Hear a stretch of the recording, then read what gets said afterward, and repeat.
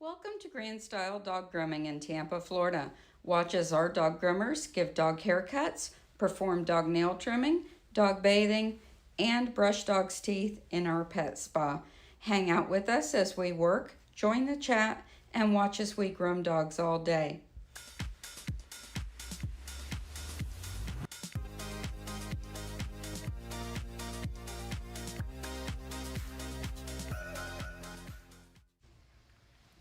Hey guys, I'm here with Pally, the miniature Schnauzer. He's going to get a regular Schnauzer trim with a shorter beard. And I need to take care of something real quick, so I'll be back in just a moment.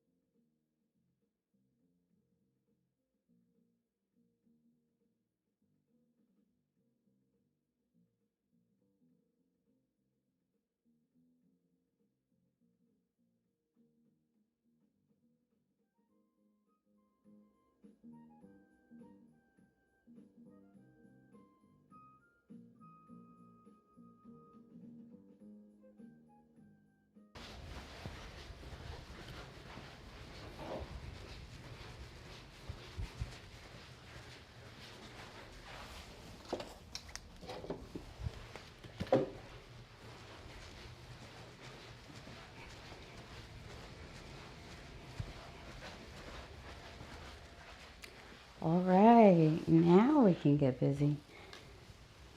Can't clip a dog without clippers. Right, Pally? Can't clip a dog without clippers. Here we go.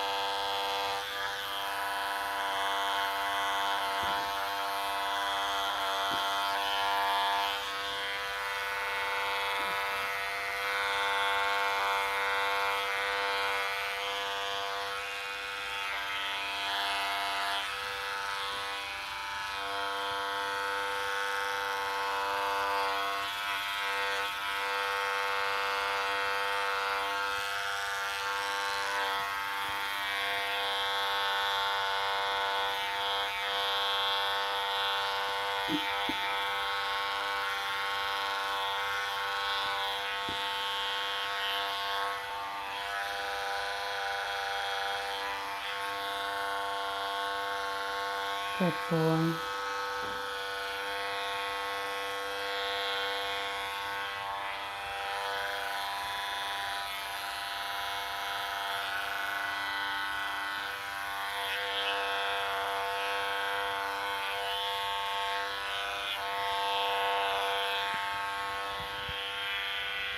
I'm back here.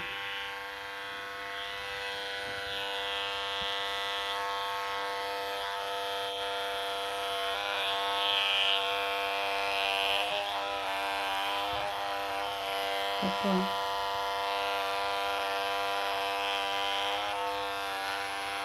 Alright, turn.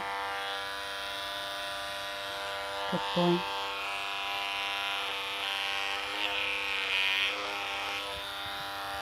It's alright.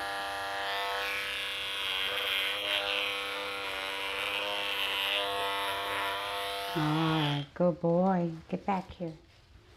Get back here. I see your tail wiggling. You're not fooling me.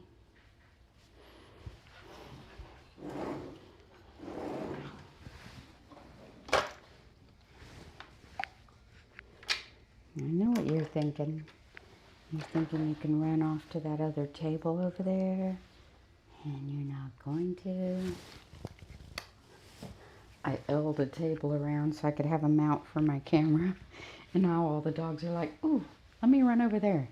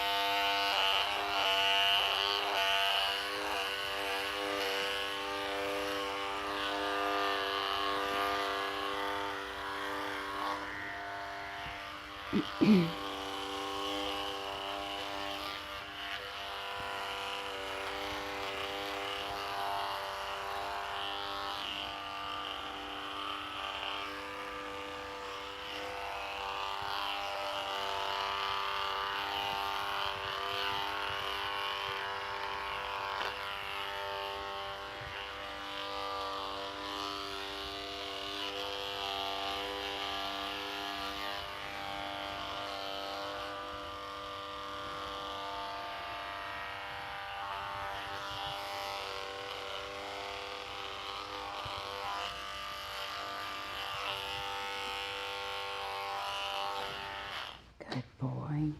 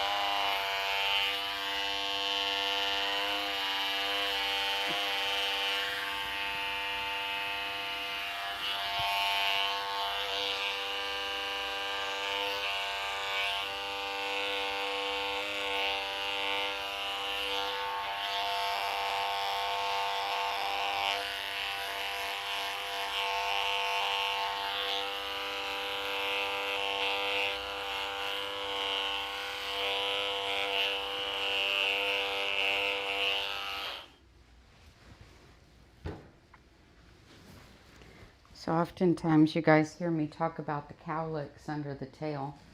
I went one blade longer and through here, and look how much shorter it took it.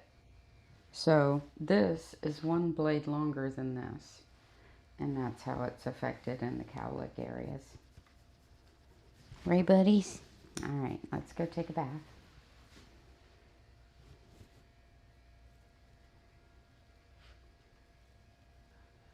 We should vacuum up first.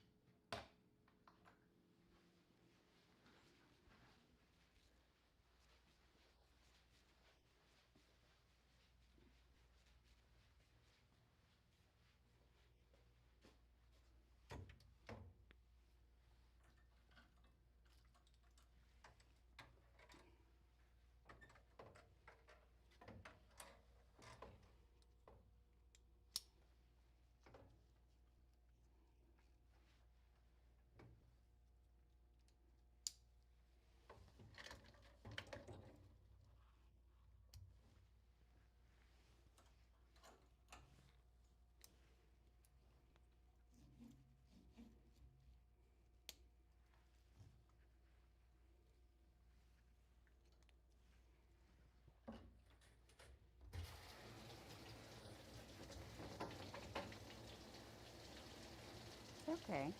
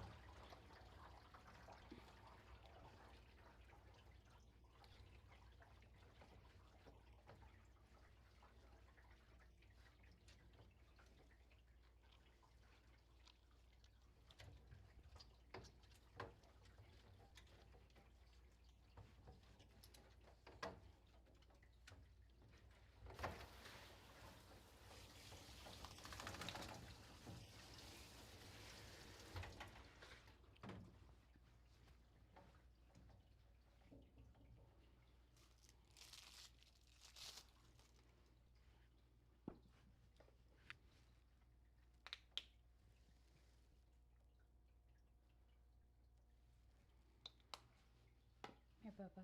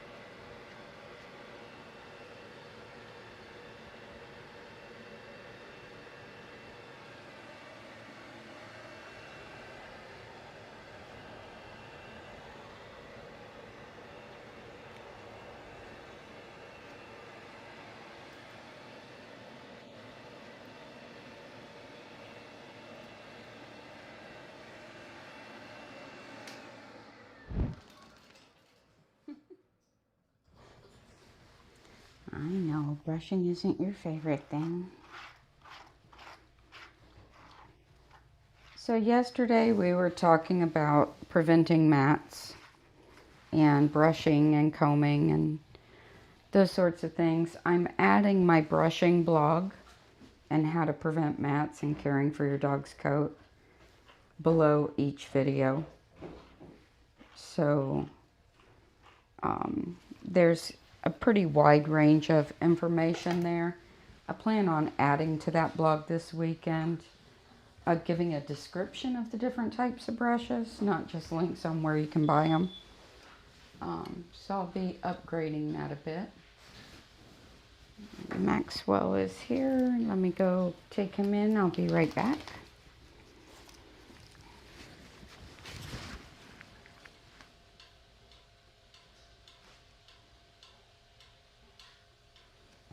The long-haired dachshund is a flat-coated dog. Flat coats require the carding technique to remove the shedding hair that is in the resting phase. Because this dog's coat is too long, I am starting by raking the coat with a dulled rake. I do not want to cut the coat in this area. Once the undercoat has been removed with the rake, I switch to a carding tool. Hold the carding tool at a 45-degree angle. If the shedding coat is left in place, it grows out of balance as seen here.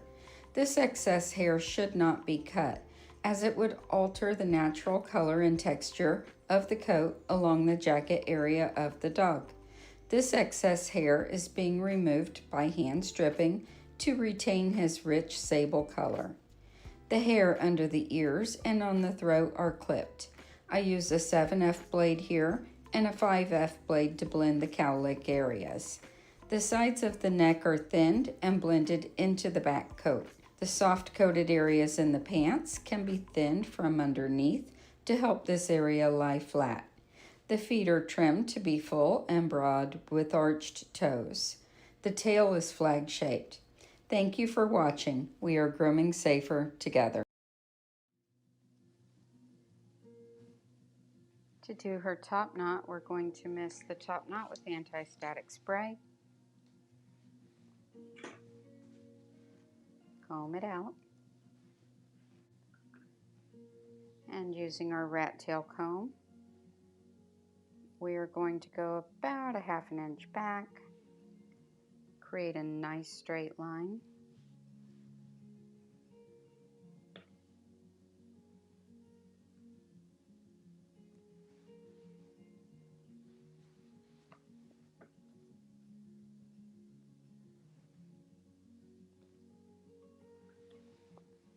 Mist a little bit of coat conditioner on there to help hold the hair back out of our way.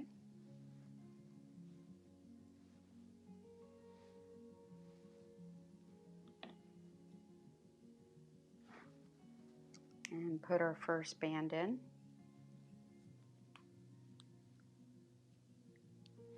Use our comb to check to make sure that no skin was caught in there. Make our next line right about the front of the ears. Repeat the whole process.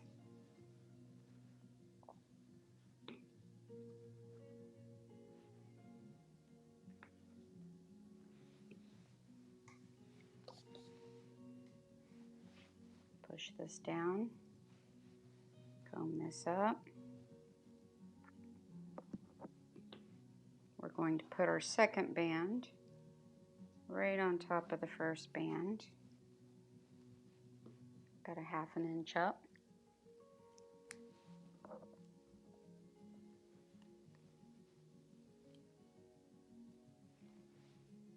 Like so. Now we're going to put our bow on.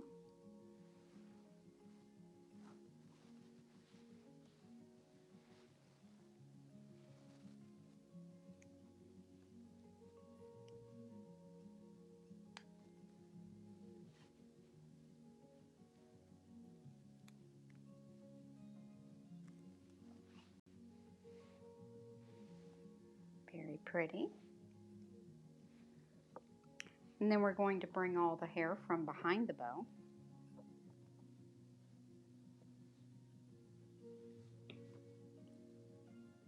Separate the hair from the ears. Make sure we don't catch any of the ear hair in this. Comb it out. Comb the section before. Comb it all together. Then put a band right on top of the bow.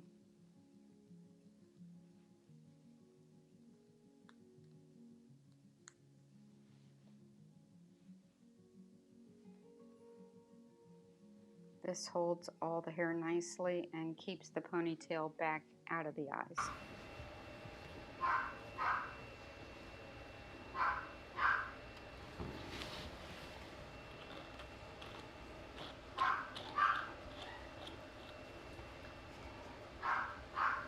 So Pally's a really sensitive boy. Aren't you, Pally?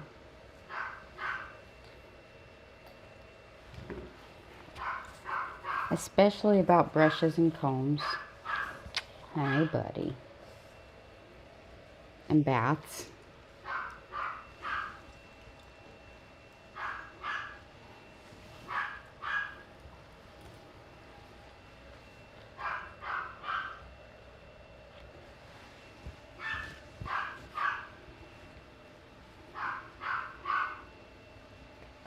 Good boy. Good boy, Pally. Yeah. Good boy, Pally. Is that better? Is that better? Oh, I know you hate that part, huh? Yeah. I know, but I gotta do it. Yes, I gotta do it.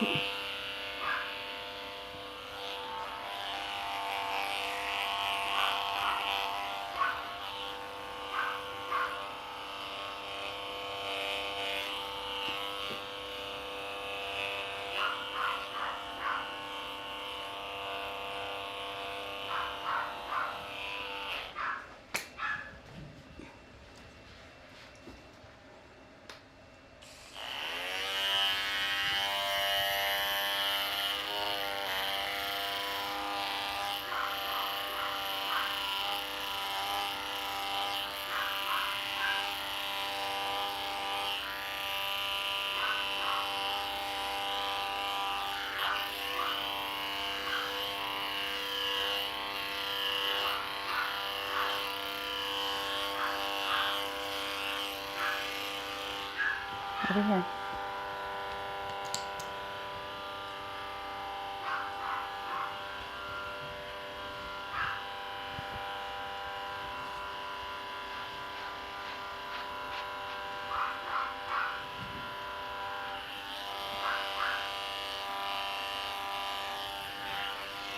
Yeah, I think an addition I'm going to make to the blog this weekend on preventing mats in your dog's coat and maintaining your dog's coat is a description of each brush and what its purpose is. So I already have like pictures of the different coat types and what brushes and combs you need for the coat type, but I don't have a description of what each brush is and does.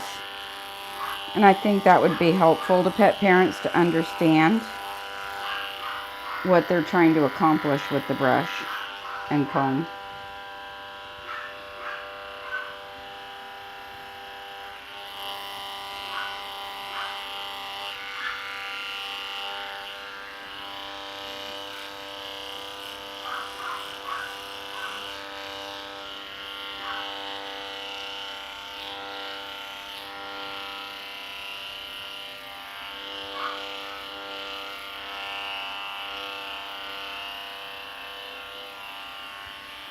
So some brushes lift and separate the hair. Some brushes prevent breakage if you're growing a really long coat, but they don't necessarily lift and separate the hair. some brushes are for super sensitive skin and super fine hair. Therefore, they don't penetrate and scrape.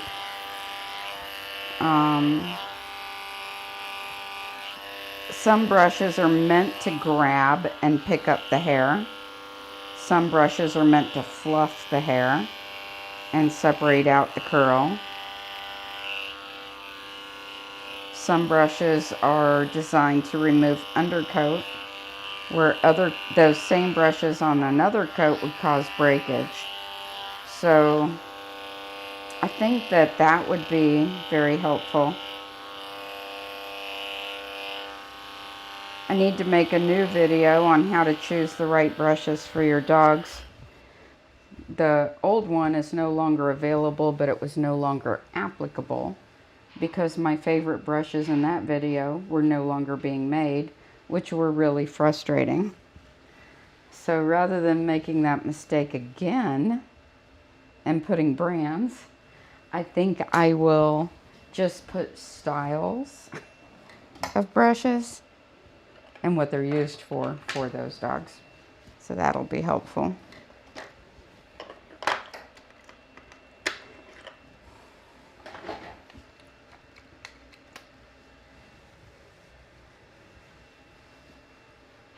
Because education is key for pet parents to be able to maintain their dog's hair.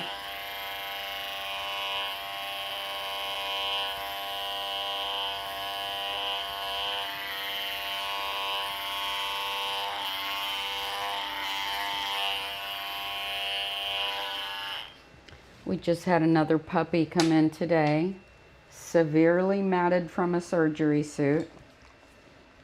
If your dog gets spayed or neutered, the surgery suits will mat your dog's hair bad, like shave down bad.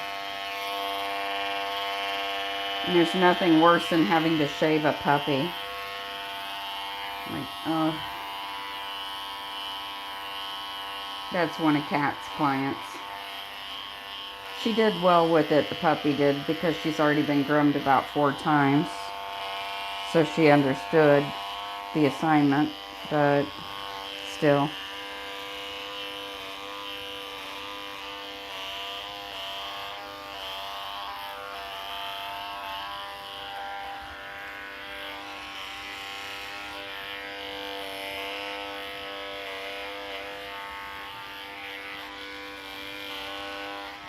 Surgery suits are the worst idea that vets' offices have ever had when it comes to coated dogs.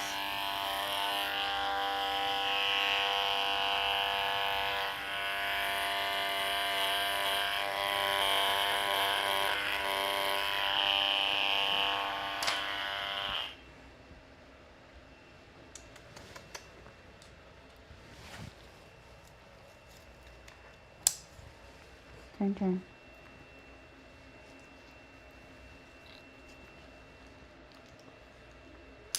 Good boy. He's a good boy. I know. I know it's not playtime yet. You gotta wait.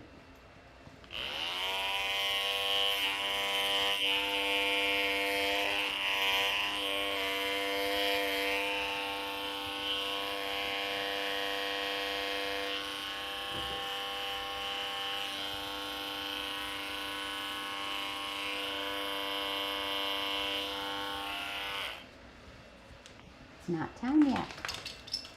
He and I have this game we play after his groom, and he's ready for it early.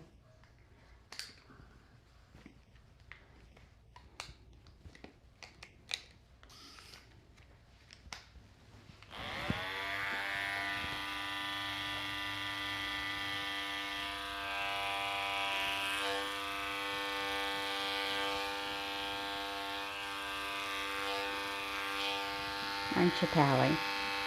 Are you ready for your game? I see your kisses. I see your kisses. Come here. You feeling spunky today, huh? Are you feeling spunky? Yeah, I know. I see those kisses. I see that wiggle tail. Yes, you do. Yes, I do. I love you too, Bubba. Yes, I do. I love my Bubba.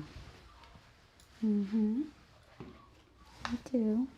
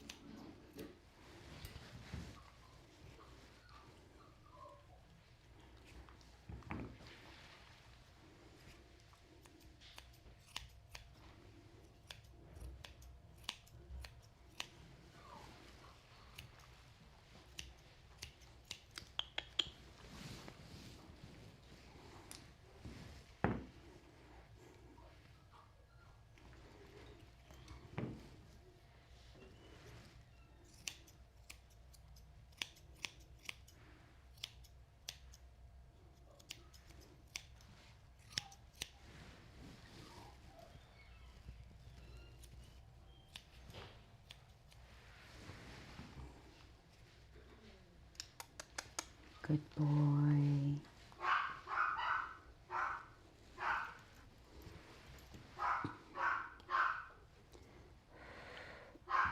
Stay.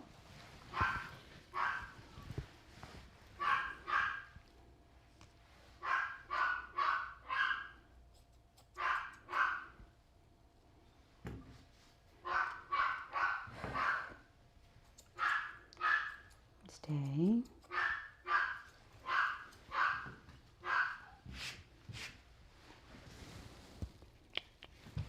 Over here. Good boy.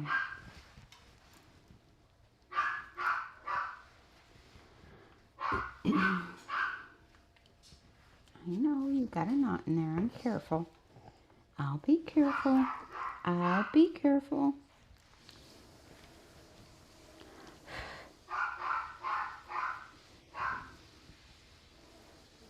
See? I didn't hurt your sensitive self.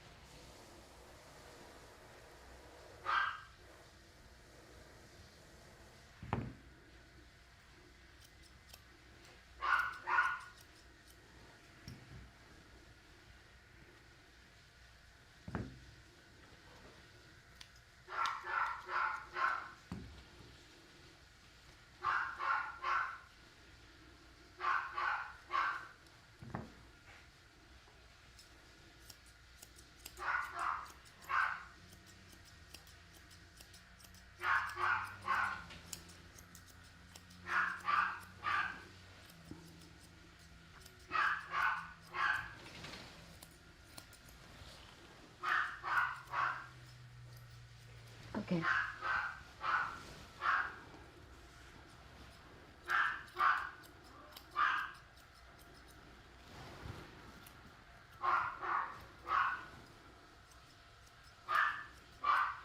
Turn.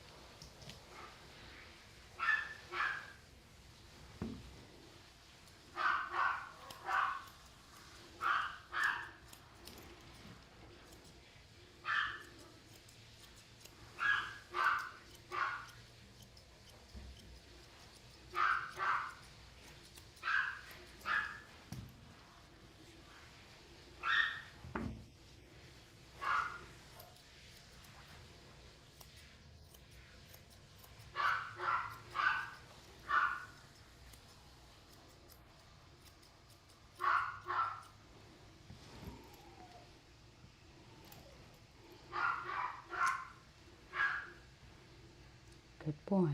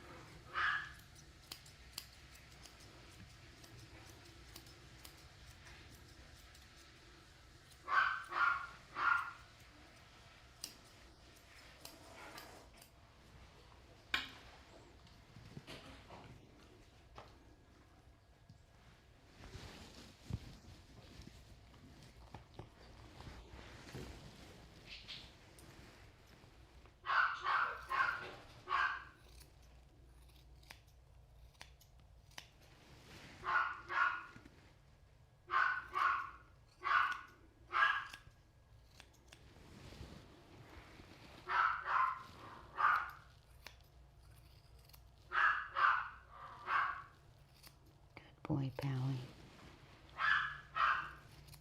Good boy.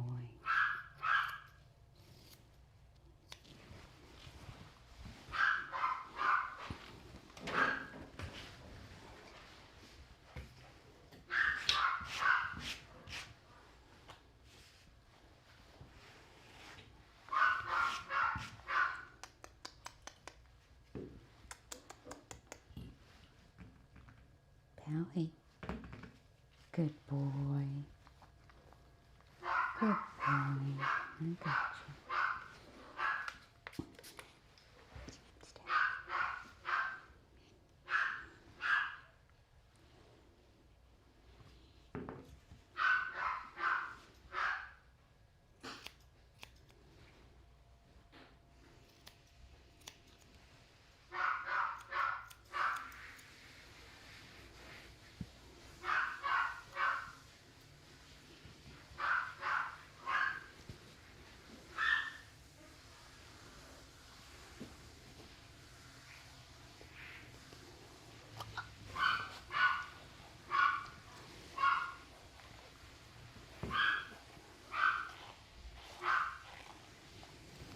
They want his beard shorter.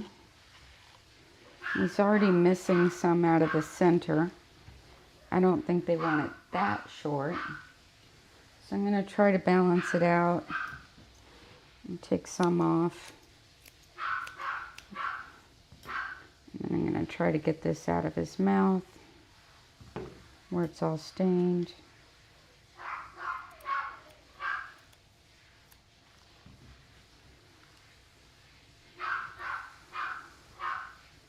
It's not going to look even because of the hole, because it's thicker on one side than the other.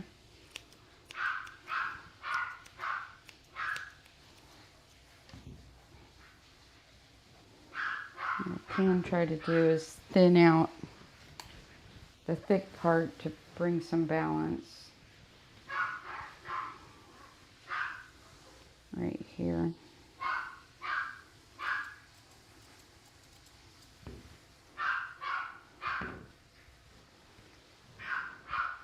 A lot of times what you're seeing is illusion when you're looking at balance.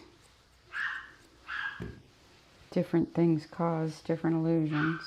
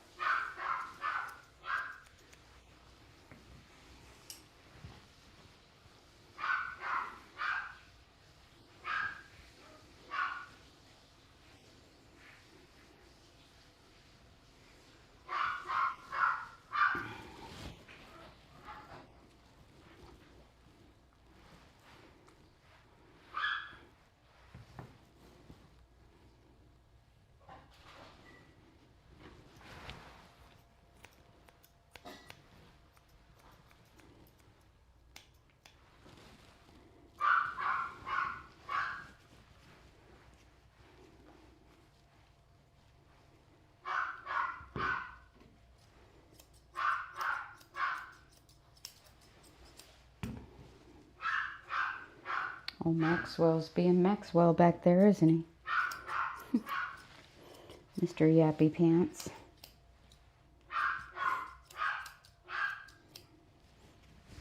Almost every time when his mom comes in to pick him up, she says, "Is that him barking?" And I'm like, yeah.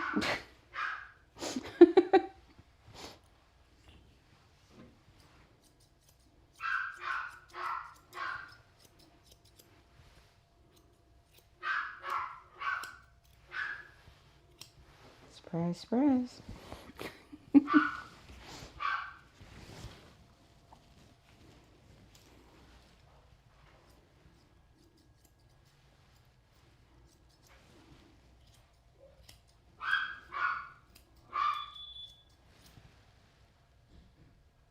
And Pally's dad is here.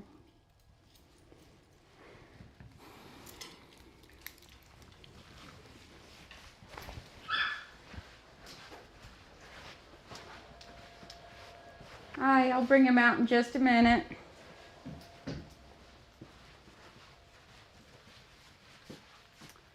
Pally, Pally.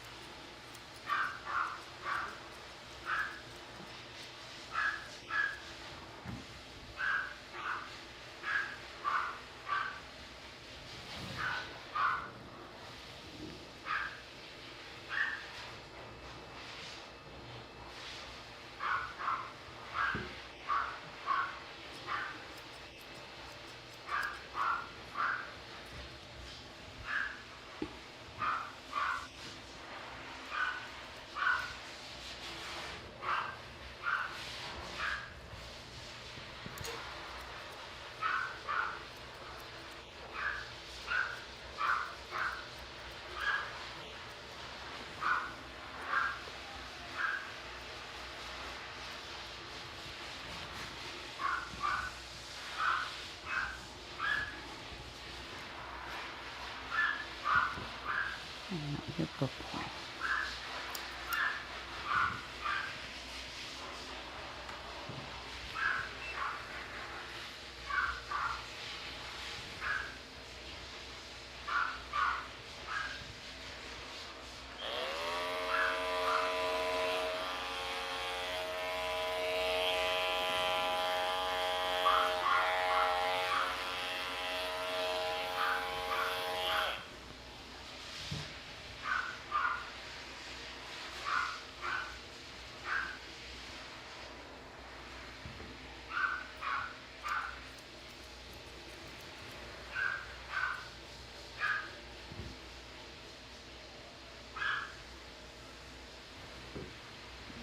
Get back here.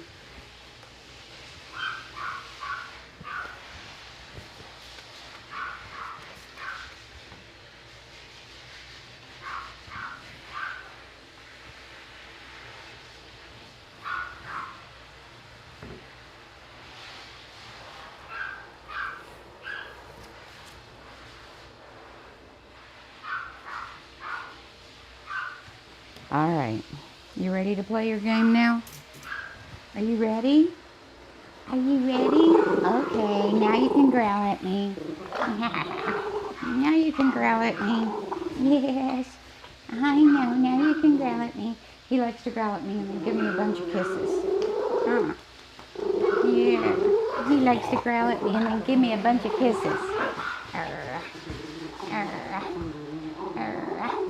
Okay, come here. Yes, my boy. I know. I know. Right? Is that what you like to do? Yeah. Is that what you like to do? Growl at me and give me a bunch of kisses? Huh? Yeah. Yeah. That's our game we have to play after every groom. Yeah, that's what we do after every groom, huh? Yeah, there. All right. Say goodbye, Pally. All right. Welcome to Grand Style Dog Grooming. We are located in Tampa, Florida at the corner of Northdale Boulevard and Dale Mabry Highway. We have a large waiting room with seating for those who choose to wait inside while our stylists pamper their pets. We carry eye groom hair care products along with dental, eye area, and ear care items. Our boutique has fancy dresses and rhinestone collars to dress your little one in grand style. We have a large monitor that can be seen right from the front desk, where you can see each workstation, giving you peace of mind with our complete transparency. Also in the waiting room, we have charts to help you decide the exact length that would be best for your best friend. We have a kennel-free room for pets who prefer the comforts of home. Our groomers each have their own private room. This keeps the pets calm as they are not overstimulated by the things going on around them. Each room is outfitted with security monitors, UV sterilization for the tools, and the Grooming Safer dog grooming harnesses for the pet's safety. Our main bathing area has 2 tubs. We use foaming disinfectants in the tub after every bath. We also have an electric lift tub for the bigger dogs, medium-sized kennels, and large runs with glass doors in our kennel area, along with the professional bathers station. We have a well-stocked room with supplies for creating cute bows and bandanas in-house, and a comfortable break room for our employees. Schedule a makeover for your pets today.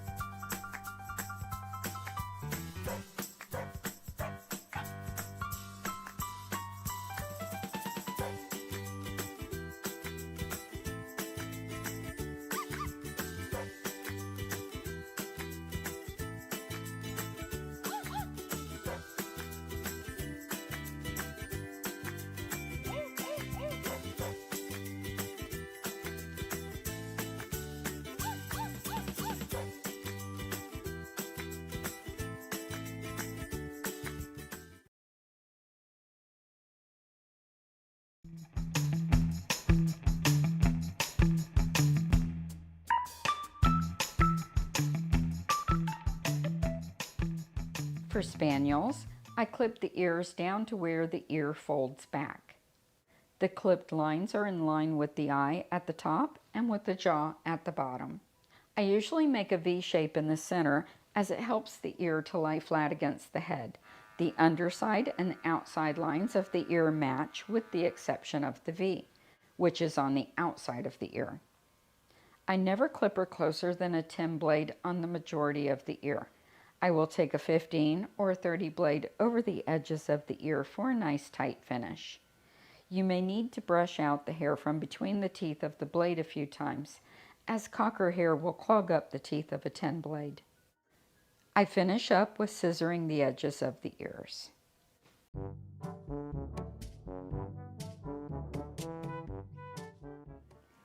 Baby is going to have a fluffy trim, so I am going to leave a V in front of her tail. It sets her tail up nicely on her back. To do this, I'm going to use a 40 blade, bringing my clipper straight down on either side of the V, cleaning it up a little bit, brushing it again, bringing my clipper straight down on top of the V again, and then coming back in and cleaning it up from the other direction.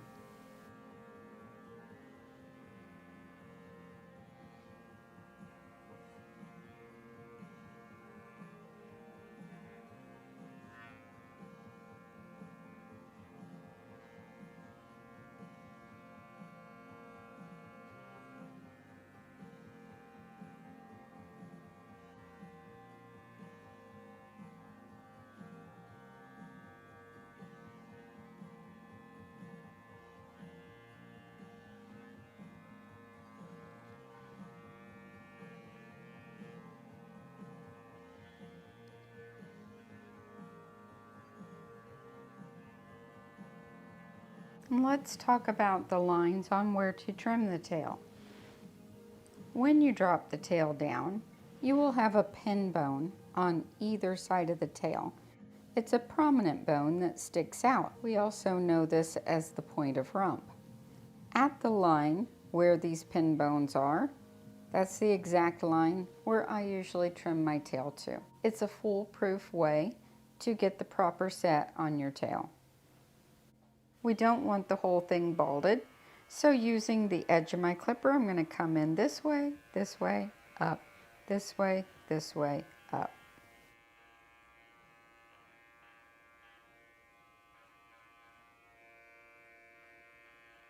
Next, we're going to clean up her private areas. I find that this area is easily accessible by lifting one leg up and stretching out the skin. Again, stretching the skin helps to prevent any nicks.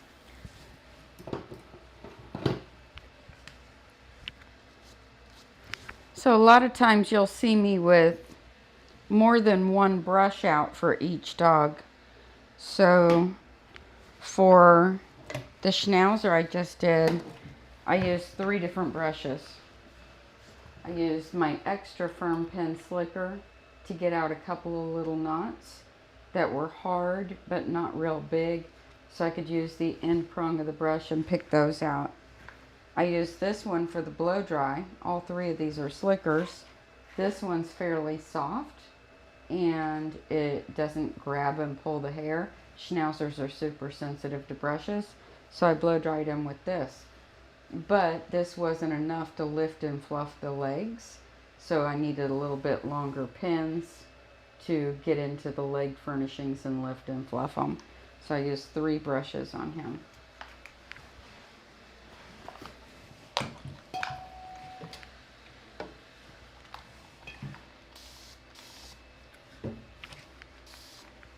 And if you did the whole thing with just this, you might end up with the dog starting to mat because it's not enough.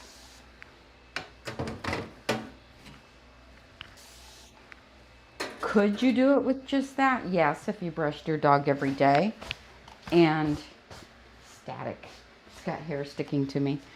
If you brush your dog's hair every day and follow it up with a comb, yes, you could do it with just that, but it would take more brushing, more picking, trying to get through the layers of coat or the depth of the coat with those shorter bristles that don't have any grab to them. It would not be as easy.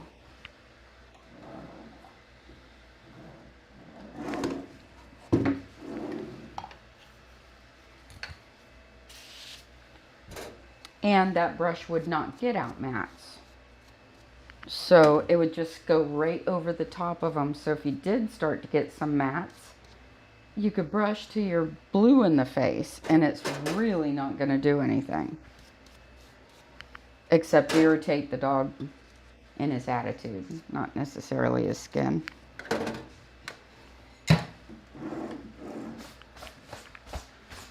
Static.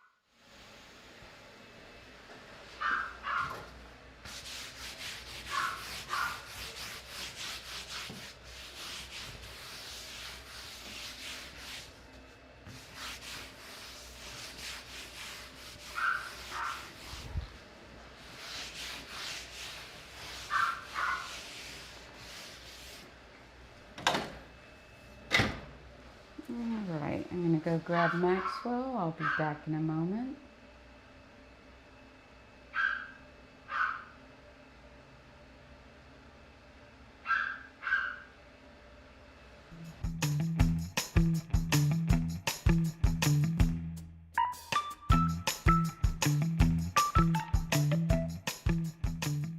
A lot of dogs get tipped ears.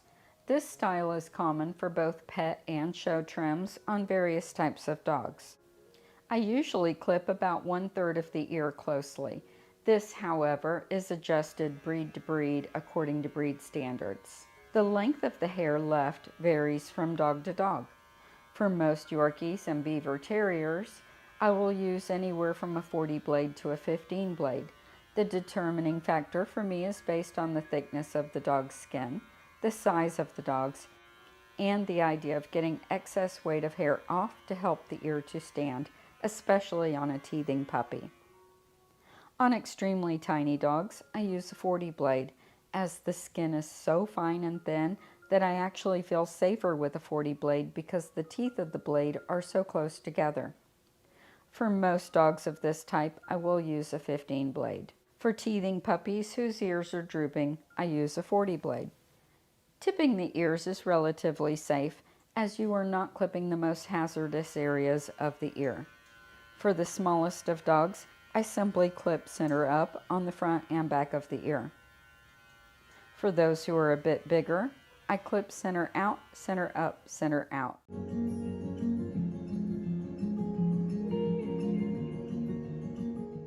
Finding the right comb for your dog is a very important choice. The wrong comb can greatly affect how your dog views the entire grooming routine. Dogs with thick hair need a really wide-toothed comb. I have been using this comb in my professional grooming salon for many years, and I can tell you that this tool is worth every penny, whether you groom your own dog or you're a professional.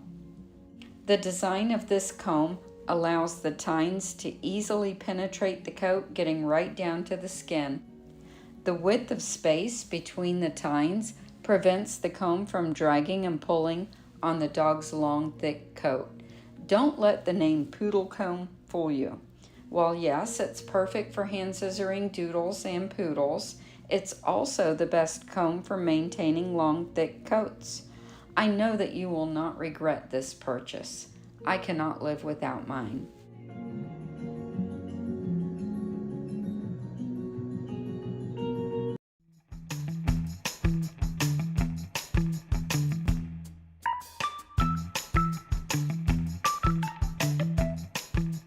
Now let's talk about Scottish Terrier ears. The Scotties' ears are unique in that they do get clippered because, as you can see, they appear very large if you don't. They retain tufts of hair on the inside corner of the ear and require graduating lengths of hair to achieve the proper look. I trim the front half of the ear like a tipped ear, taking about the top third of the ear hair. The back half of the ear is clipped clean with a 15 blade on the inside of the ear. The opening to the ear canal is clipped clean, either with clippers or scissors. On the outside of the ear, at the base of the ear, I will use an 8.5 blade. This will keep a plush coating of hair there, as Scotties oftentimes look balded if you clip them too closely. The area at the front, back side of the ear has a dip in it. You want to keep this dip filled with hair. The upper part of the outside of the ear I clip with a 10 blade, using my fingers to brace the ears as I work my way up the ear. With the Scotties' big ears, sound is amplified to them, so plugging the ear with cotton may help to relax the dog as you work. As I work with this dog's ears, watch how my fingers work along with the clipper and the blade.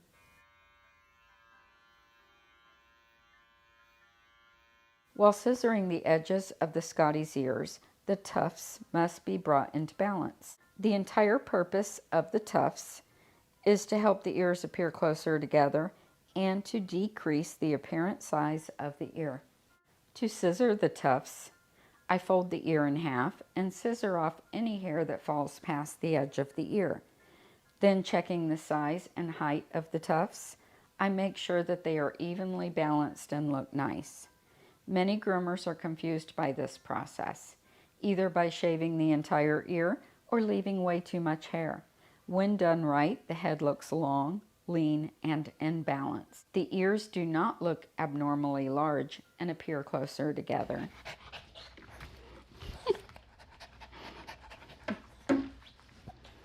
Here's Maxwell. He decided to go swimming in his water dish. Didn't you, Maxwell?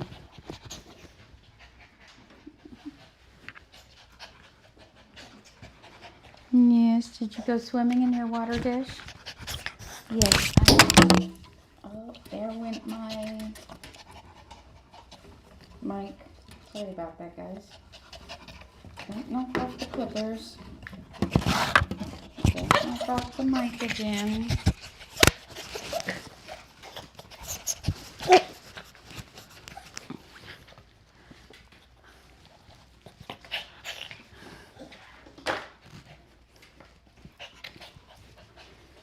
Oh, Maxwell, you've already worn me out. Got it.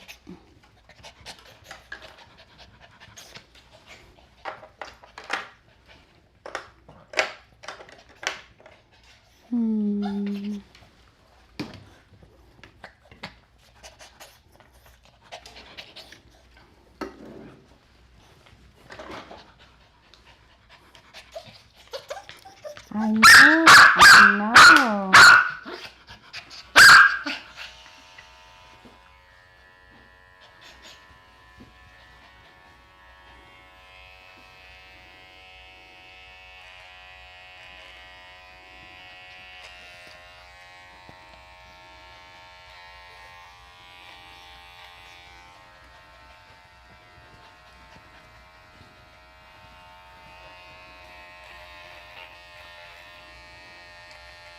Good boy.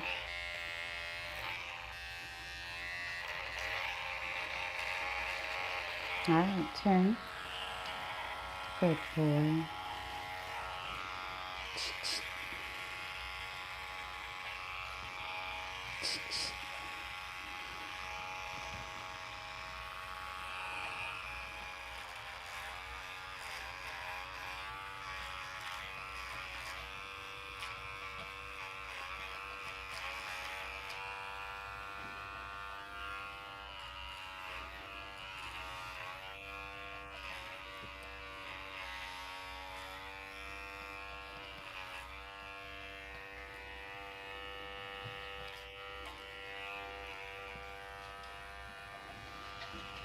Good boy.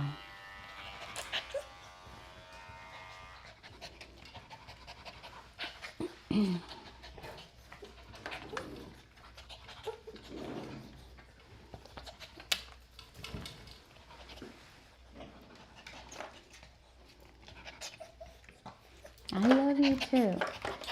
I do. But I don't want you to knock off my mic.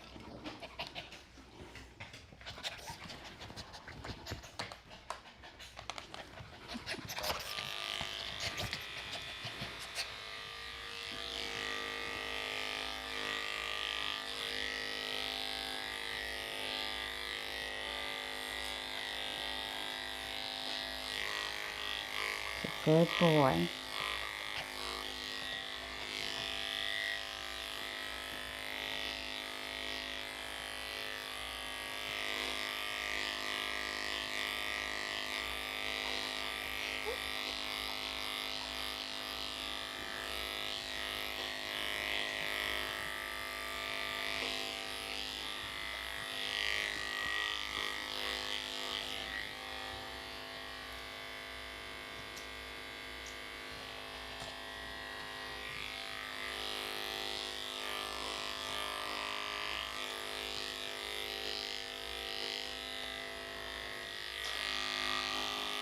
My good boy.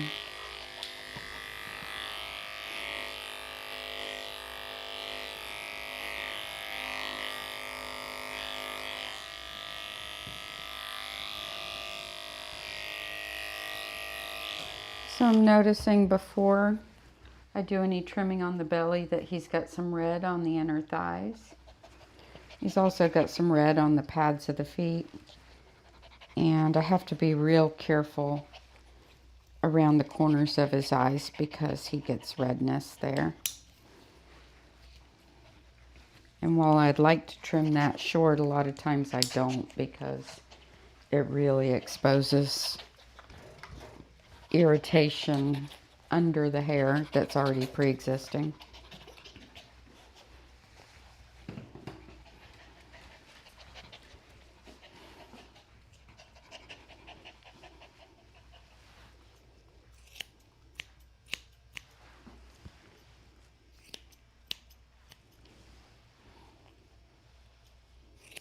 And that's just evidence of potential allergies.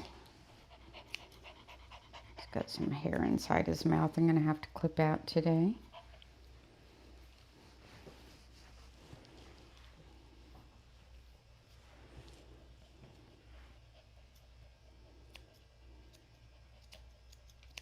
Good boy.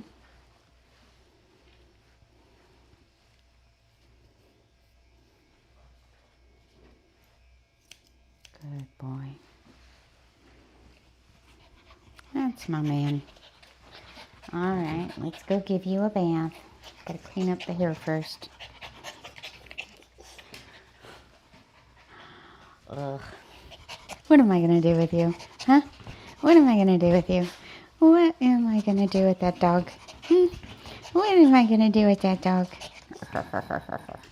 All right, let's go. Wild and crazy guy. He's a wild and crazy guy.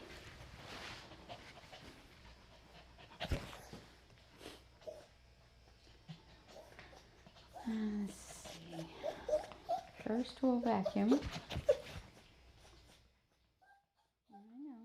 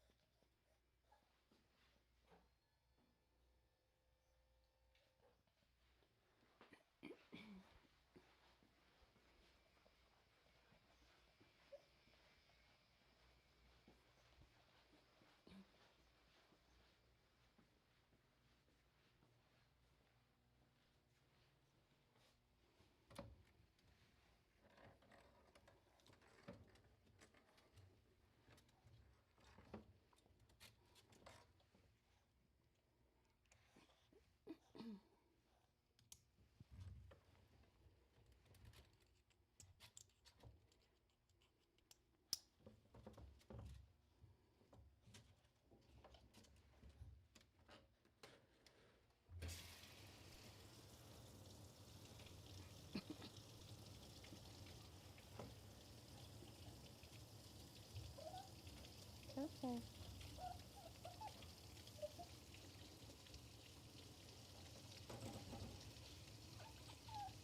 I know.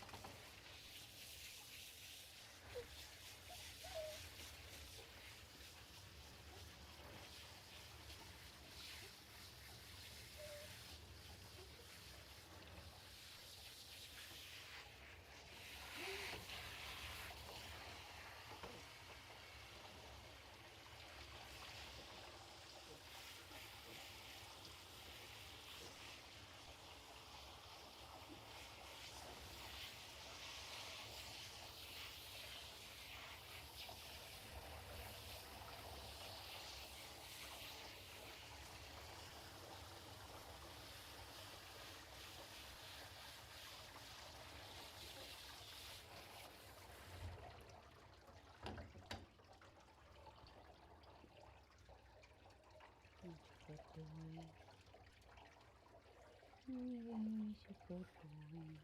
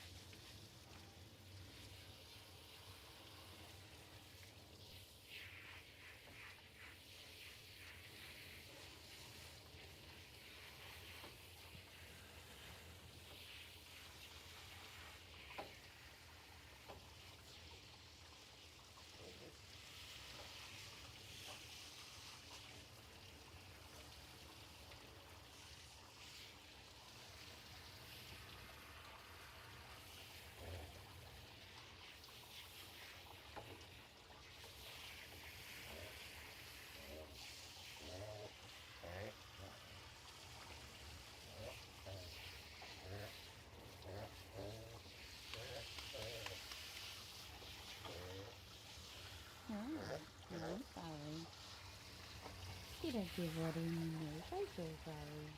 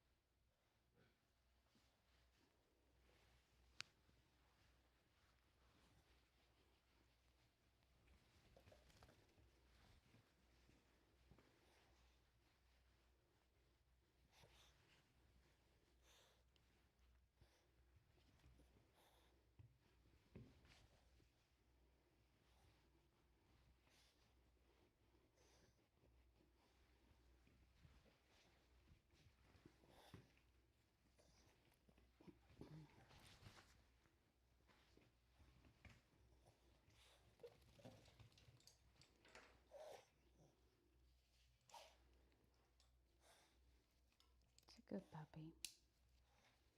He's a good puppy. I know. You're a good boy.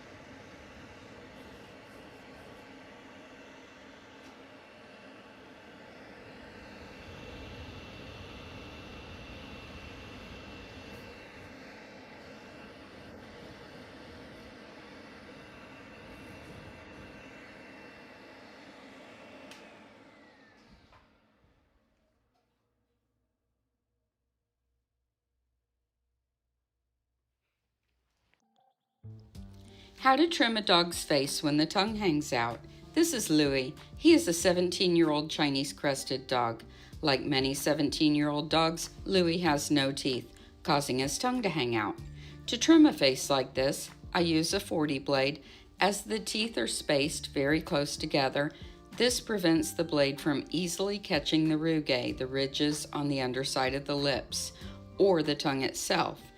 I do not prefer the 40 setting on a 5-in-1 or 4-in-1 clipper due to the ridges in the teeth of the blade.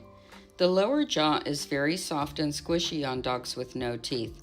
The lips are not firm and the tongue slips out easily, so you must gently manipulate the face and tongue as you work. We are grooming safer together.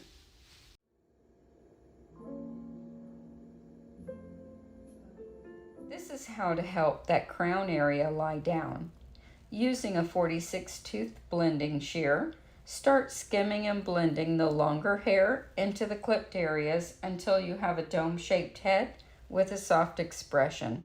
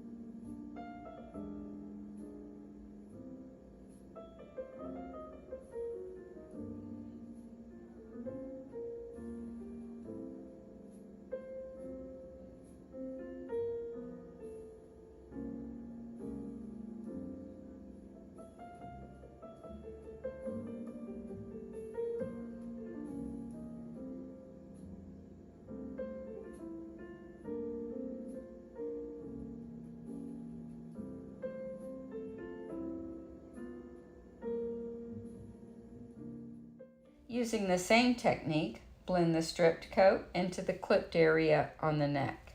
The goal is a natural transition.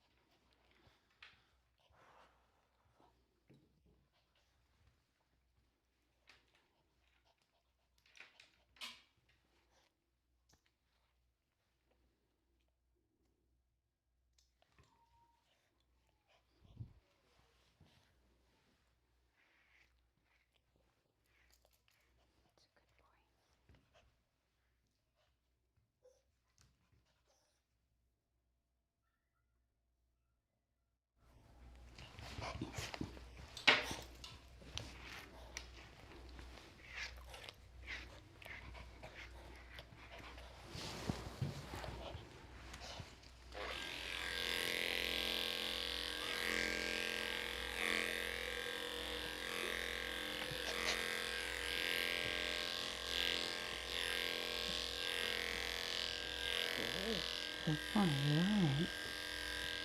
Stay.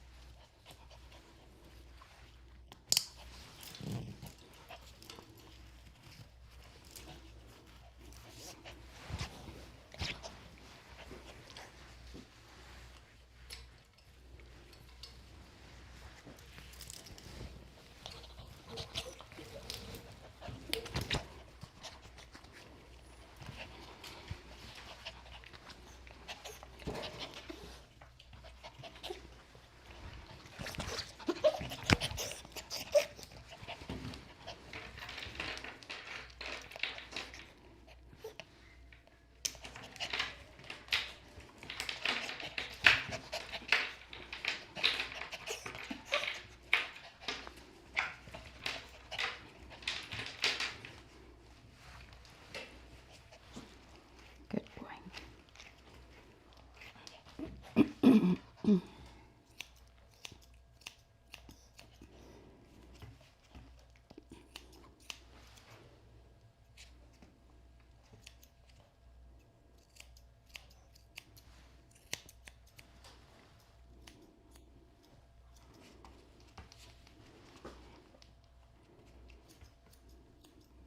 You're all right.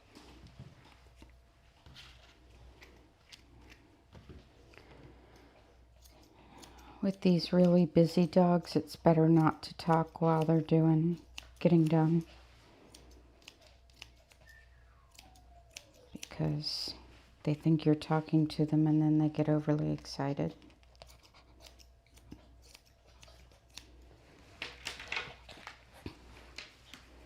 Not that it needs any help in that department.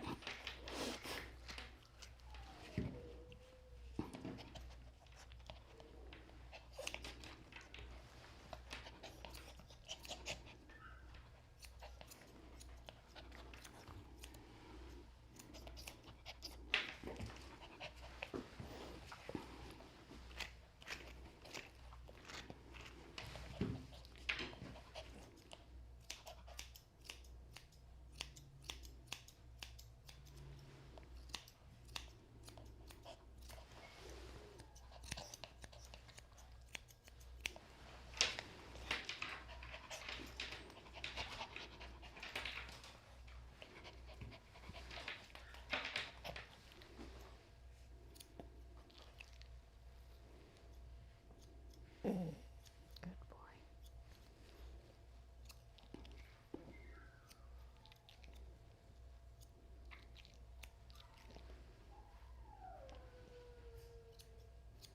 It's all right.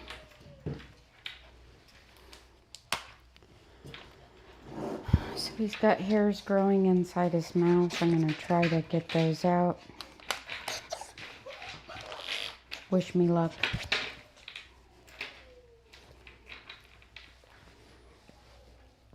I don't know if you can see when he's panting how... You going to pant for us? There we go. See how they curl in? Well, you can't really see.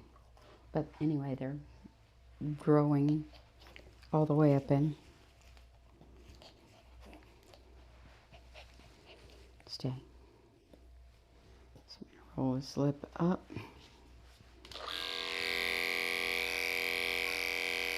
Pick it. Picking and grinning. Good boy. I know. It's terrible.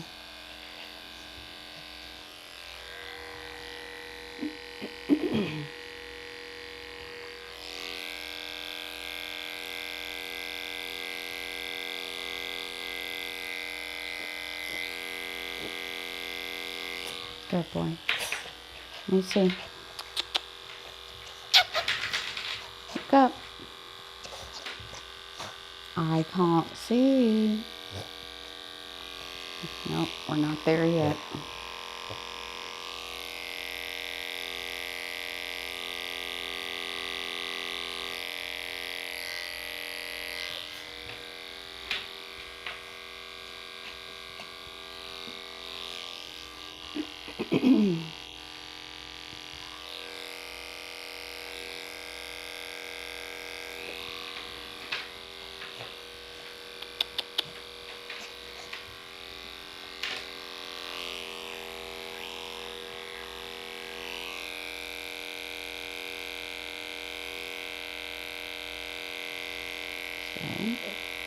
Go boy.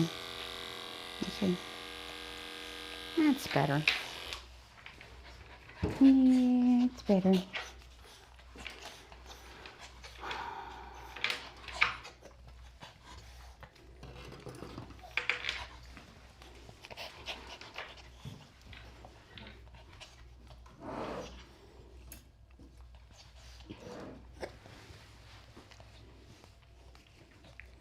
His dad's gonna be here in 5 minutes. I gotta hurry.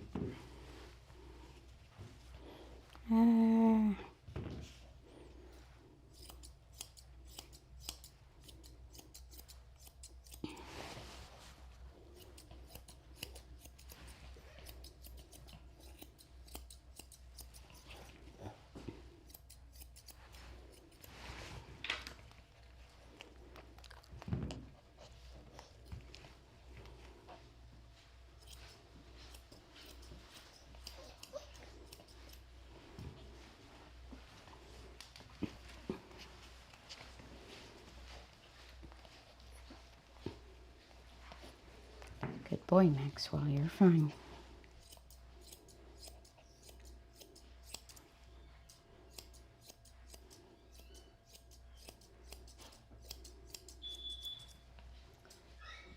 Hey, Cat.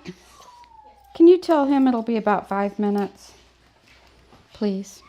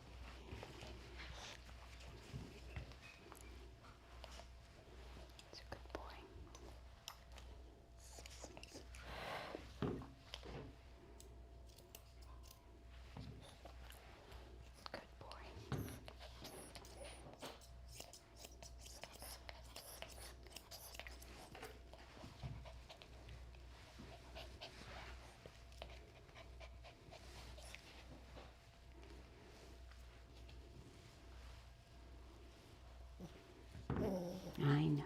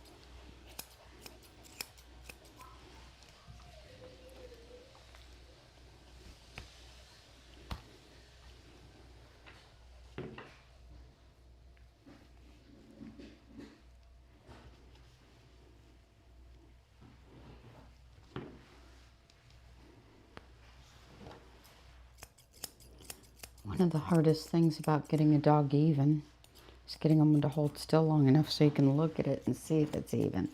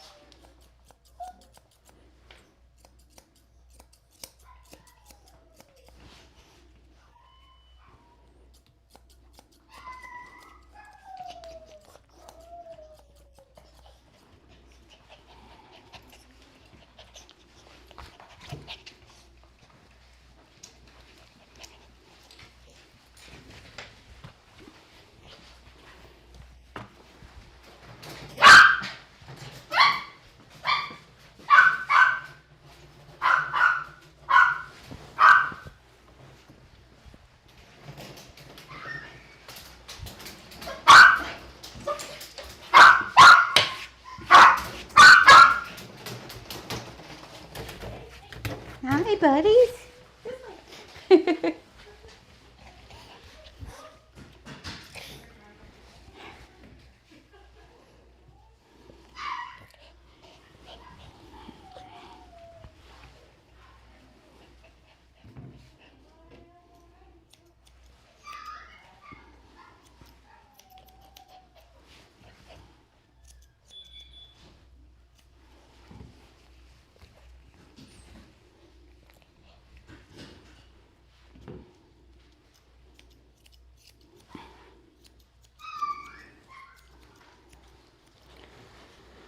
Whew.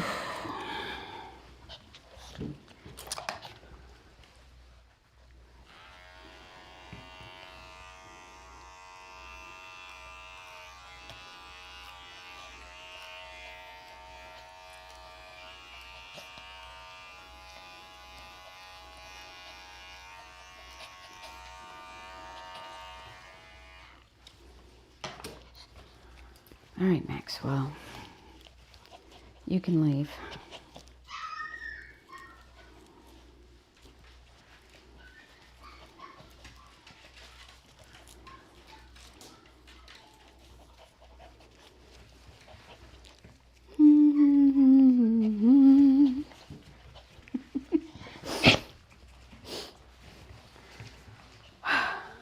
Perpetual motion.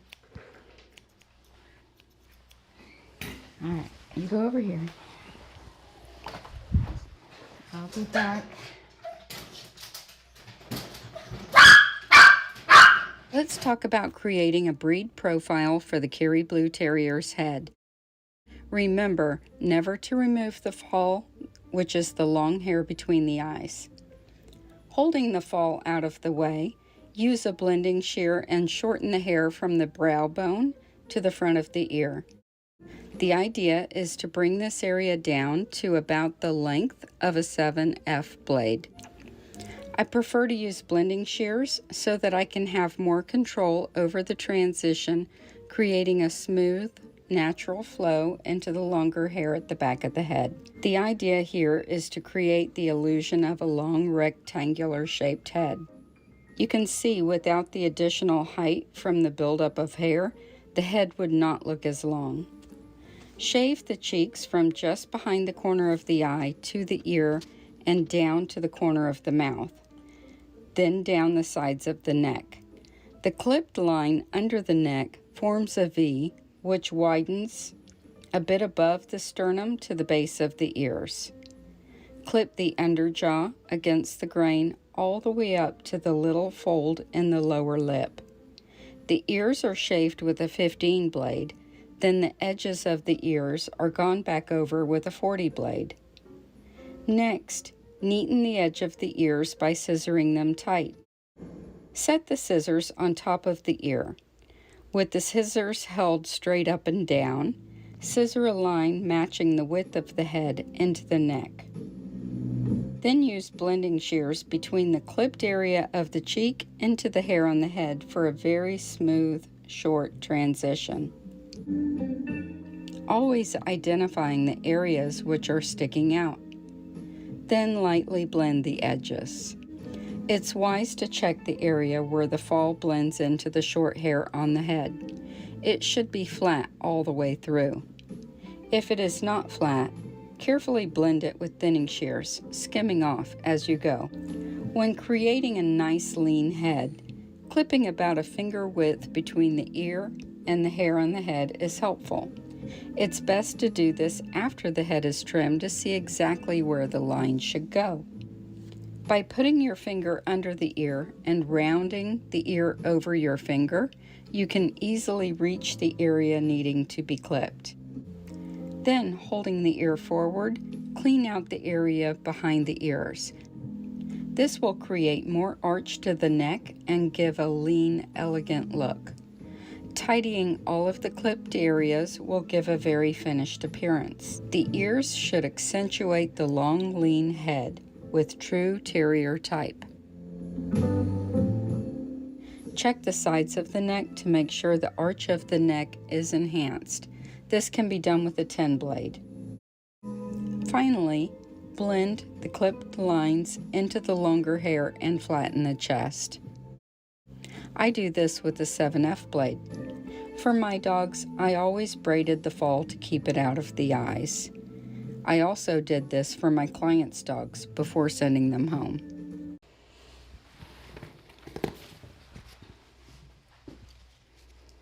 Well, Maxwell was busy, wasn't he? Moving target.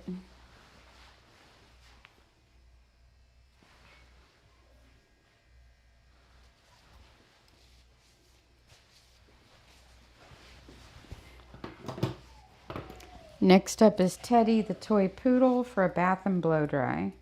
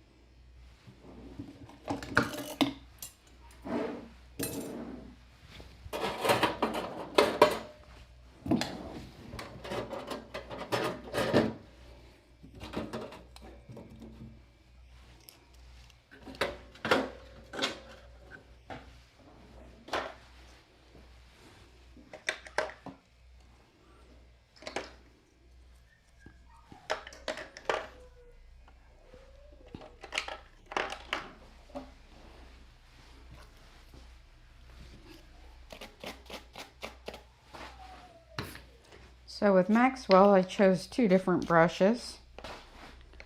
I used this one, the flexible, for the blow dry because it's gentler and it doesn't grab hair, and I don't like to grab hair when I'm doing my initial blow dry. Then I chose my bigger one with a bit more hooked pins to lift and fluff the hair once the hair was broken through. With this brush broke up the hair and separated it so that this one wouldn't grab as much. But I needed this one to lift and fluff the hair and this one to blow dry the hair.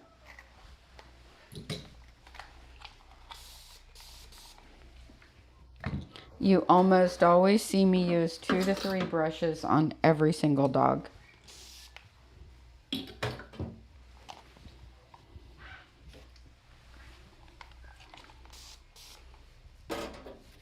You also notice if I do choose to do a pre-bath brush out, I use my firmest brush on a pre-bath brush out, and yet I start with my gentlest brush on the blow dry.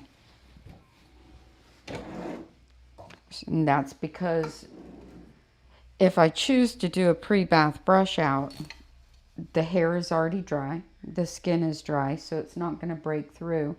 what I'm doing there is breaking up the outer curl or the outer sections and doing what I call a rough brush. Not meaning that it's rough in handling, but it's roughing out. It's prepping the hair for the bath. So it's breaking it up. So I did that on the doodle the other day. You saw when I did the prep brushing, I chose my firmest brush. And then when I went to blow dry him, I did not. And that's why I'll always choose a stiff brush for a pre-bath brush out.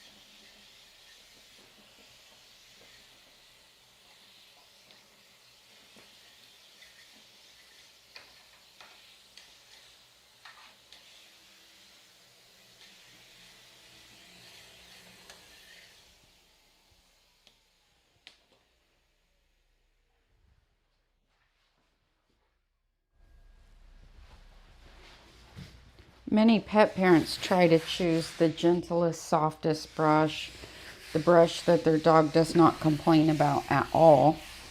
And that's understandable, but if the dog needs a stiff brush, that's just going to go right over the outer coat and it's not going to dig in and it's not going to do what you need it to do.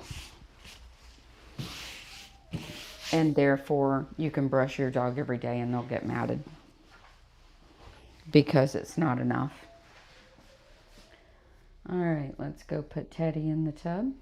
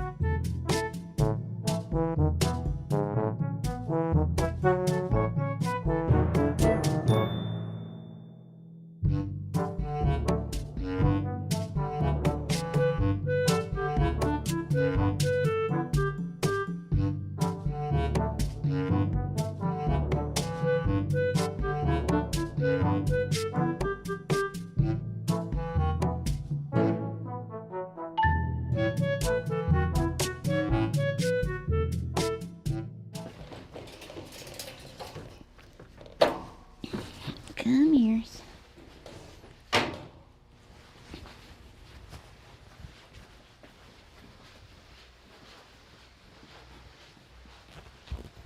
Slow down, Teddy, slow down.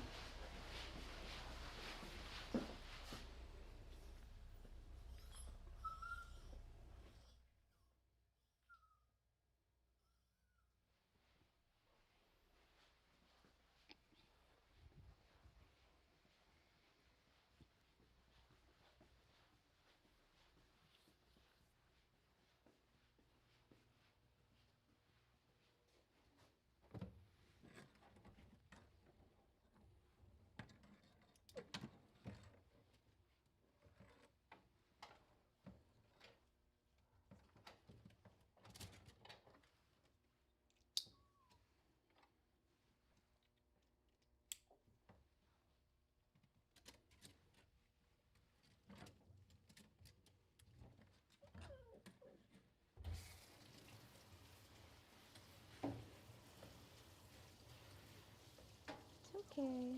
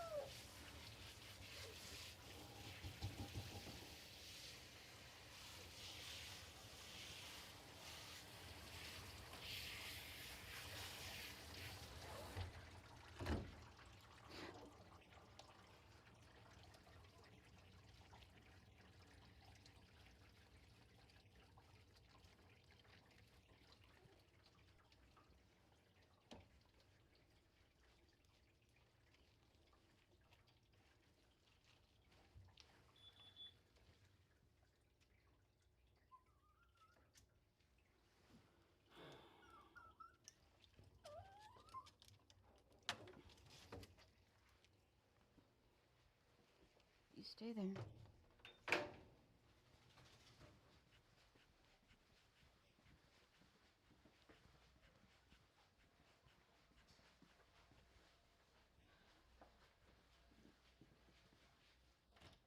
Hi. Hi, Snickers. Oh, you cold. Yeah, Come here. we'll be a little bit late picking them up. It's a big deal going on at Mission Barbecue for Veterans Day. So. Fun. Have a good time. Don't worry about him. Okay, thank you. Thank you. I forgot it's Veterans Day. We should do some red, white, and blue.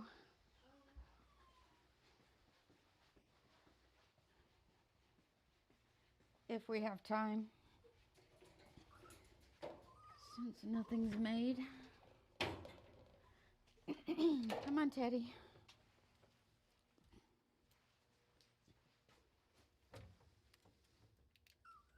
I know I'm sorry. I'm sorry. Come here.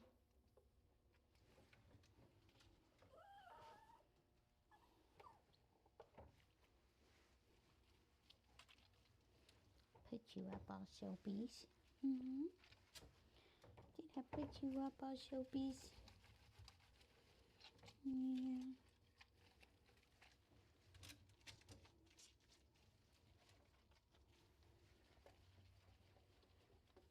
These are good boys.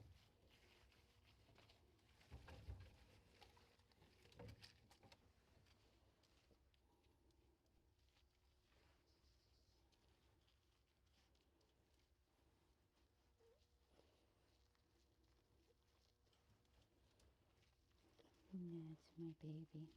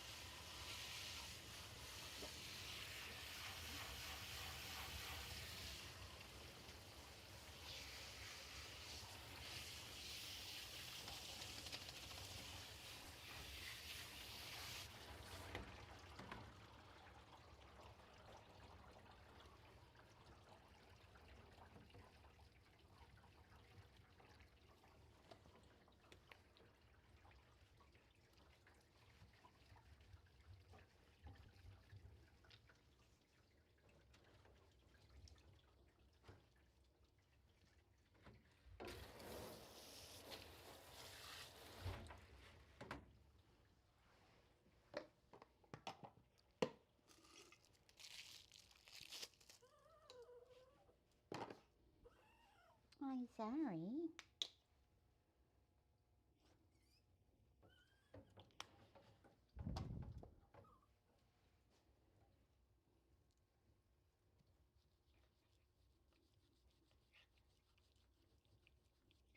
Good boys.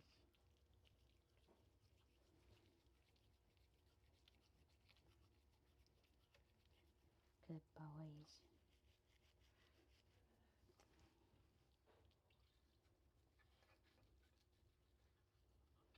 Open wide. Good boy.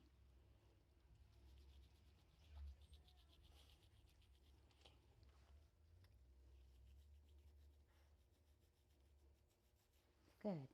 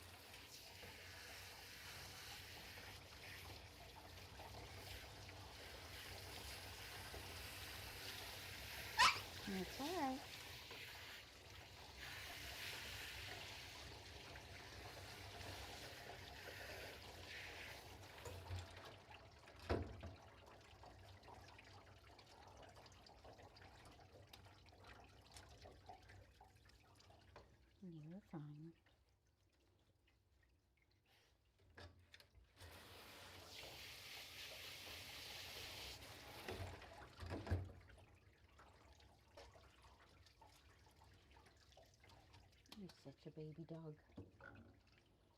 Yes, you are. Such a baby dog. Back it up. Back it up.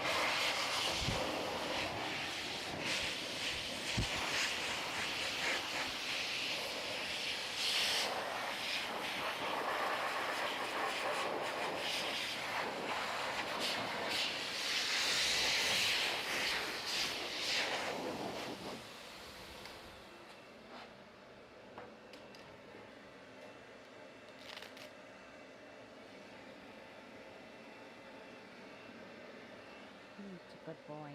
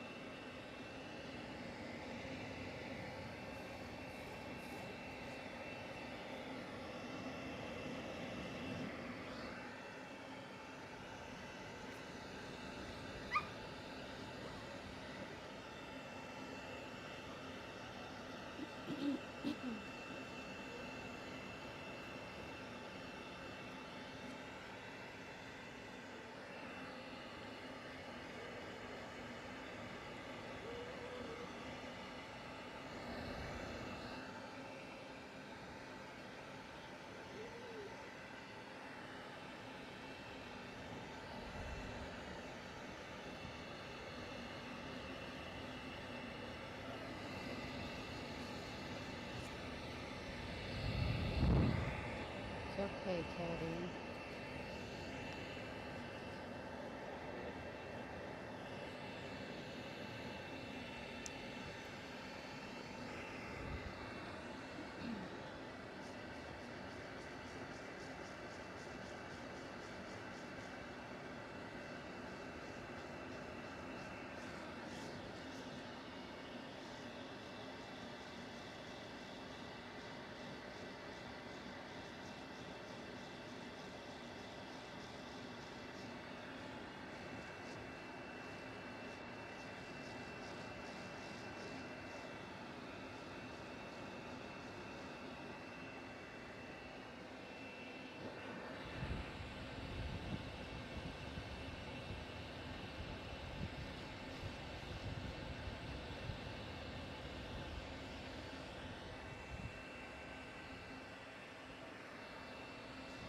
Good boy.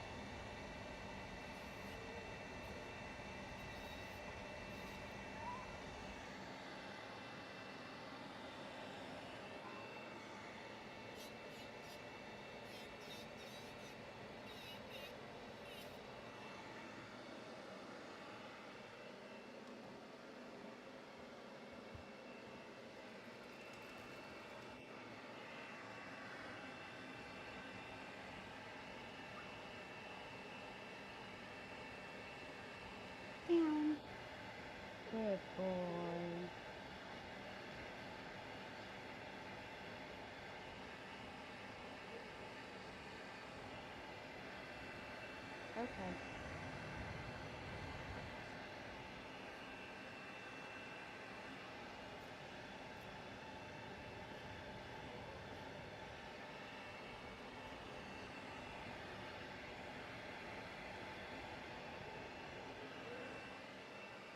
Down.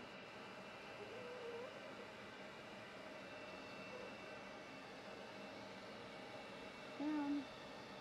Right. Interesting. Very interesting, Teddy.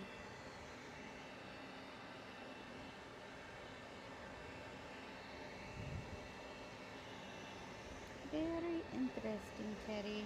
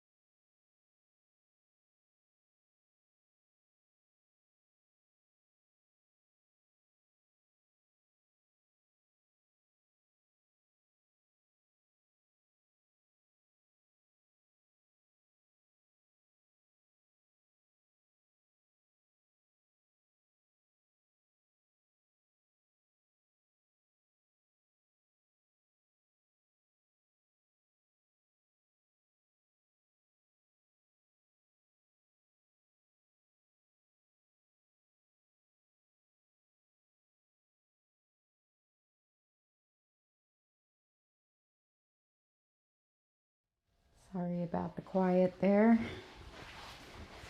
Had to get a phone call. All right, Teddy, let's see if we have any red, white, and blue made up. Red, white, and blue, blue, blue, blue, blue, blue, blue. We do.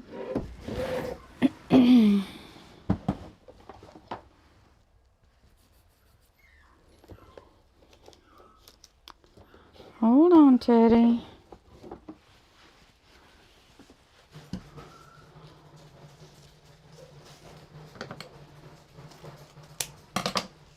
Calm down in there, buddy.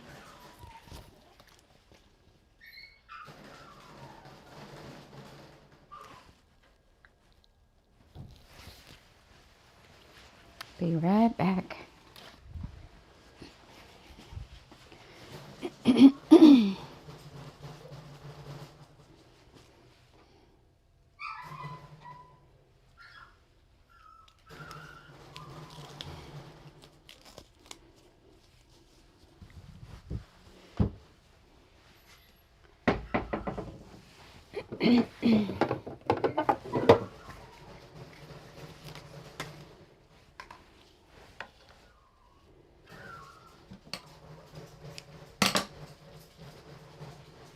Teddy, that's enough.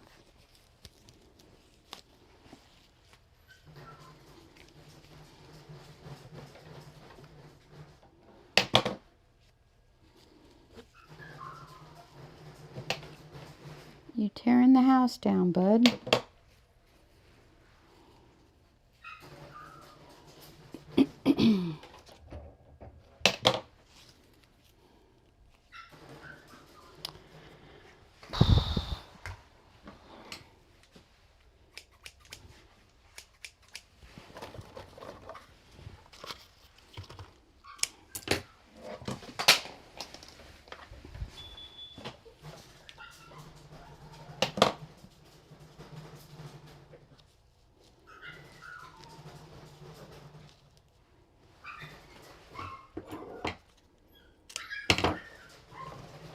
Is that your mama, Teddy?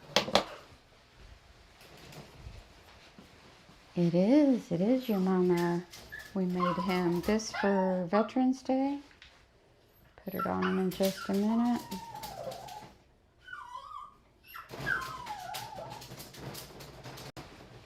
The extenders were designed to enlarge the groomer's harness so that it can fit a much larger dog. Simply snap them into place. The Groomer's Harness Pro can fit a dog as large as 115 pounds with the extenders added.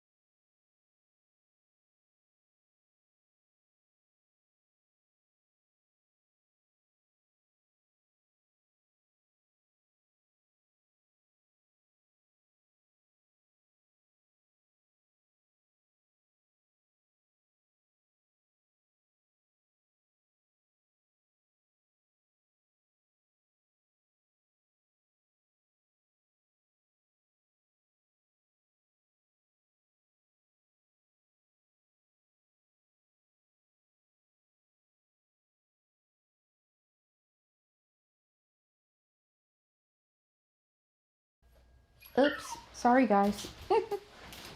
Hope you're still here. I thought that video would just play into the next one, but no. No. Oops. All right. I gotta make at least one big blunder a day or I wouldn't be me.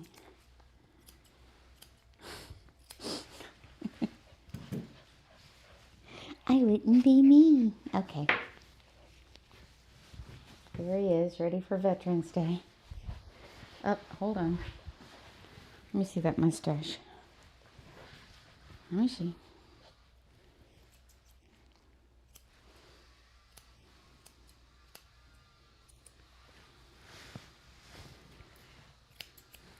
Okay. Down.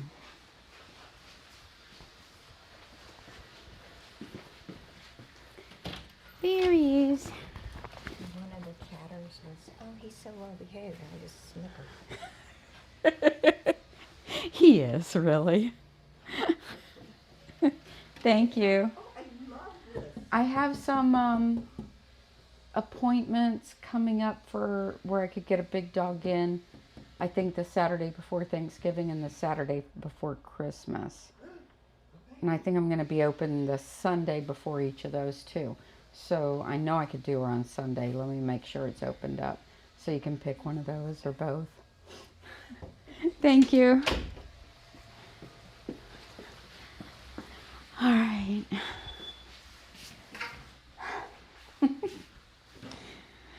All right, let's see.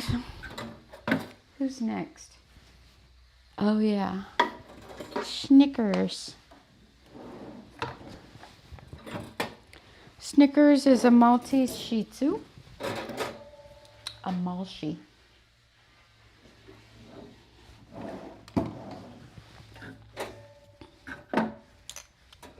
Maltese Shih Tzu is a nice mix.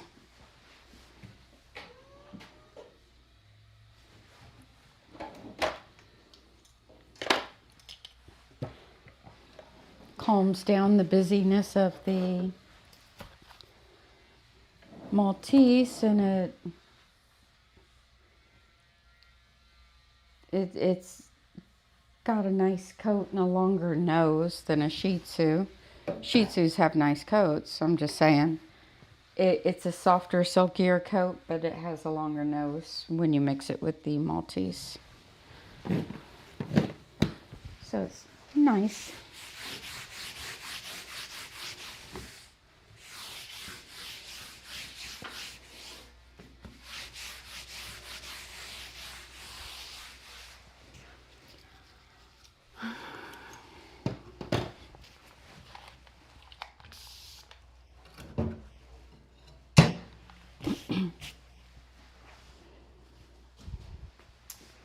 Let me go grab him. Oops.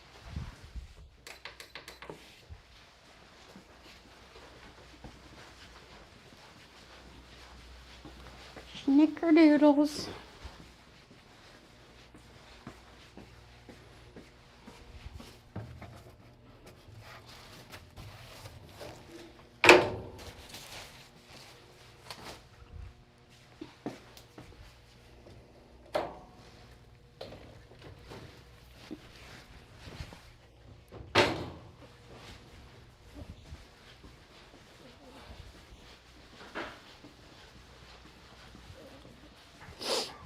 I know. You're good boys. Yes, you're good boys. Oh, your allergies are acting up, aren't they? Hmm? Are your allergies acting up, Papas? Yeah. He's a good boy. Snickers is a good boy.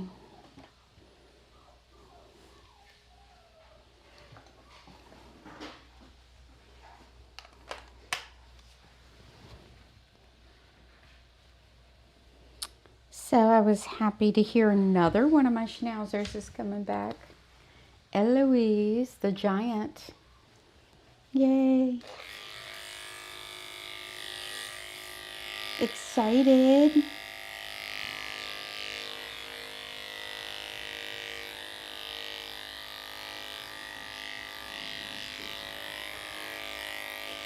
So that's 3 Schnauzers coming back. We have Juniper and Scarlet scheduled for the Saturday before Thanksgiving.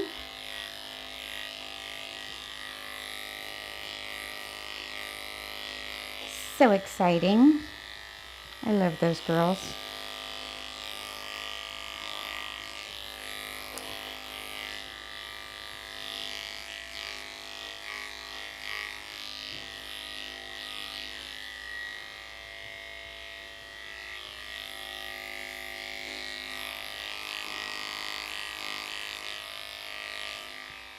I'm really curious to see how Scarlet's gonna do, because Scarlet was super sensitive, and I'd worked her out of some behavior problems, and I was worried when they had to go somewhere else for a while that she might revert back. So fingers crossed she's doing good. Remember, both of them had the tub issues with the water, and I was worried that it had started after they started going to a doggy daycare. And so I started talking to the pet parent about it, like, are they bathing them? Is something going on? And she said that they were spraying them with the water outside to cool them off. Well, it was traumatizing these 2 dogs, and Juniper was perfect from the time she was a puppy. And then after Scarlet had the issue in the tub, then Juniper did. And Juniper broke my restraints in the tub. She was so terrified. And then they needed to cut back on expenses for a while, which is completely understandable. And they started having them groomed at the doggy daycare that had promised not to spray them anymore. And we started working them back out of the issues, and they were starting to do real good.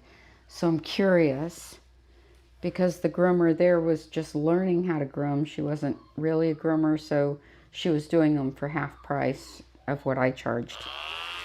So, you know, I'm just really curious, like, how are they gonna act?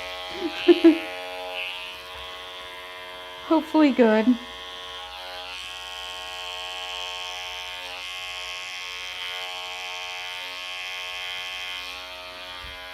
Turn.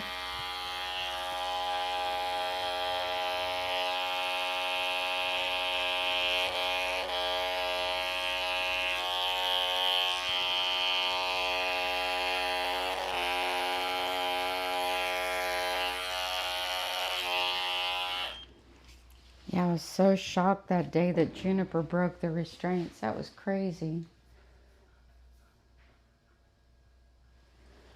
All right, let's go put you in the tub, vacuum up.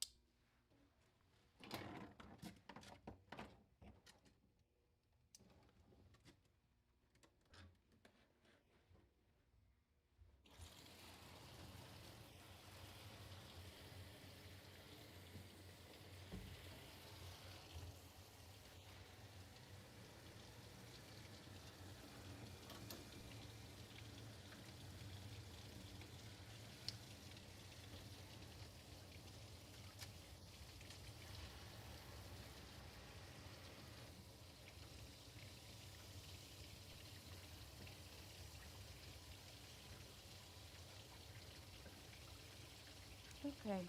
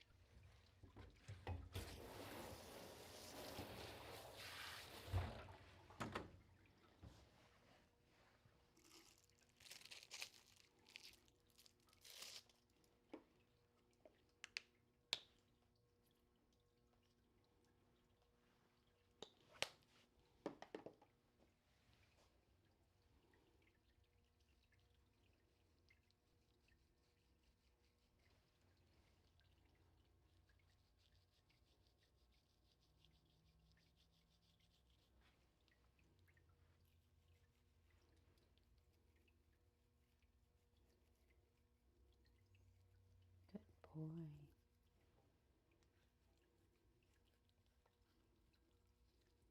Good puppy.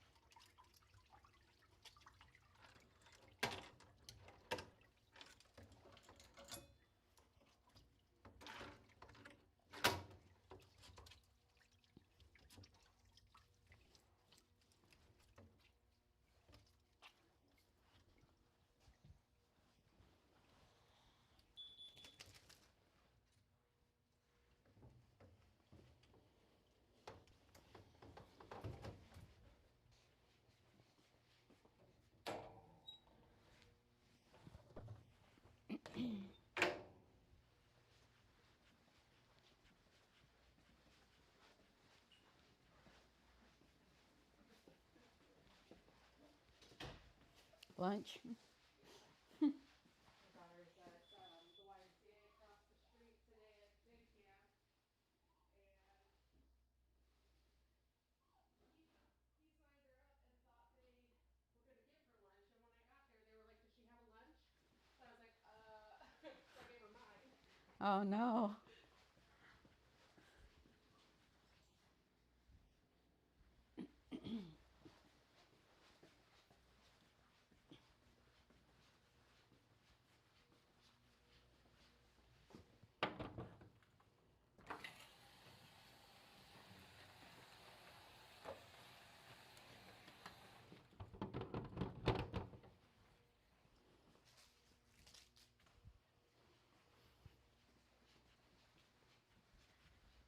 Should have told me. We could have ordered something out.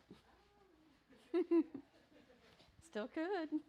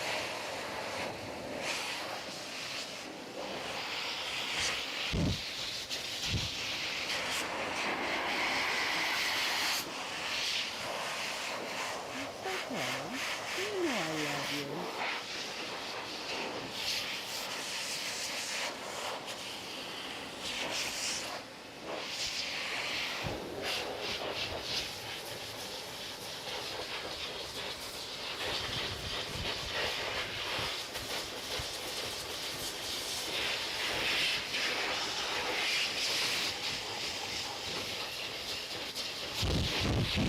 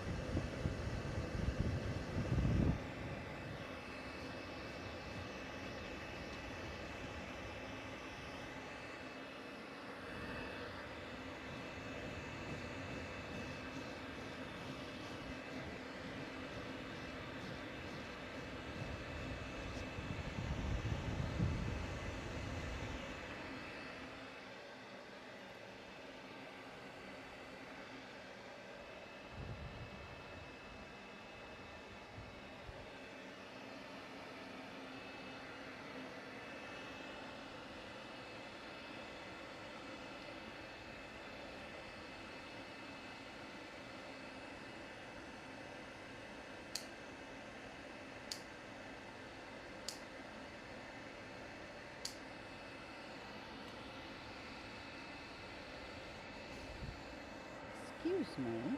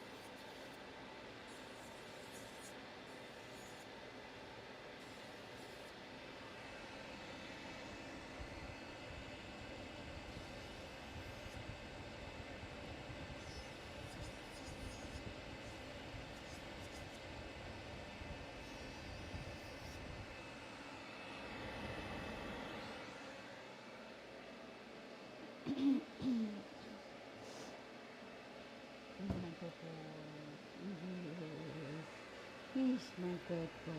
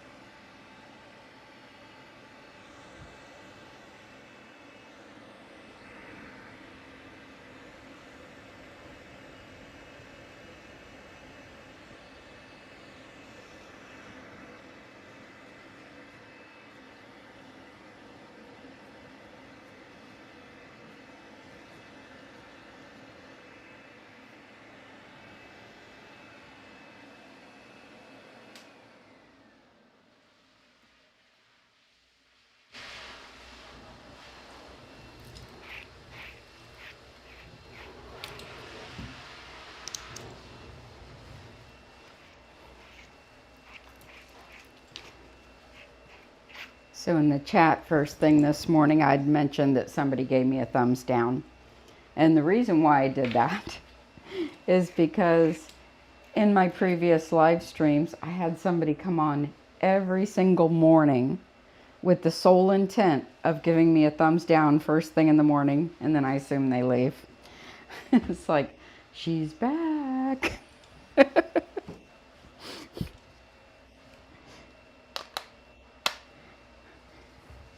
Thanks for the view.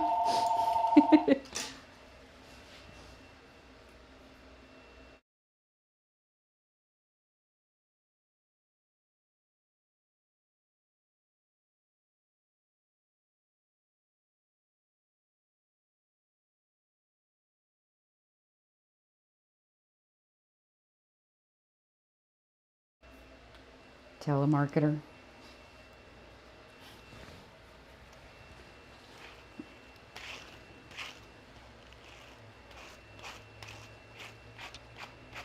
That might not have been the same person. That's just what it made me think of. It's like, seriously, we're doing this again?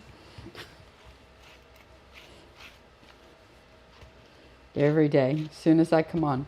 Like, oh my gosh, get a life.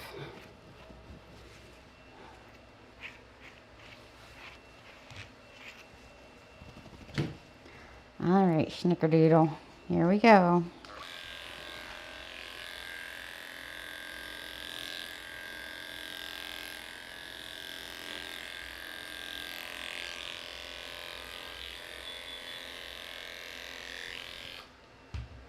I'll be back. Hold on, Snickers.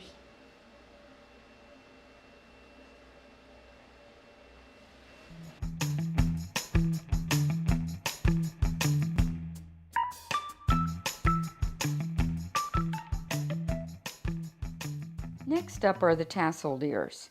I will demonstrate on both a Bedlington Terrier and a Poodle because I do each one a little differently. For the Bedlington, the point of the tassel is 1 inch above the bottom of the ear leather. I usually scissor the bottom of the tassel even with the overall length of the head. I use a 40 blade on the majority of the Bedlington's ears, with the exception of the area where the ear meets the head, especially on the back side of the ear where the ear is a bit rounded, as this can be extra sensitive to the closeness of the blade. Here I use a 15 blade. I clip down the ear, angling around the point of the tassel to create sharp, clean lines. As I clip the upper ear, I am rounding the ear over my fingers to be able to clip this area closely with the 40 blade. I work center out, continuing until the ear looks very crisply clipped. A lot of attention is paid to the close clipper work on the Bedlington Terrier to create the proper breed profile trim. The tasseled ears on a poodle are done very similarly.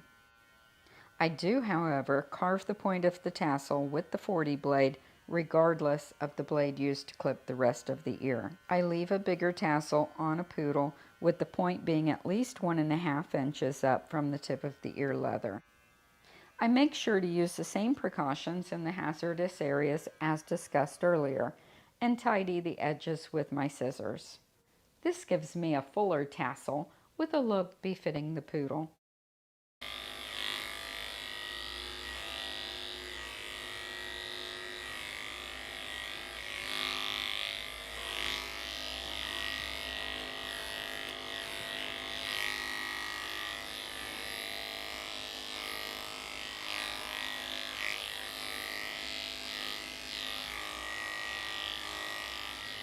Ten.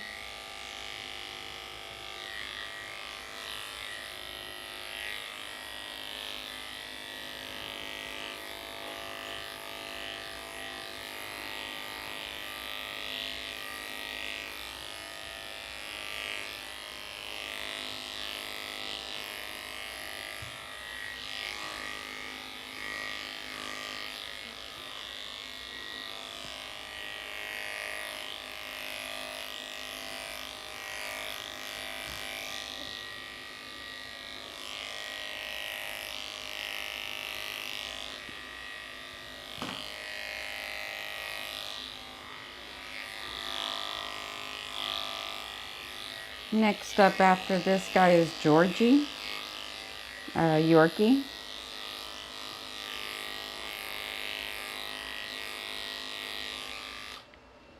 Georgie just turned 11 years old yesterday.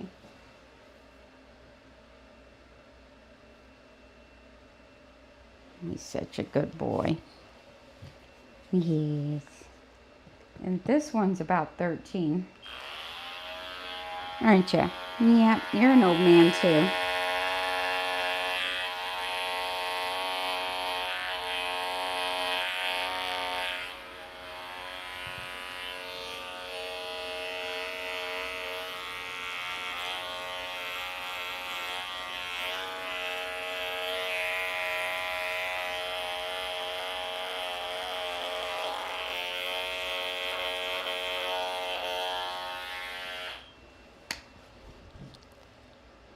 He's a good boy.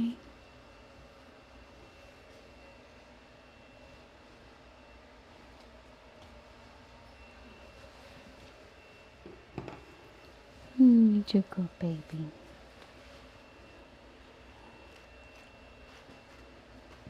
Couldn't believe it when he told me Georgie was 11. I'm like, nuh-uh. He can't be 11.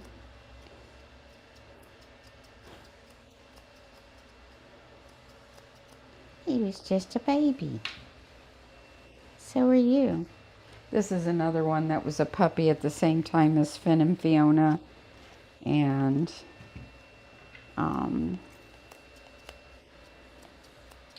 Captain and Shammy and all them. And Frodo and Galadriel. They were all puppies at the same time. That was such a fun time.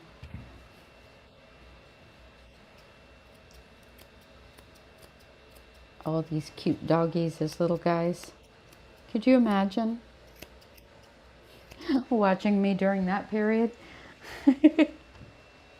When all of them were babies? That was fun.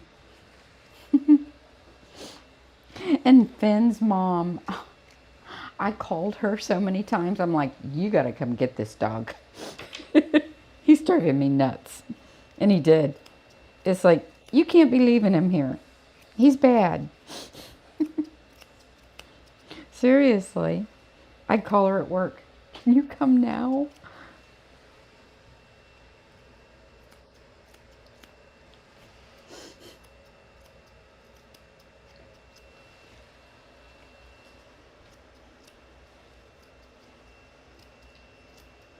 I even told her, you got to bring them one at a time. when they were young. You can't be bringing these dogs at the same time. The memories.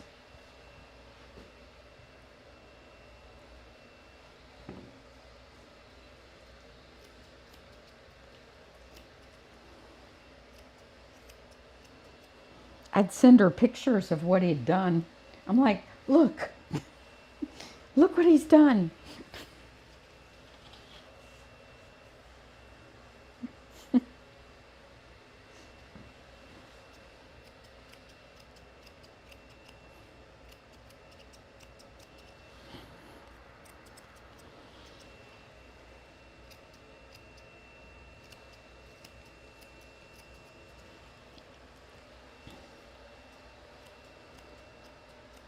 And now you're all a bunch of little old people. Yeah, you are. A bunch of little old doggies.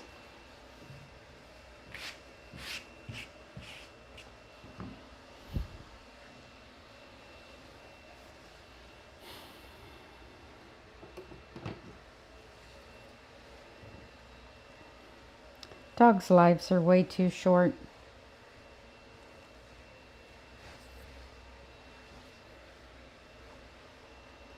It's amazing how they can go from puppies to little old dogs so fast.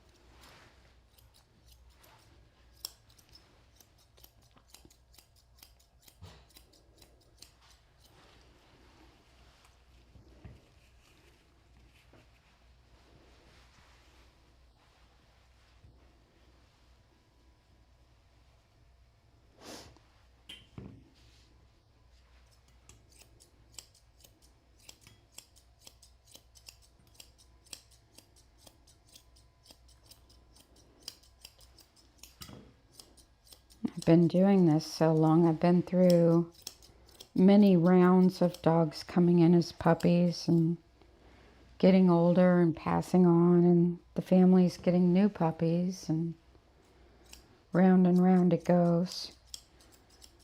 But it's hard for, like, you know, when you mention all these dogs that are the same age and they all started as puppies, when I come into those seasons where we lose several, you know, it's hard losing your own pet, very, very hard.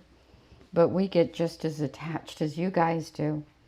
And, you know, when we come up to those points where it's one and then another and then another, sorry, but it's hard. I'm just thinking about all these guys. Sorry. You're still here and I'm crying for you. But anyway, it's like, you know, sometimes we'll go through 2-3 months of one and then another and then another and then another and then another. And it kills you.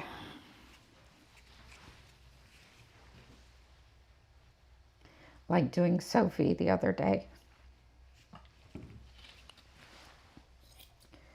You know, I start to think I'm probably not going to see her again. Sorry. But I was having a hard time keeping it together, grooming her. It's so hard.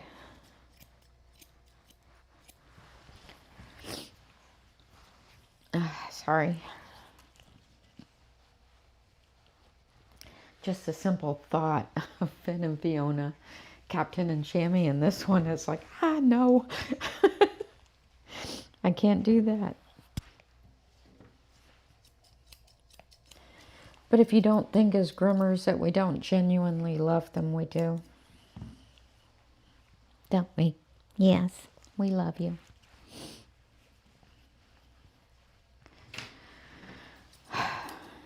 Sorry, guys.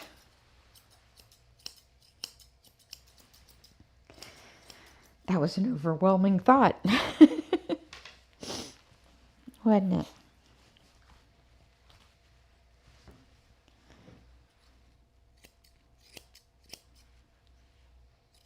Yes, it was. Because I love my puppies.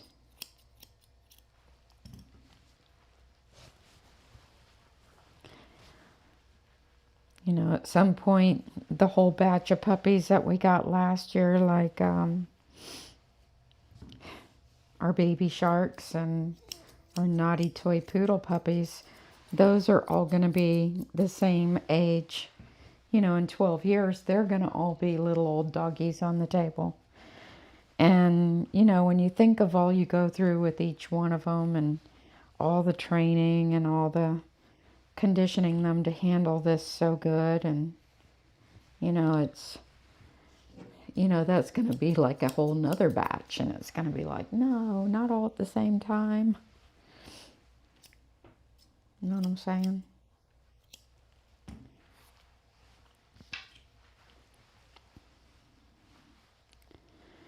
Because you go through so much with these goofy guys, even if we only see them once every 2 weeks or once a month. You know, it's like Mia and Bo's owner.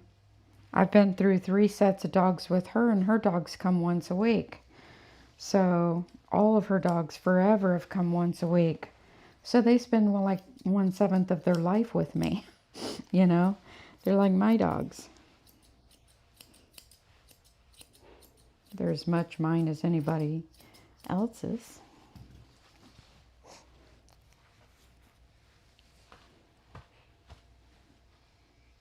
Yes, they are. You're my puppies. And you love your Miss Suzanne, don't you? Yes, you do. Yeah, that was hard with Sophie the other day. Poor girl.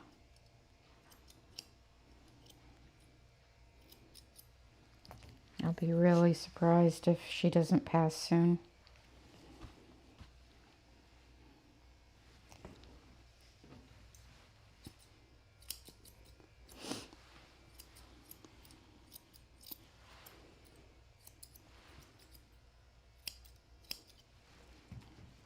Good boy.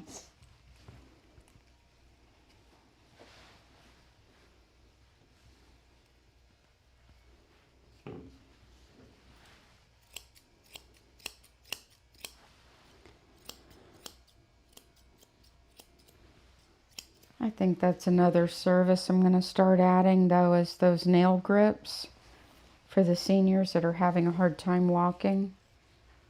I'm going to make that an add-on service so we can put those on while they're here. Because it's hard for pet parents to put them on. And they have to go on while the dog is wet. So it makes sense to do it when they're in the tub.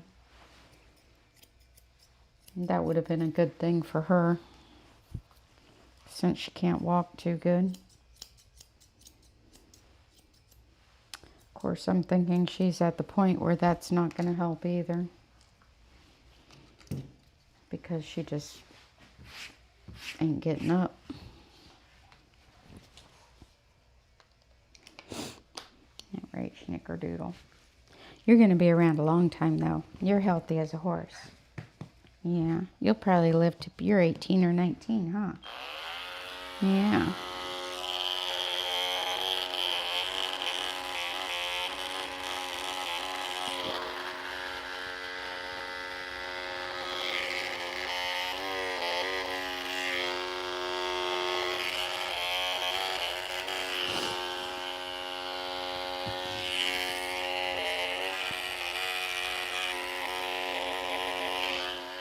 That's a good boy.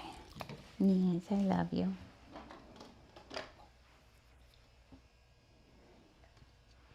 Yes, I do. I love my boy. I gotta go make you a patriotic bow tie. You want a patriotic bow tie? Yeah.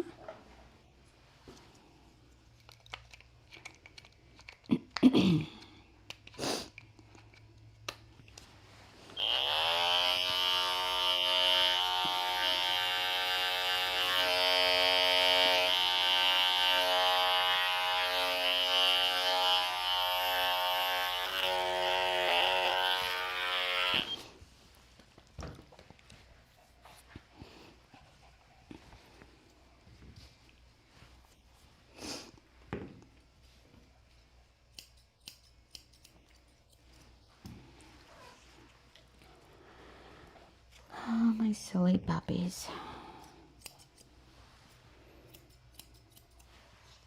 Yeah. My silly, silly puppies.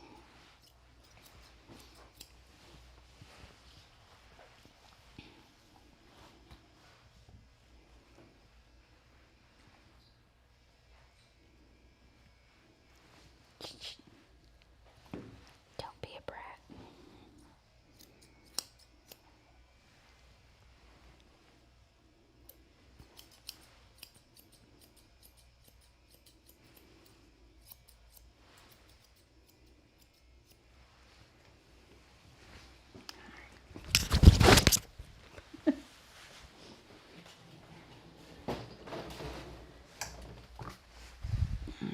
Let's go make him a bow tie.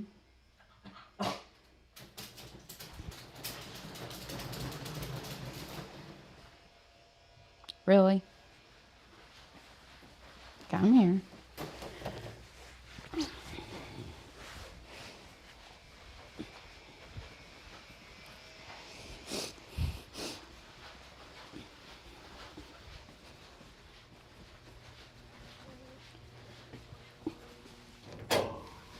You wait there, I'll be right back. I know.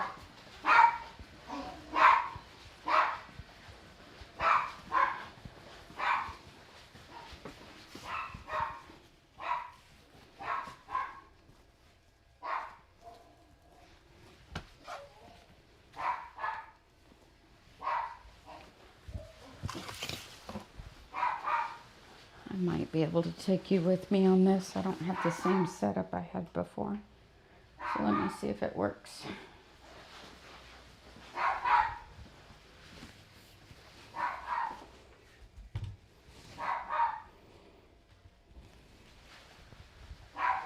Hey, you can see, you can see. Yay. Okay. I wasn't sure if you'd be able to see from this angle.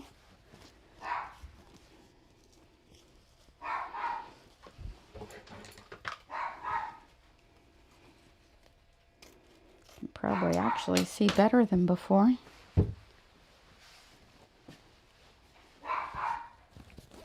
It's wired ribbon, so I'm taking the wires out.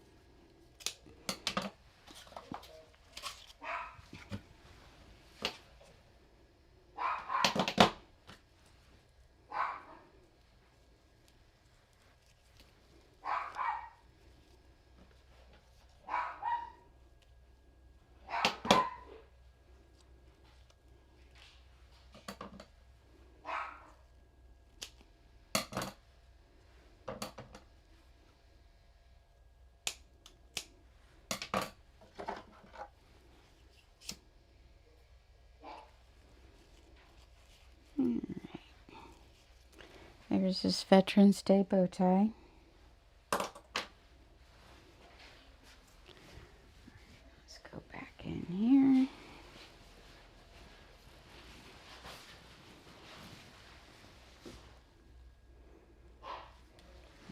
There we go.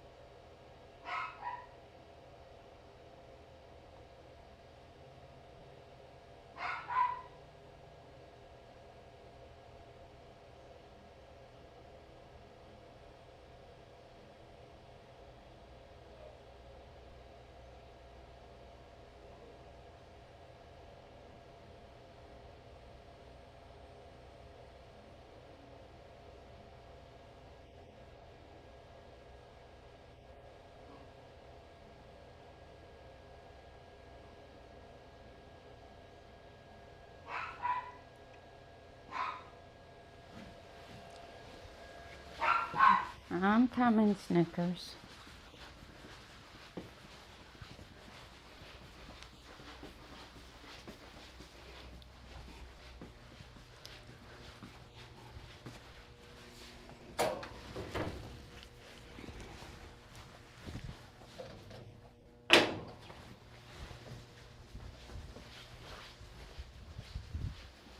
That's a good boy. Slow down. Slow down, Mr. Snickers. Show everybody how cute you are. So adorable. So adorable.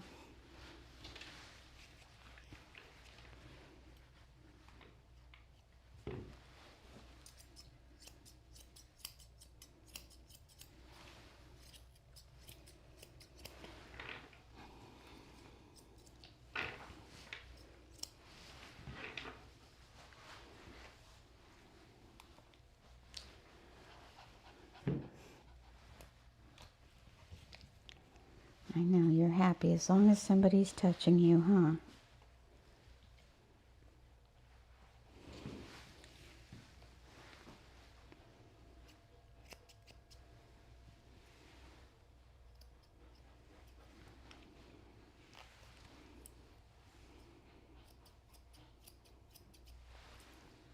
Let me see. Alright, we gotta get Georgie started, huh? Yes, we do.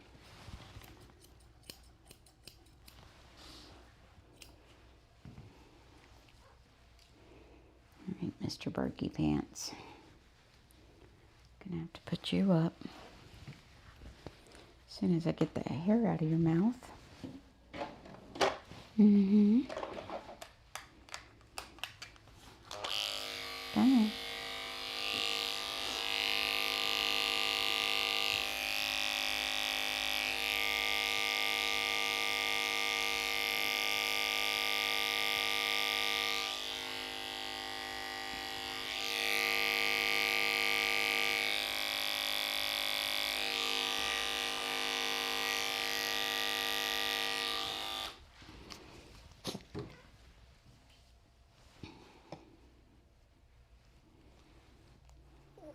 Feels later than 12:30, doesn't it?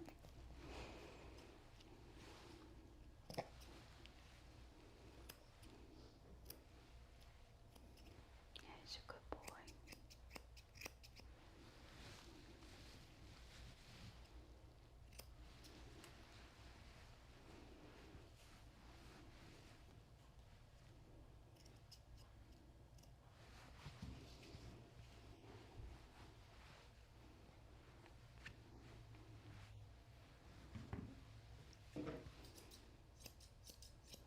I was thinking of who else was a puppy at that time. Olivia the poodle. She was a baby in that group.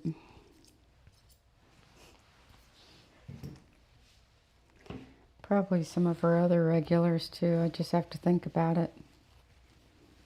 We had a whole batch of puppies then.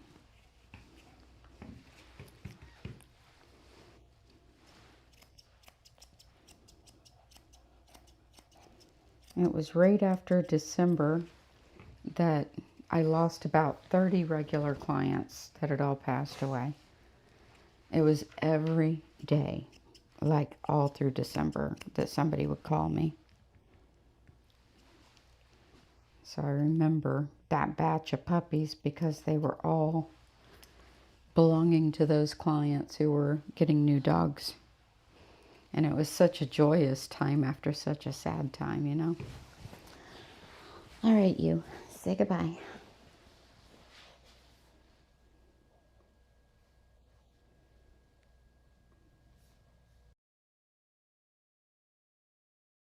This is the true poodle puppy trim. It has a tied up top knot, a lot of neck hair. Angulation in the rear is scissored in. The hocks are scissored up straight.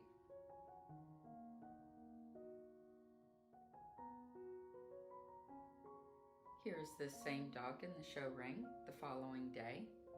She finished her championship that weekend. She is absolutely beautiful. This is my dog Ammo at 15 weeks old.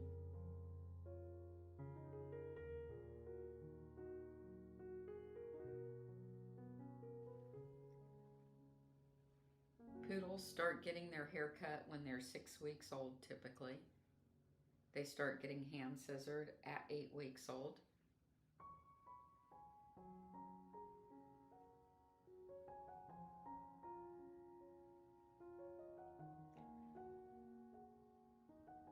This is my dog Ammo getting his hair scissored in a poodle puppy cut. This is an older poodle puppy cut.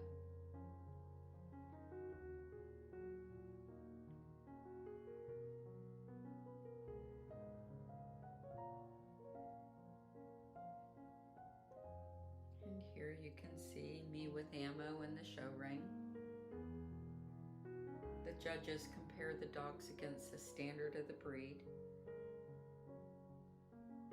They watch them move down and back and around to make sure they're structurally sound.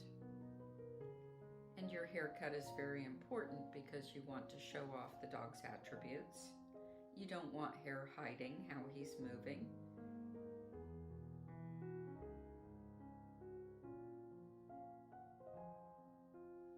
This is the puppy lion trim. It is a European style. The rear legs are done a bit more of the American style. You can see the European style has a bit more flair on the back legs. This is the English saddle trim. This is one of the approved haircuts in the US for the poodle. Poodles were shown in this style much more back in the 60s and early 70s than they are today. It's my favorite show trim for the poodle, however. This is my poodle BB in the English saddle trim. I just think it's so adorable.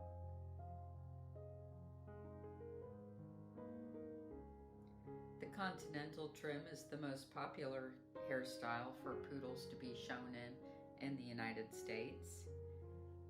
It's one of the original working trims of the poodle. Poodles were retrievers, they were used for hunting, and they worked quite effectively. You can see here that BB is perfectly able to hunt in this trim. They were bred as retrievers, so she's retrieving this bear to her bed. The historically correct continental is actually the best field trim for the poodle.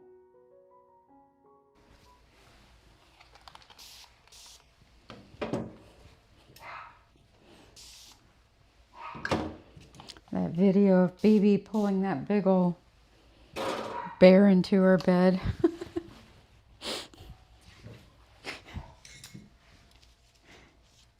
One time I bought her and Ammo 2 big round fluffy beds, and they were so pretty. They were like pastel rainbow colors. It was adorable. They were huge. I mean, way too big for those 2 dogs. And I got them each their own, and BB decided she wanted both beds, so she dragged that big bed and put it in her bed, and she's in the middle of her bed like, and she's just working so hard to get the whole thing up in there, and she managed to get both beds, one piled on top of the other, and then she got up in there and laid down, and Ammo's over there like,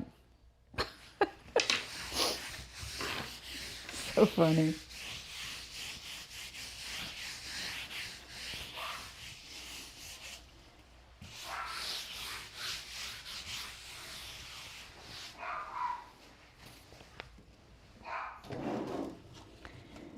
BB always says, what's yours is mine and what's mine is mine.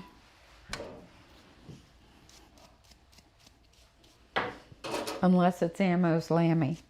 And then he's like, back off, babe.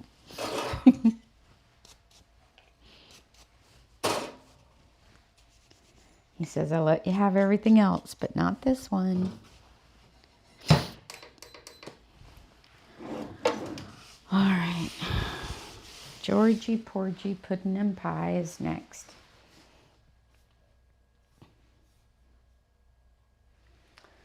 Be right back. Georgie, Porgy. Hey, Bubba. Come here.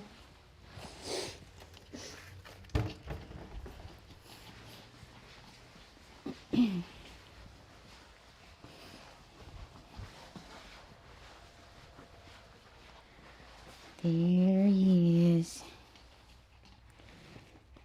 Mr. Shaky Puddin' himself.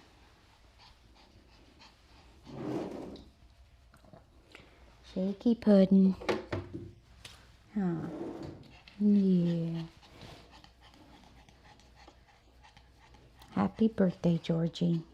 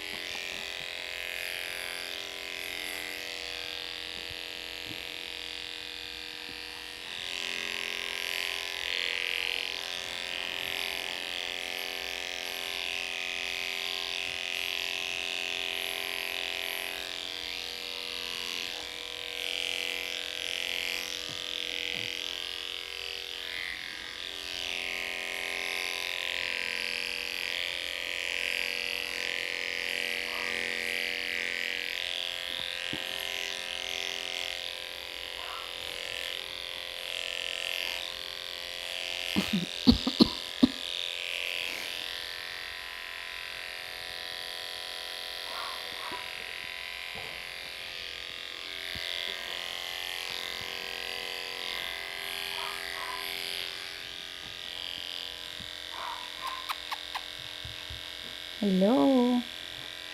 Hello. I'm here.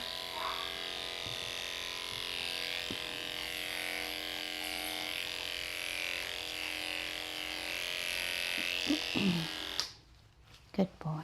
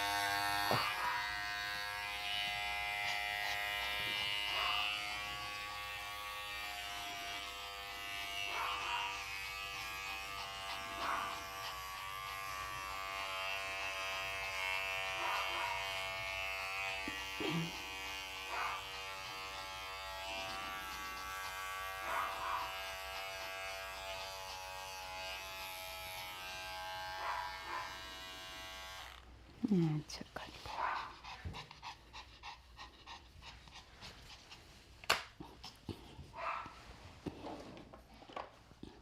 Stay right there.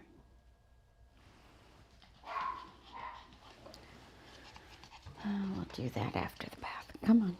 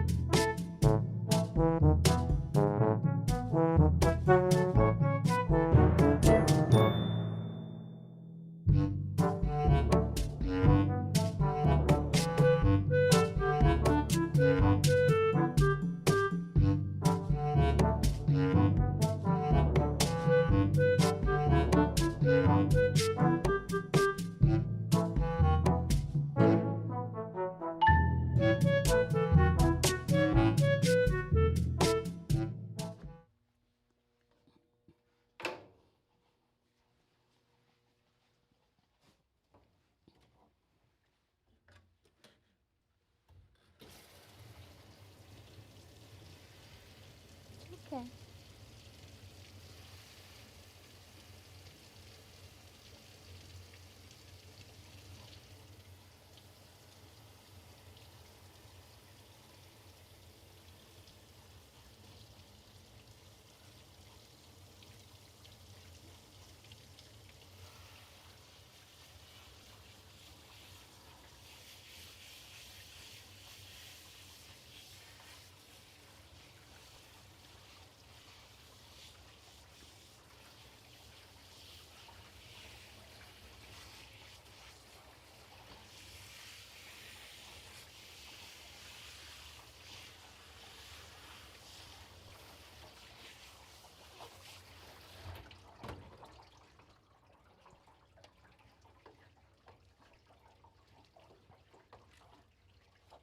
It's okay, Georgie. It's okay.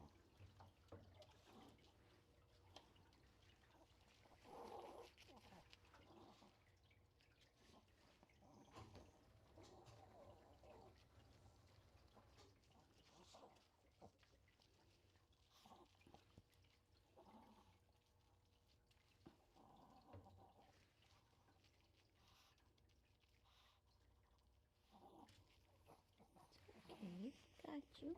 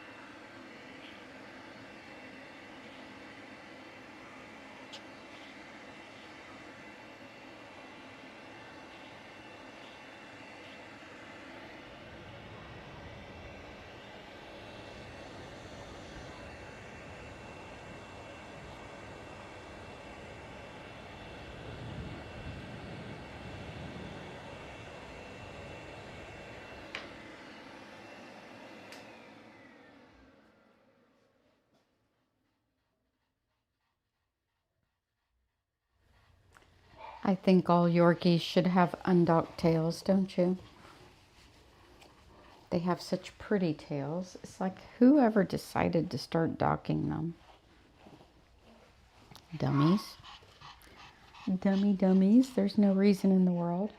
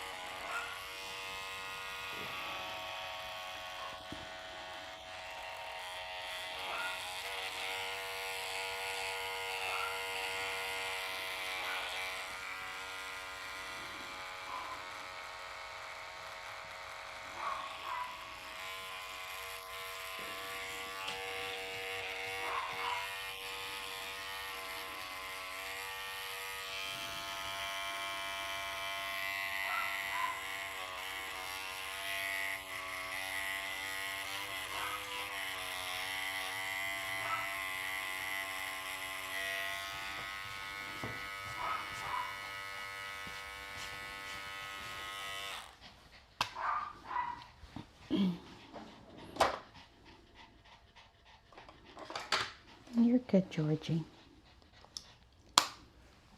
Yeah, you're a good boy.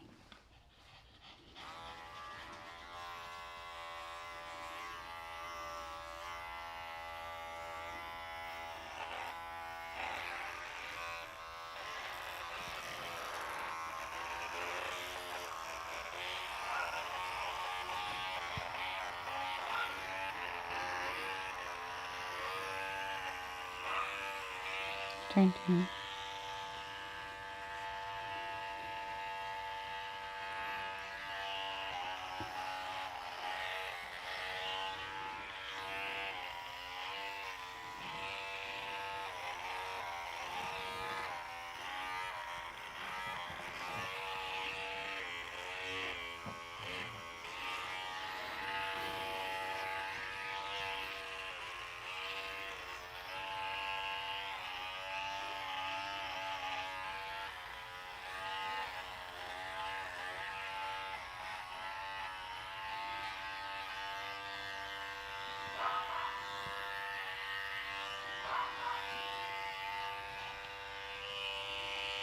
Up, up.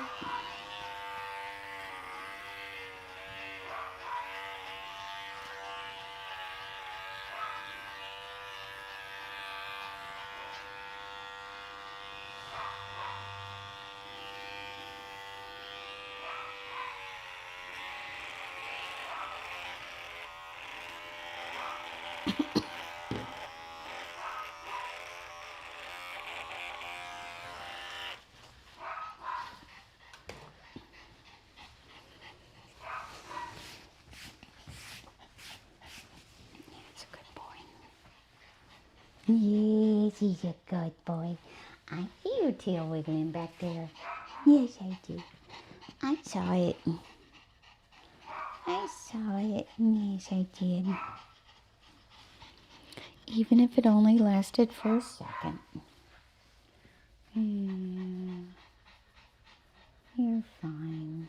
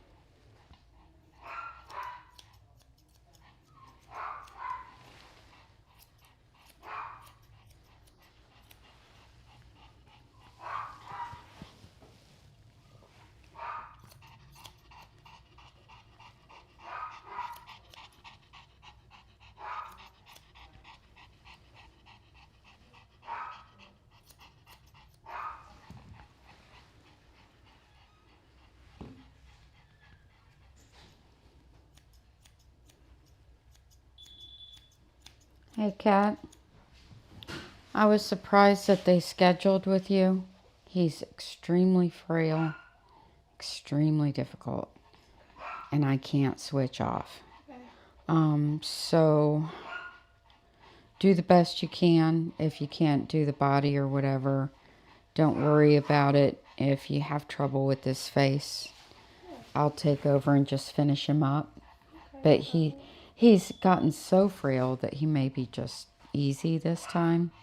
But he's very, very frail. What does he normally get? Kind of just trimmed up. Yeah, he doesn't need a whole lot. He's so thin. But do what you can. If you have to stop, don't worry about it. I'll tidy him up at the end.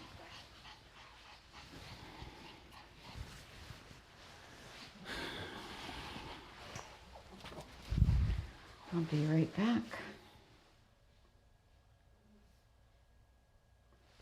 Now let's talk about making sure that your dog is prepared for the grooming. Make sure that your dog doesn't have any mats or tangles in its hair. Matted hair greatly limits the styles available for your dog. Make sure that your dog is trained for the grooming process. But first, let's talk about your dogs. One of the best ways to get the results that you are looking for is to make sure that your dog is prepared for the groomer. Dogs should be professionally groomed at least every 4 to 6 weeks. Dogs who are regularly groomed see the process as part of their routine. Dogs who are not regularly groomed see the procedures as punishment. This attitude from the dog often limits how much the groomer can achieve. Remember, it is your responsibility to train your dog for grooming. It is very difficult for the groomer to effectively train your dog to readily accept the grooming procedures. While most groomers are indeed excellent trainers, we spend the entire time with your dog grooming the dog, so we are not as effective as we would be if we were simply training alone. And keep in mind, we are not being paid to train the dog, we are being paid to groom the dog. Puppies should start learning to be groomed as soon as they come to live with you. However, it's never too late to start training. Whether you plan to have a professional groomer or not, it's important to start the training at home. Gently brushing your dog every day will train your dog for the grooming process. Remember that puppies may be teething. Be careful how you hold the head. I use my hand in a C shape on the head. If your puppy doesn't accept this, you can train the dog to allow you to do this by separating the action from the grooming and simply train the hold. I do this by having the dog's favorite treats close by. Paw mats are great for keeping the surface comfortable. Then by putting my hand in a C shape, I place my hand on the dog's head, then pop a treat in the dog's mouth. After a few weeks of doing this 3 times a day, I will add putting a little pressure and sliding the skin back, tightening the loose skin over the eyes. This is important as the dog must have the head held to trim the face. Be sure to lavish praise on the dog when finished, regardless of how the dog accepts the process. Another way to train your dog for grooming is to gently file the dog's nails daily with a salon board. I start with just 1 or 2 toes a day, using the 180 grit side of a 180/100 grit file. Again, do this on a non-slip surface like a grooming table, with the puppy properly secured. Ignore the screaming, flailing, and pulling if the puppy does this, because you know that the nail file does not hurt him. Praise the slightest attempt by the dog for calm. Pop a favorite soft treat into the dog's mouth, lavish him with praise, and play with him. Do 1 or 2 nails a day for a few weeks, then move on to doing the whole foot, and keep working until you can do all 4 feet in one sitting without a fuss. Trust me, you will get there.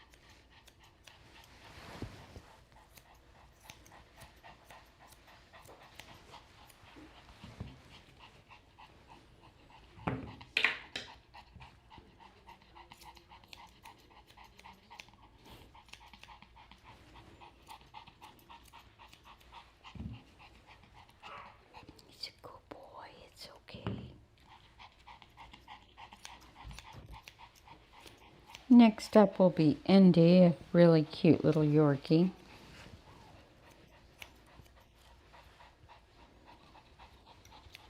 Very handsome little boy.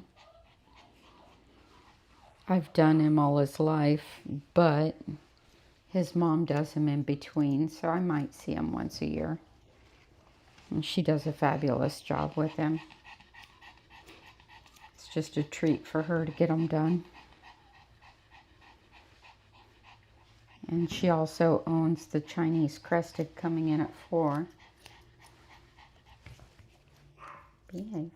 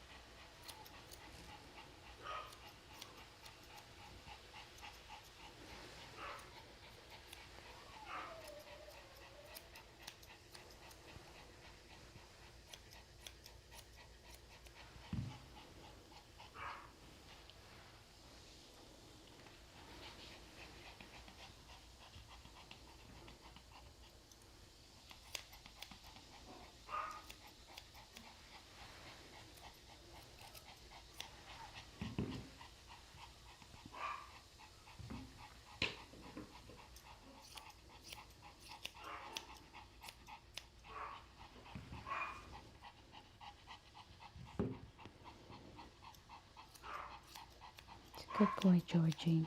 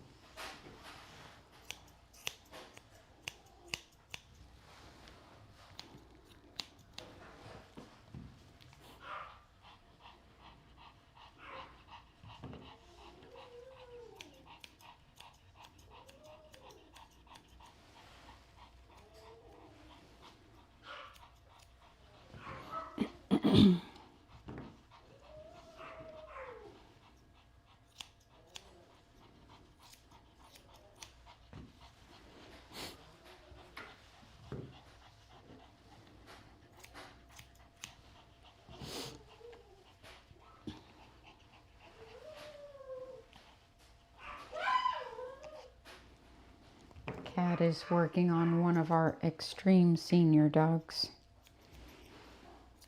By extreme, I mean very, very aged, very, very frail, and very, very challenging to groom.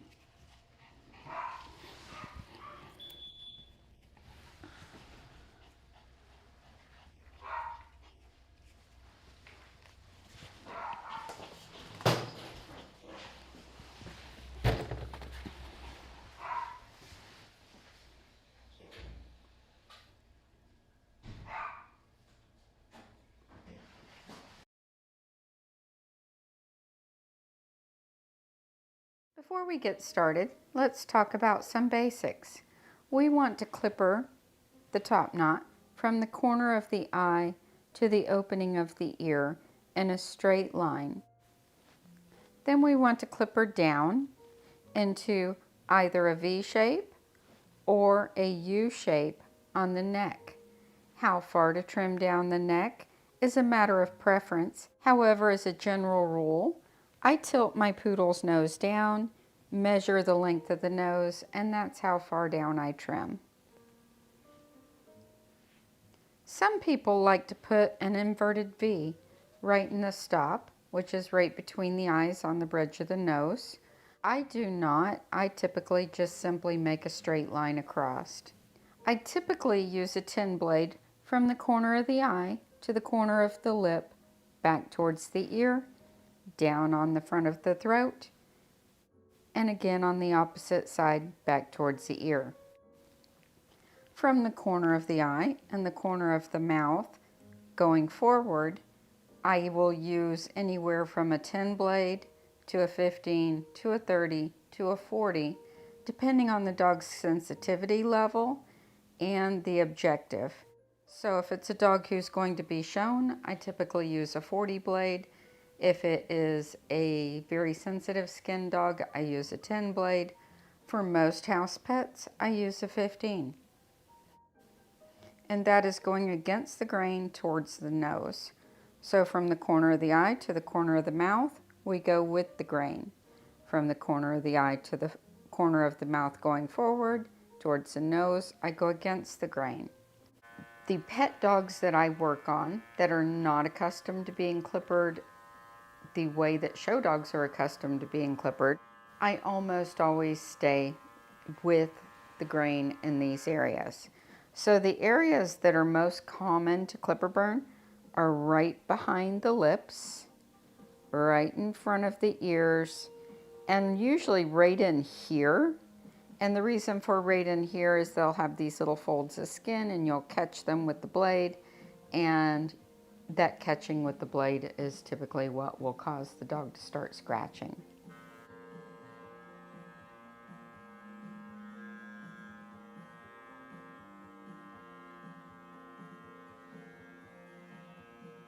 Using my hand as a claw over the head, I use my thumb and stretch the lips back. And then as I go to clipper, this skin is nice and tight. It's not hanging loose. The lips are not hanging loose, which means that I can come in here and clip this rather safely. As I go to trim between the eyes, I'm taking my hand in a C shape and holding the top knot back, but also stretching this and stretching this so that the skin is taut.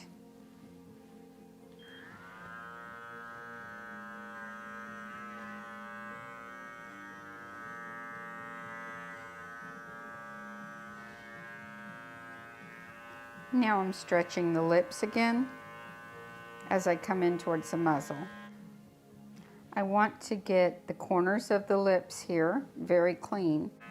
I'm going to use one finger to lift up the lip a little bit and my thumb to pull back the corner of the lip so that it's flat.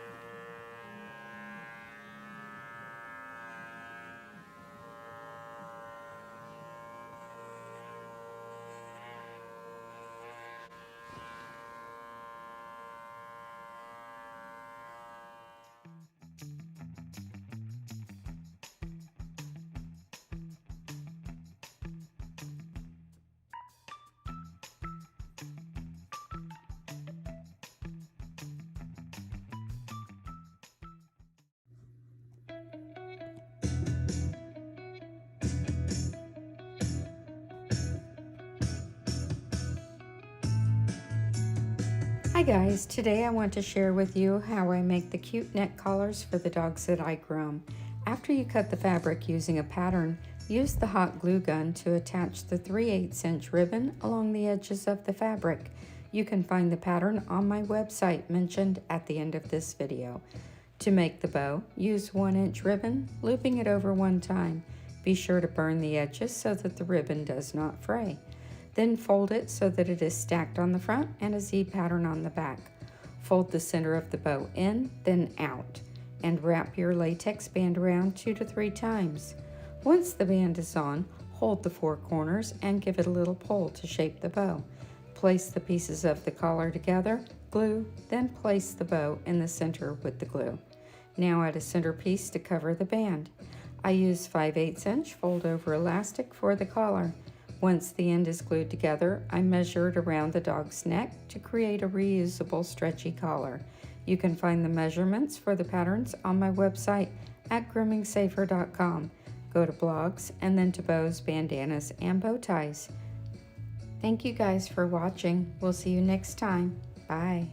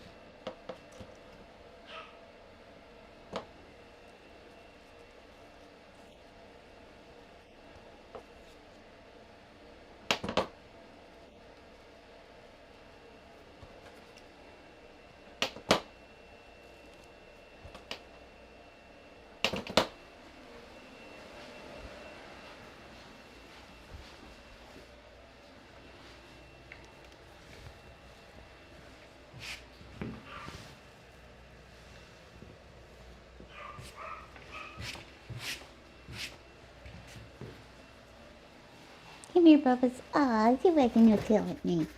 Huh? Is he wagging your tail at me? What a good boy. What a good boy. Yes. You feel better? Huh?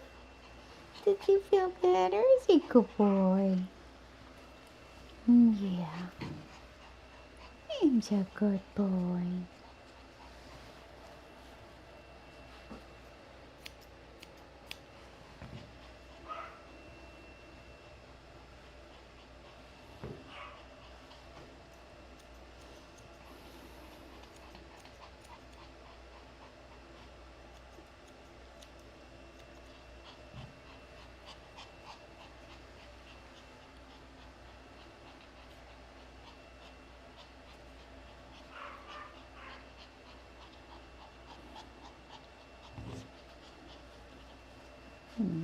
It's for you. It's all for you.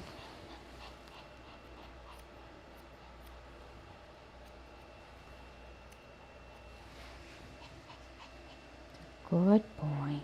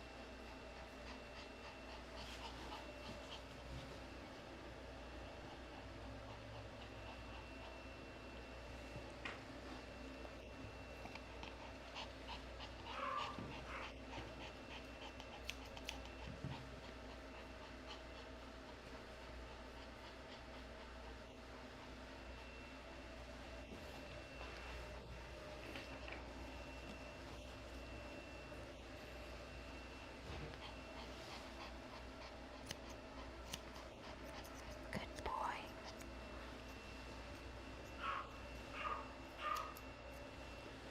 All right, let's text your dad.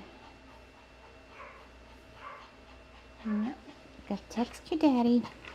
Yeah, gotta text your daddy. Yeah.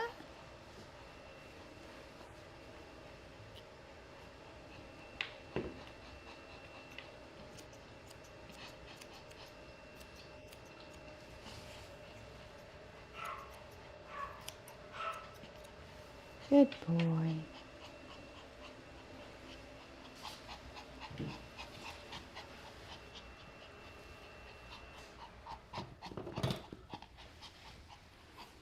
Sweet baby.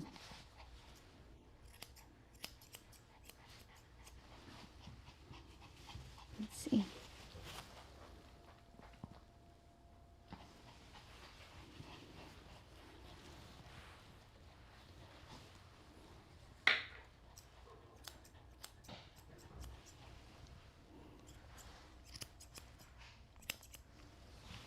All right, let's see. That's pretty good. Sounds like he's doing good. Doing okay, yeah. Pretty much setting the tubs or Well, he drowned a few months ago. what? Yeah. He fell in the pool Oh my and he was in the animal hospital for a few days. They didn't think they were going to be able to save him, but they did. God. Oh my God. Yeah. So now he's freaking out in the tub. Yeah, well, I'm done with you.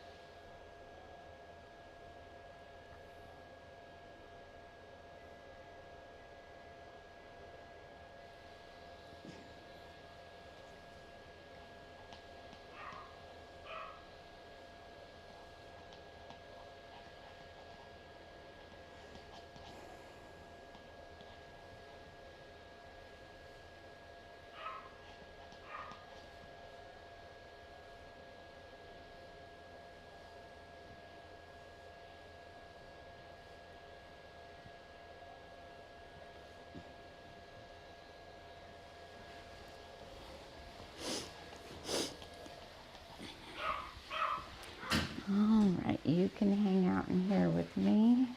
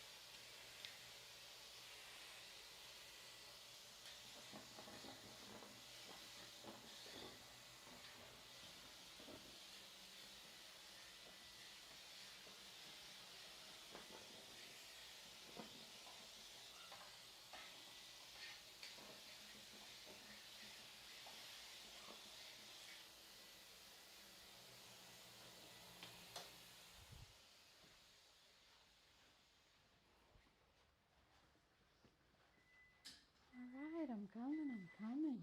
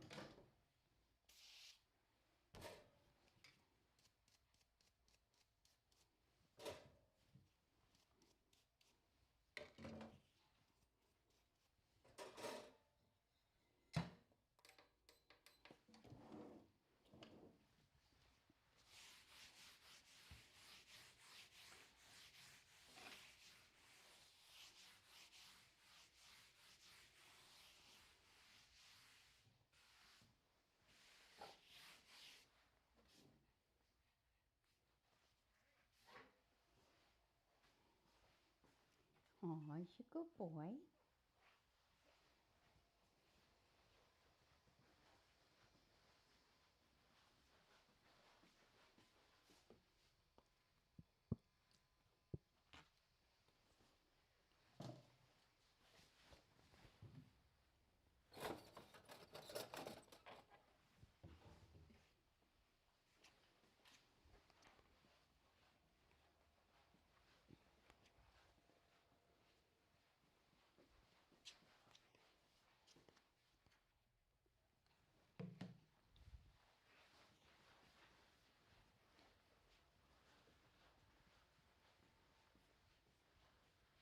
Hi. Come here.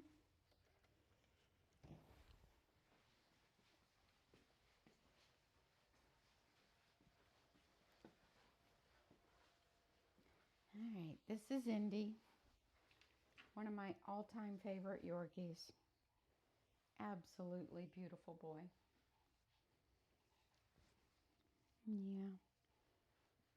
He had the most beautiful color. He's getting to be an old man now, but beautiful color for a Yorkie. Very handsome boy.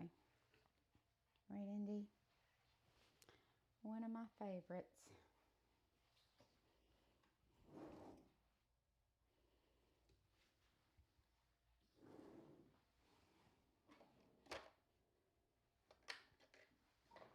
And a good boy. Yeah.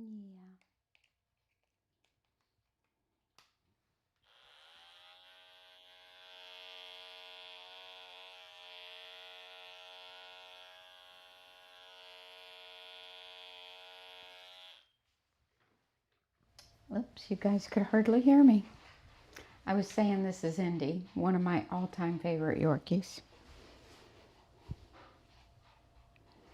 And remember when I was saying the other day how, clients can go a year between grooms, which is what he usually does. I think I did him last December and his people groom him at home. But it doesn't matter how long you go between grooms. You should still arrive to the groomer in proper condition. Don't even have to lay a brush on him. I can comb anywhere on his body. And that's why I say some of my clients, there's a snag. It's a little weed, I think. But, how often you come in isn't an indicator of the coat condition. It's how good a care you take of your dog.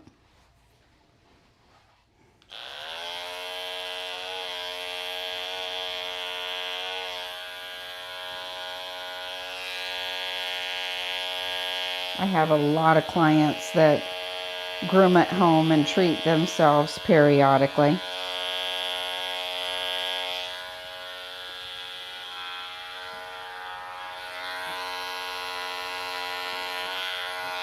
I don't mind that at all as long as the dog's in good shape. Like, I always know his nails will never be overgrown when he comes in.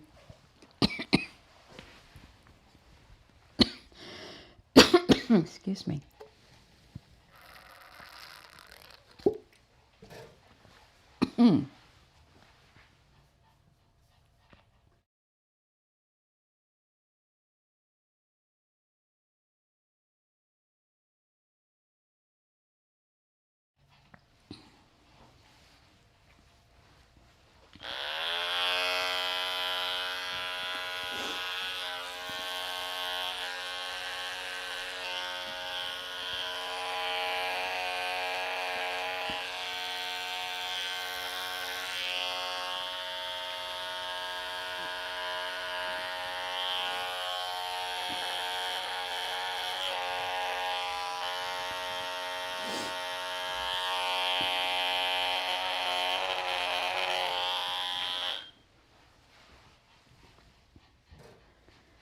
Yeah, it's a good boy. So he has a truly silky coat, like spun silk. And this type of coat is a little tricky. Let's see here.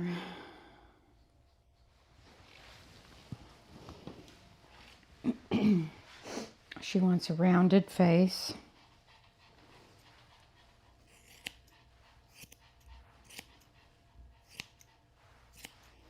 So I'm going to cut some of this off before the bath.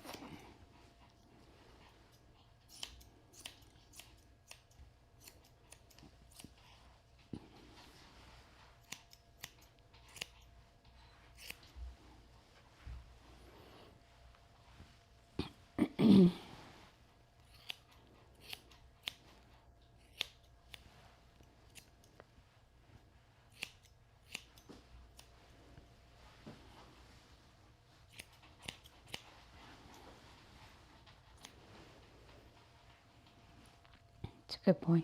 You're fine.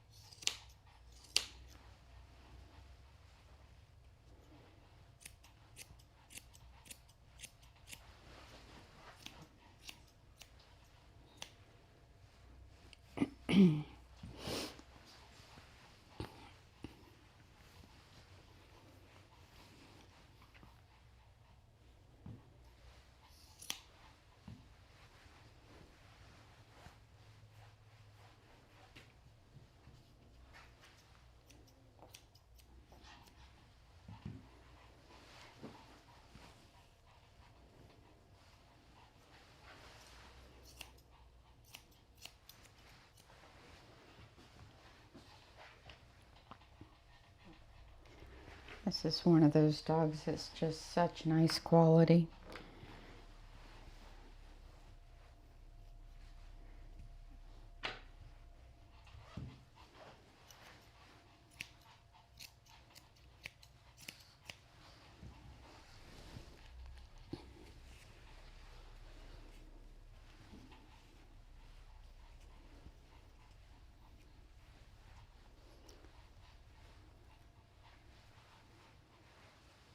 It's not very often you see a Yorkie with really proper texture and proper color.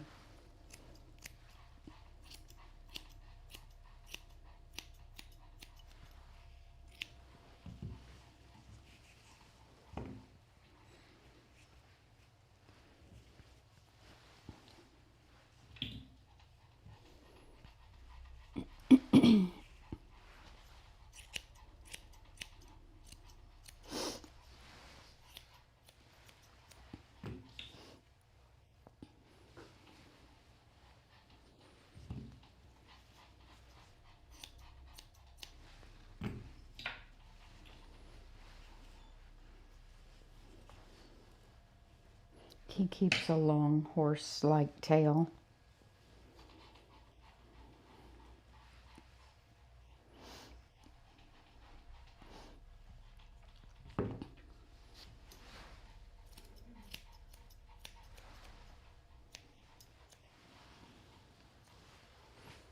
It's a good boy.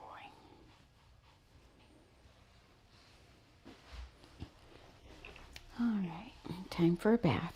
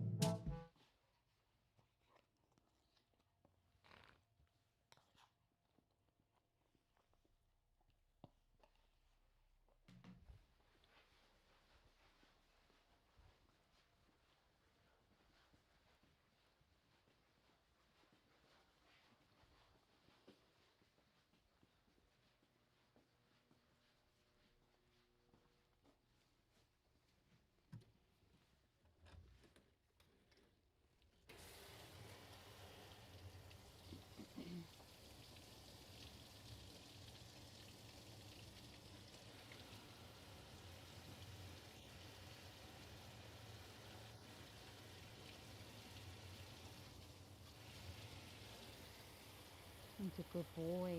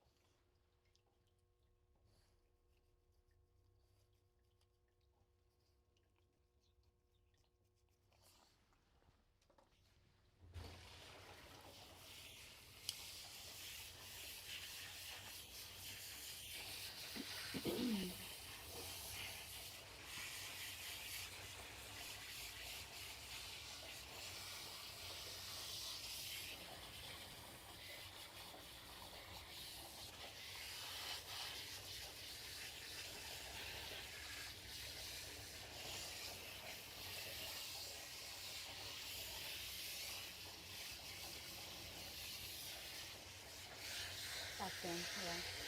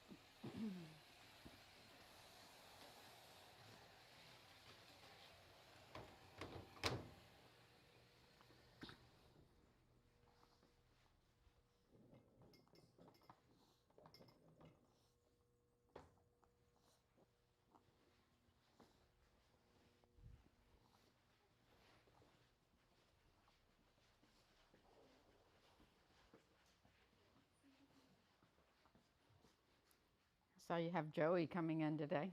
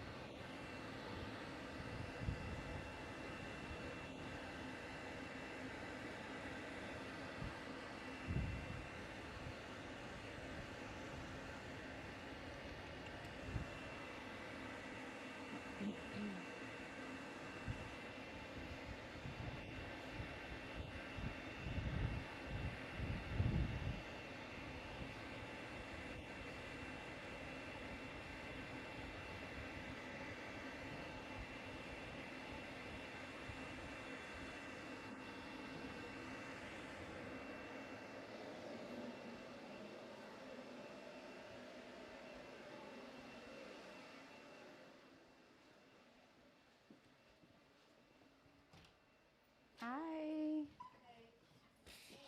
Hello, wild man. Wild. I've been out of town for 3 weeks, so I'm sorry I didn't get a space this morning. I just got back today. It's all right. He doesn't like it here at all. Yeah, I know. He's gone. Bye. Hey, buddy. Come on. Come on.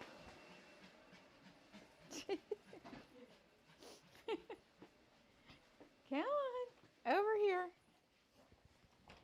Right here. Thank you.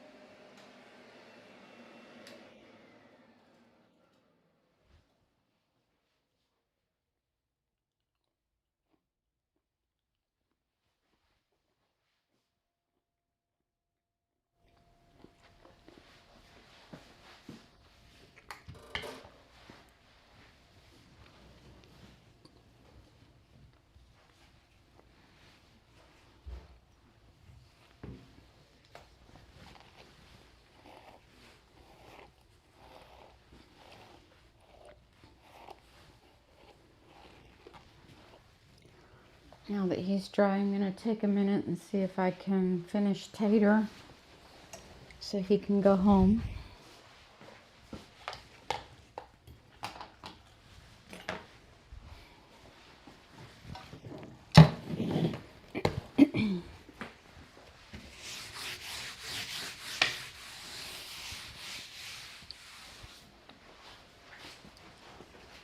You can go ahead and text him on Tator. Oh, I'll get it. You're eating.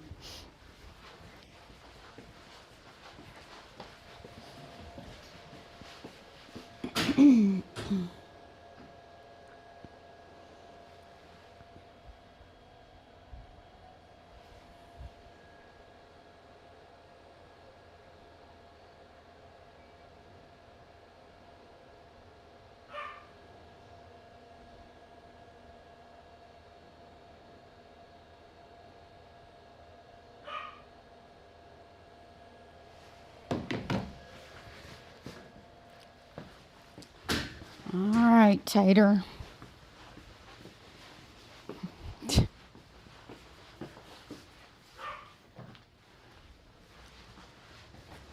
Come on, old man. Come here. He actually looks really good.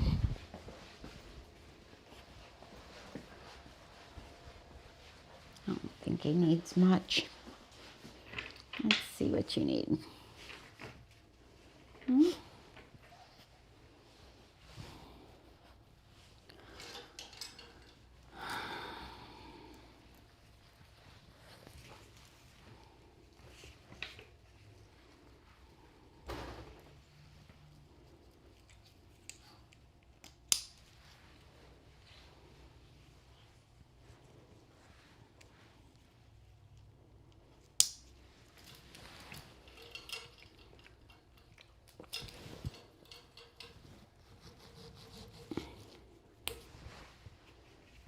Boy, come here.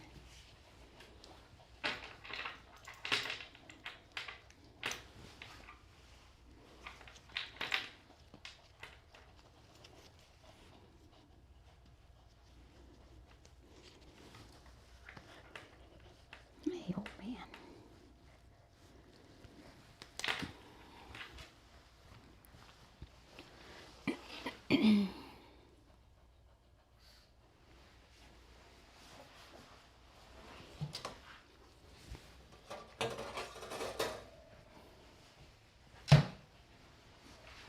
It's okay. Let's see.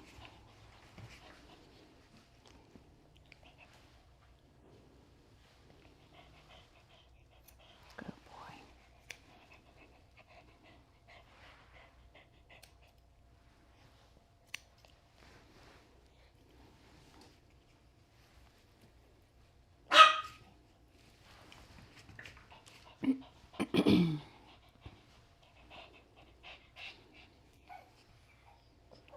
It's all right.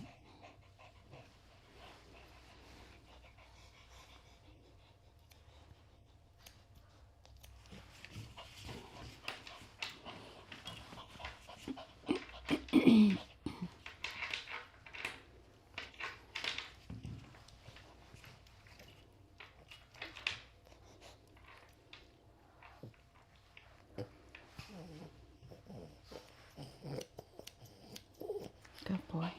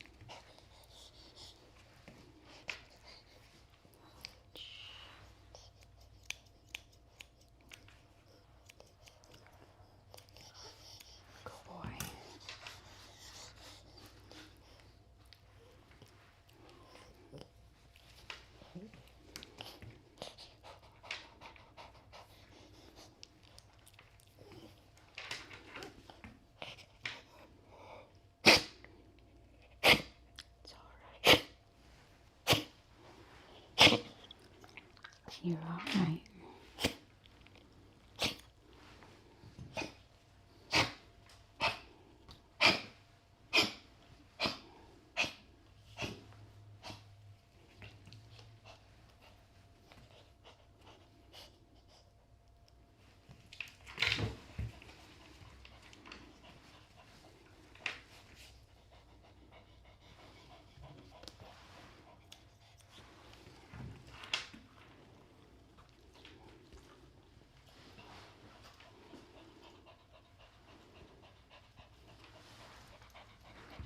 You're all right. Good boy. Good boy. See? See, it's all right. You're a good boy.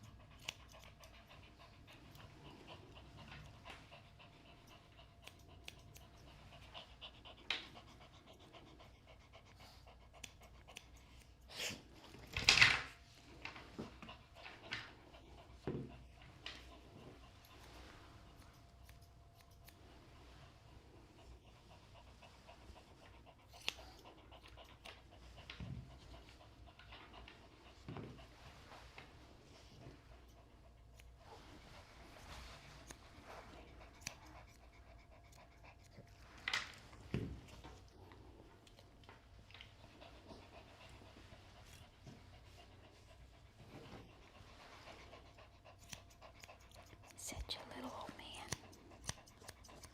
Kiss you. All right, Tator, I think that's good enough.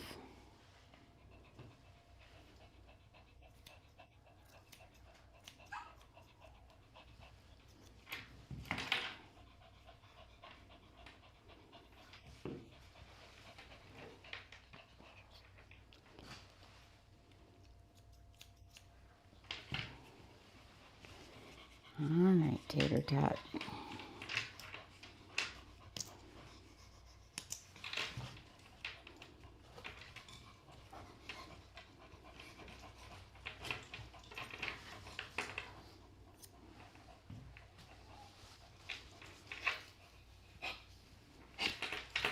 There.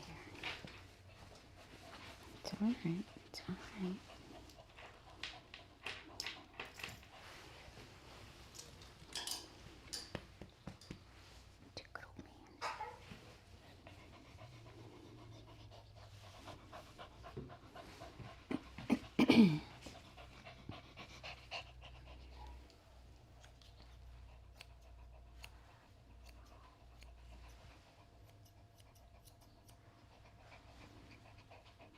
All right, Bubba. That's as good as it gets. Maybe.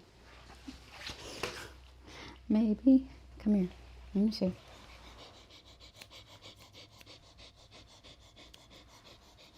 Ooh, your breath stinks.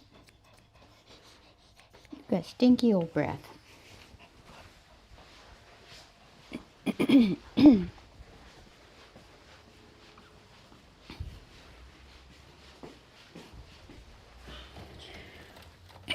go.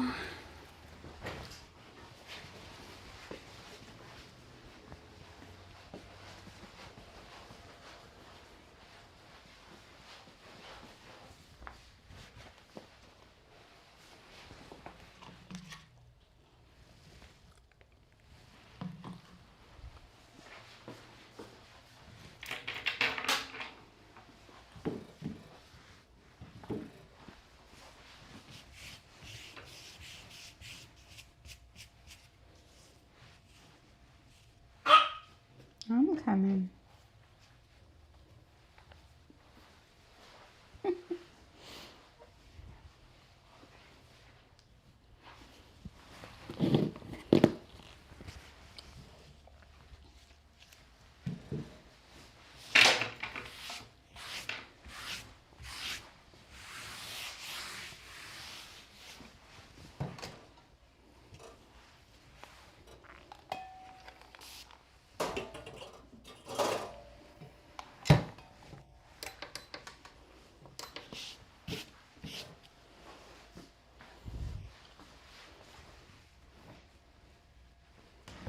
I see you, little man.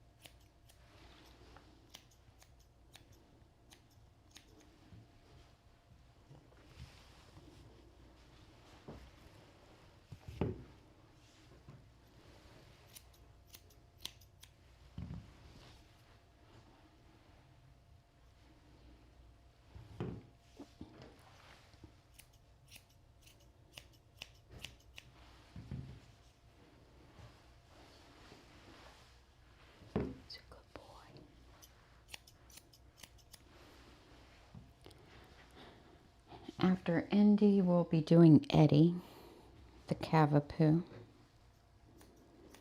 type dog.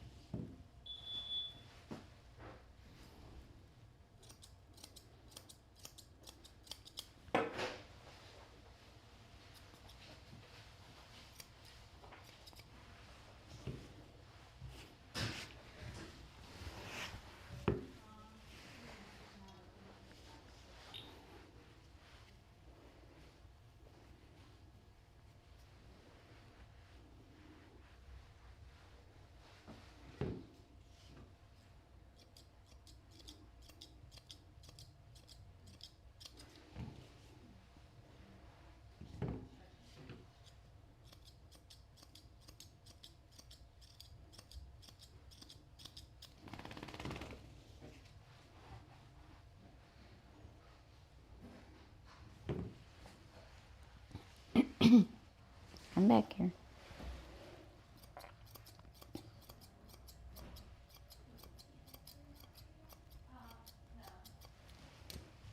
Good boy. Come back here.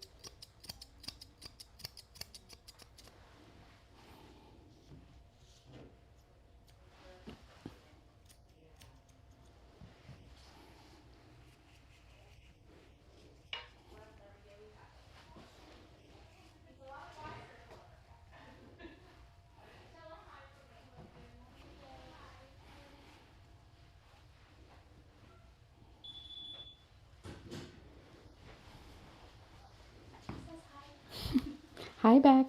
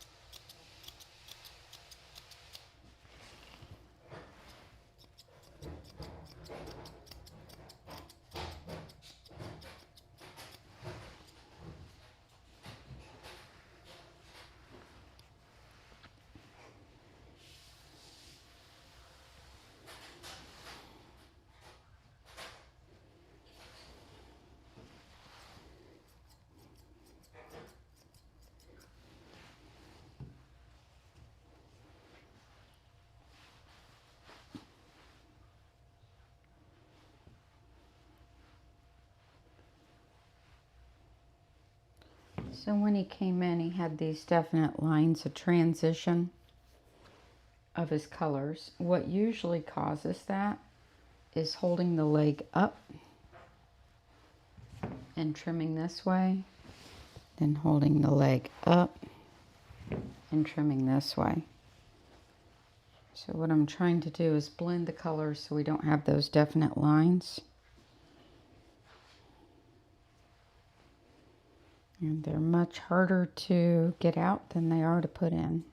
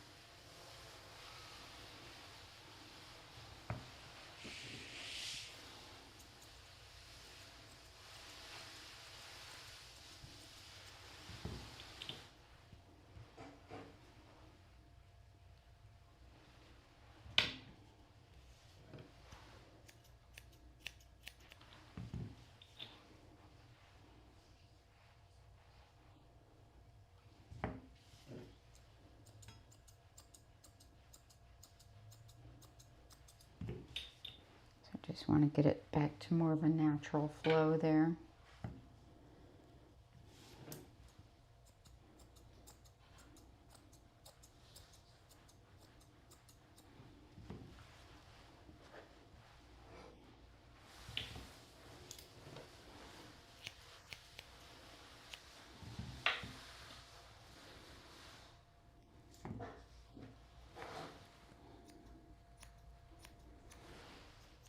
So basically, when you're working on a silky coat with multiple colors, what you want to do is keep all 4 feet on the floor when you're doing your trimming.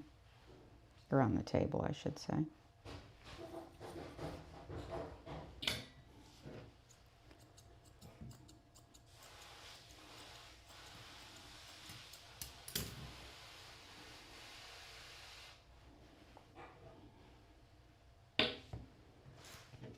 Starting to look more natural. So I'm taking 44 tooth blending shears and just picking at it at an angle just to give it some natural lines.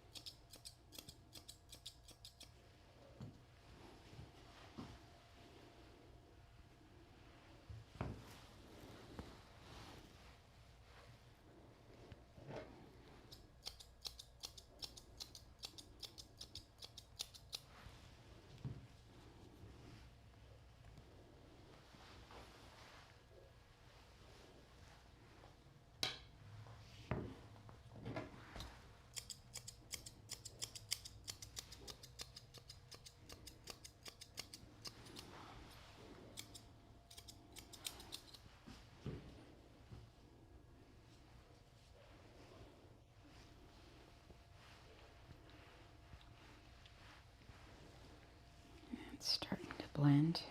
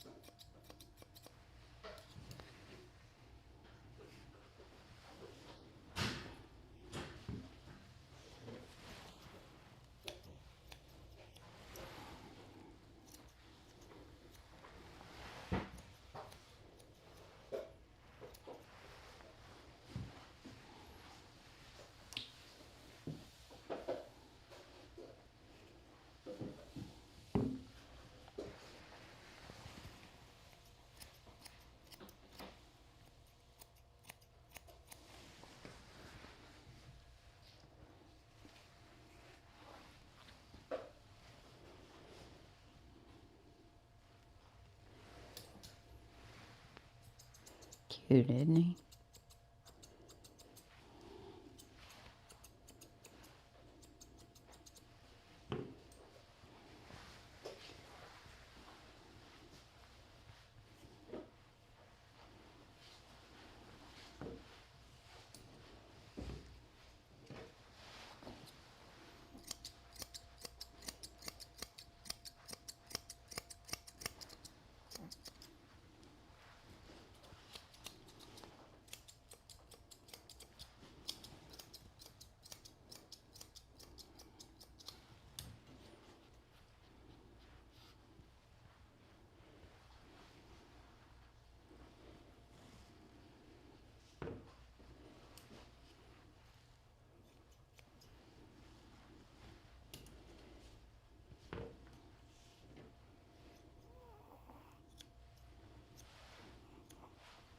He is not the pick of the litter in his litter.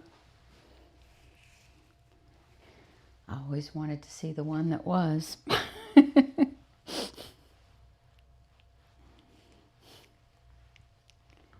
Because, man.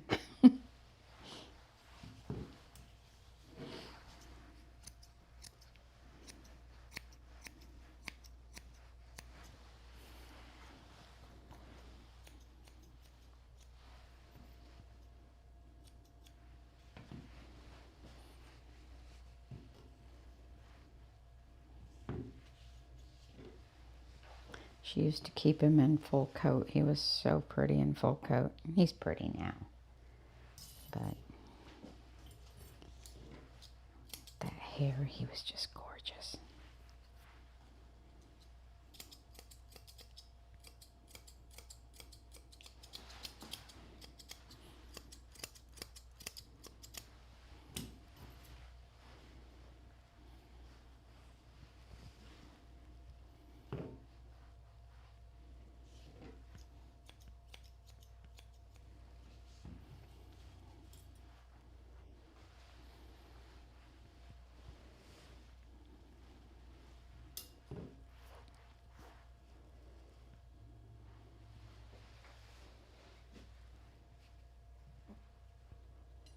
That's looking better.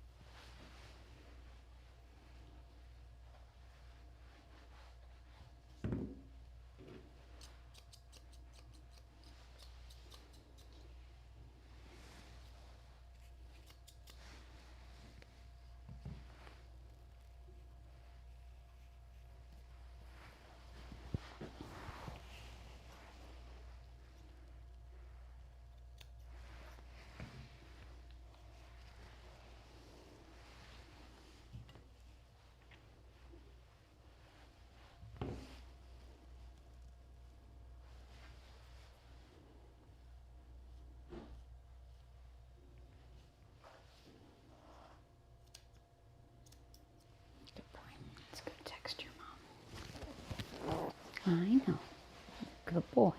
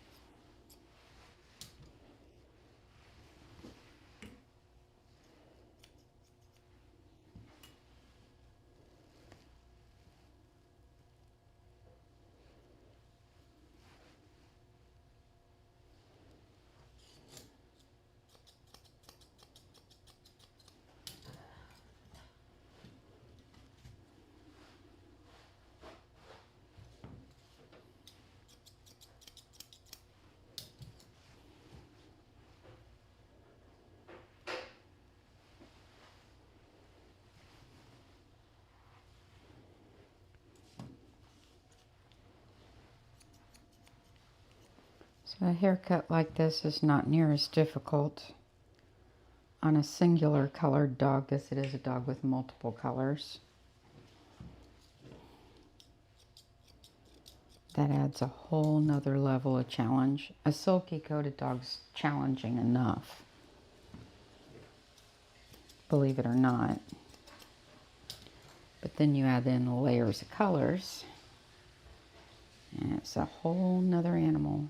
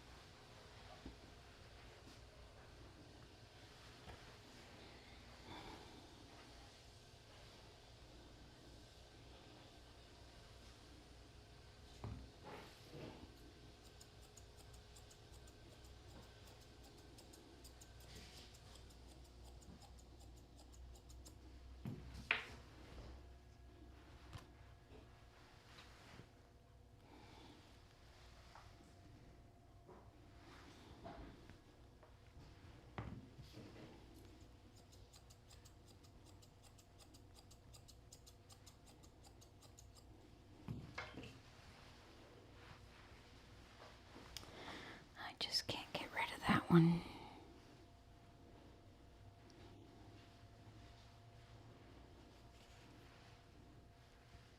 All depends on how it's falling. You comb it just right, it'll look nice.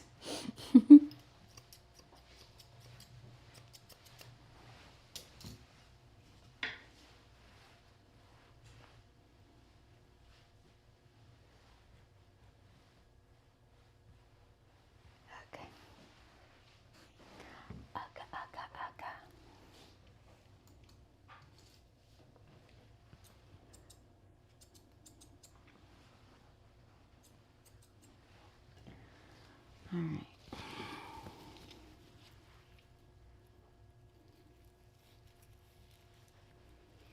I think I'm going to quit while I'm ahead.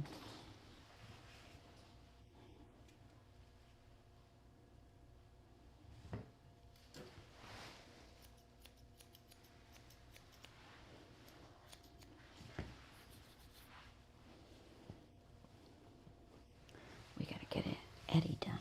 Yes, we do. Put you over here so I can look at you and keep an eye on you. There you go.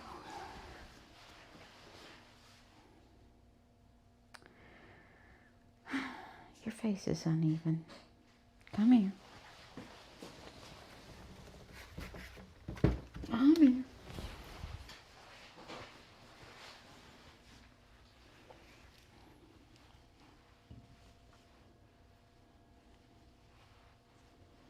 Let me see.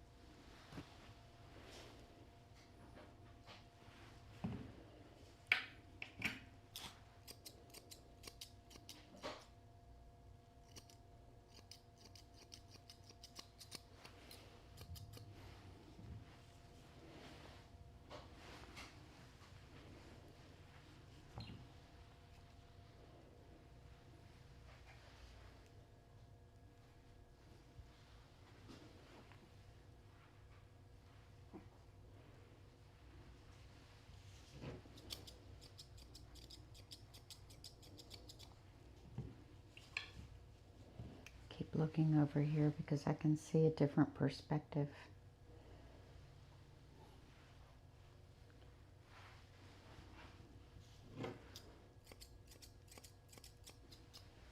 Helps me to see if it's balanced. All right, you go in there.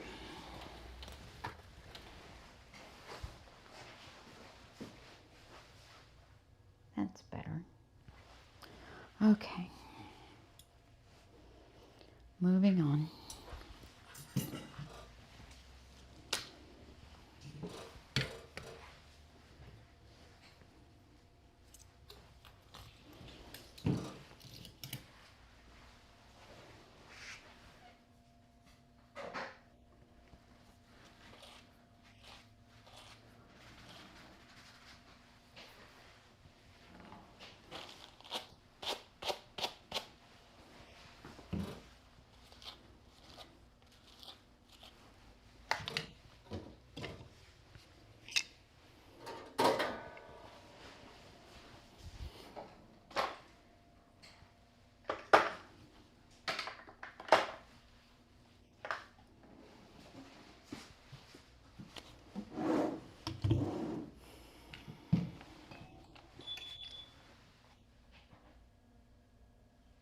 Joey's here.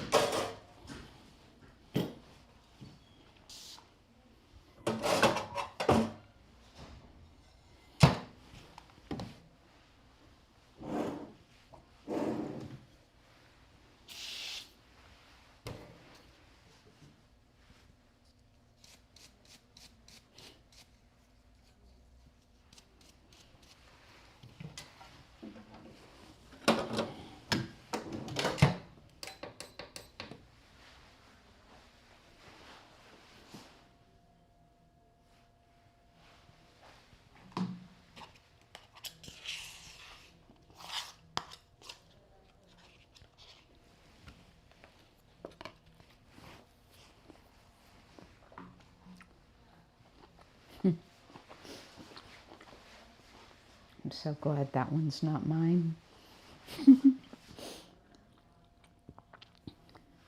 So glad.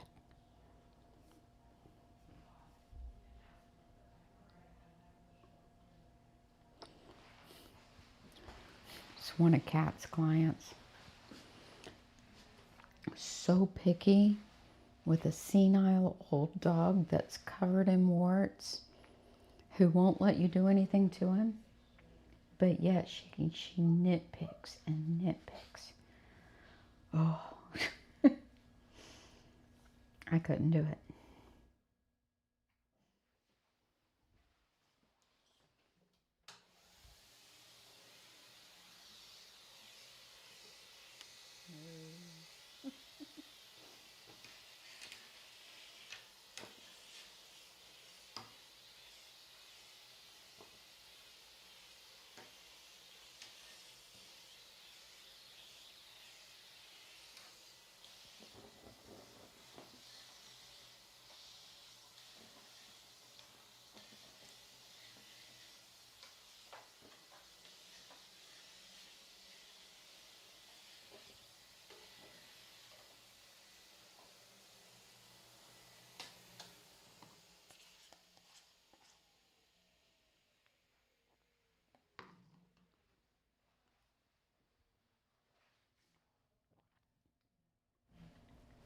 She's out there giving long, detailed instructions of what she wants.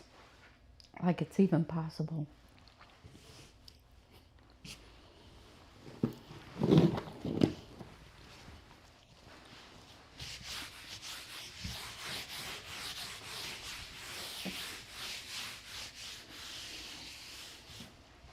Y'all know me. That's the kind of client that would be like, out, go. If it were mine. Nope. All right.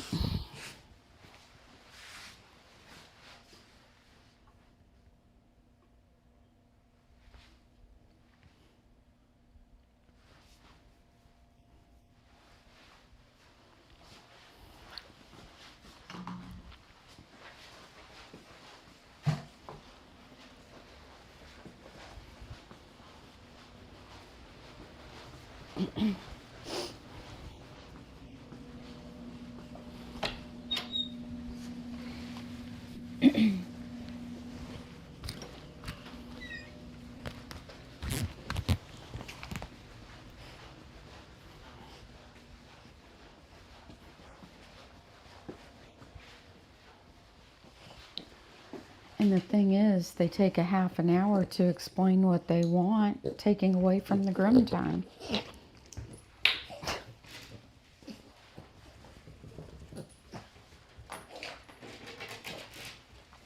This is Eddie. You guys know Eddie. Yes, I know it's Eddie. Okay, you gotta stay calm though. I can't let you get all crazy because you have a bad back. Yes, you can't be jumping around. You can't be jumping around. No. Like trying to keep you still is a thing. Come here. Come here. All right. I know I love you too.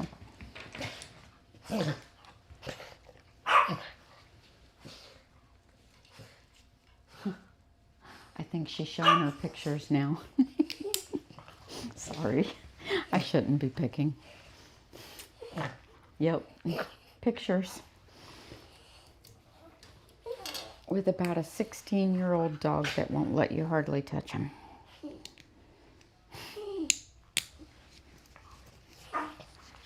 Okay. It gives me stress and I'm not even doing it. Okay. Let's get you done. Yes.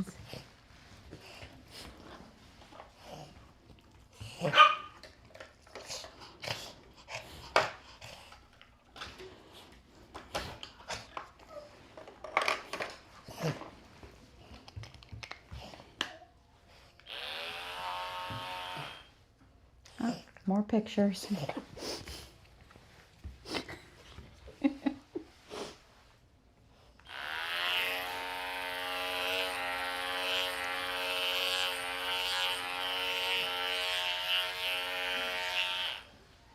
Hand signals.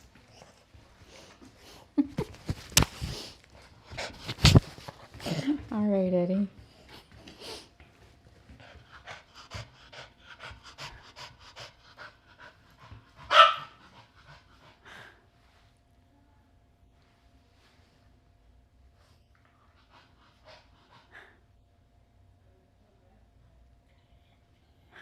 I'm sorry, I'm enjoying the show.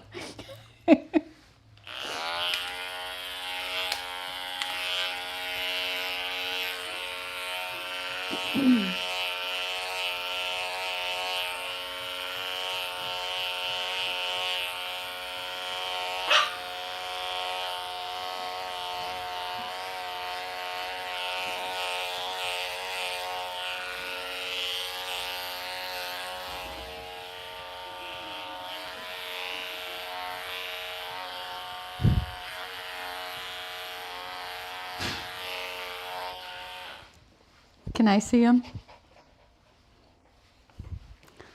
I saw we had lots of detailed instructions.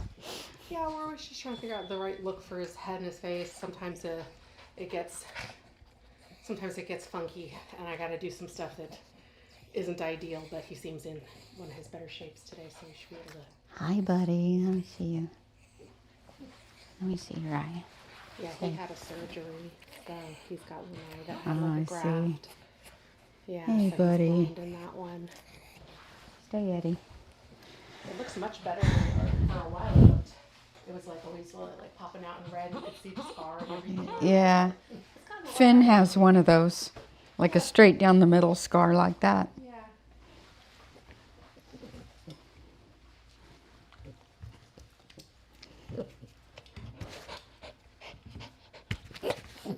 Eddie. Quit kissing me.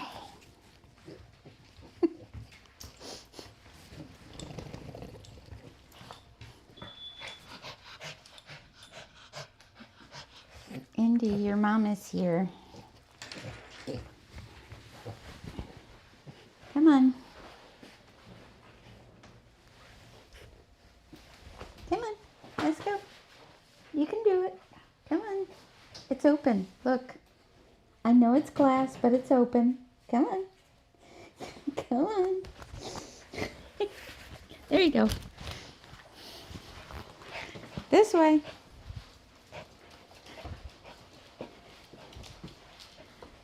Here he is. You can just pay when you pick her up. I was like, that's Can you not reach him? Hi, cute. Yeah, I looked up. Hi, cuteness. Hello, Tubby Tubbykins. Did she tell you you was fat? Because I told you you was fat. Still not that. I was that turkey. A turkey. I was taking care of my uncle or my cousin. He had a jet ski accident, so they had him in induced coma for like 3 weeks. Oh, wow. So he was with Daddy. So I will see you at 4 o'clock. All right. Thank you.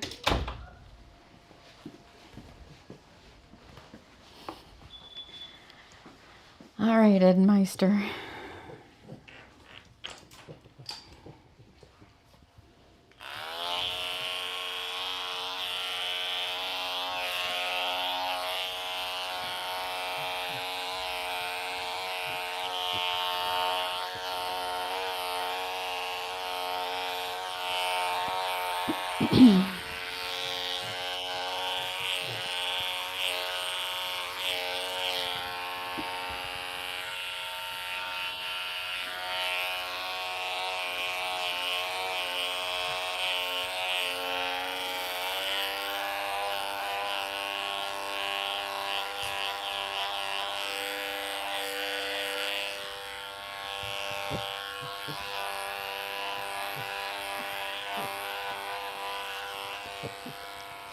Yes, you're my boy.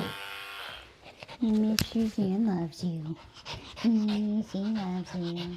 All right, let's go take a bath. Come on.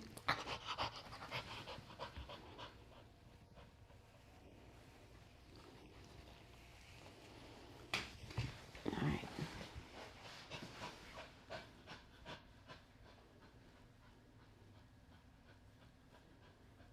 Let's see here.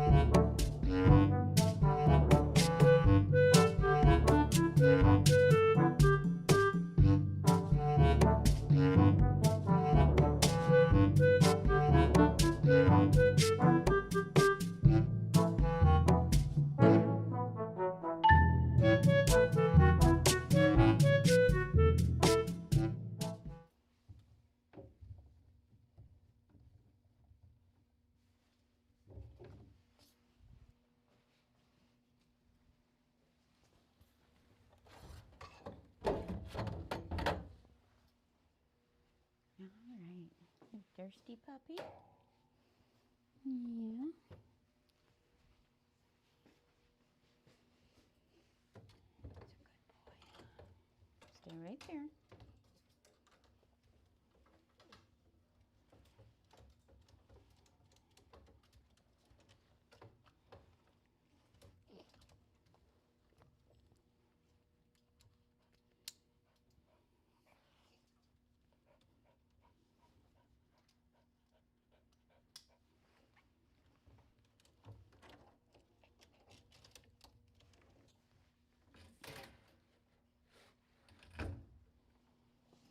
Stay right there.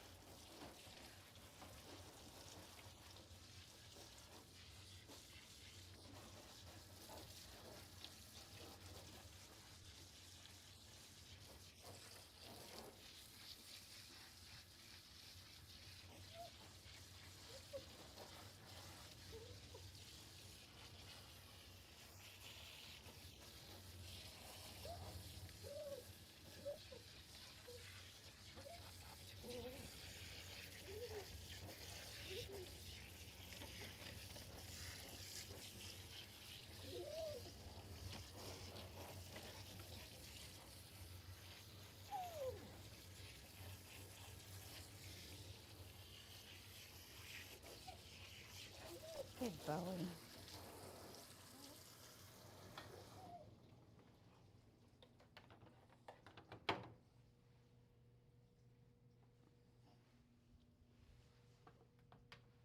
Yes, you're a good boy.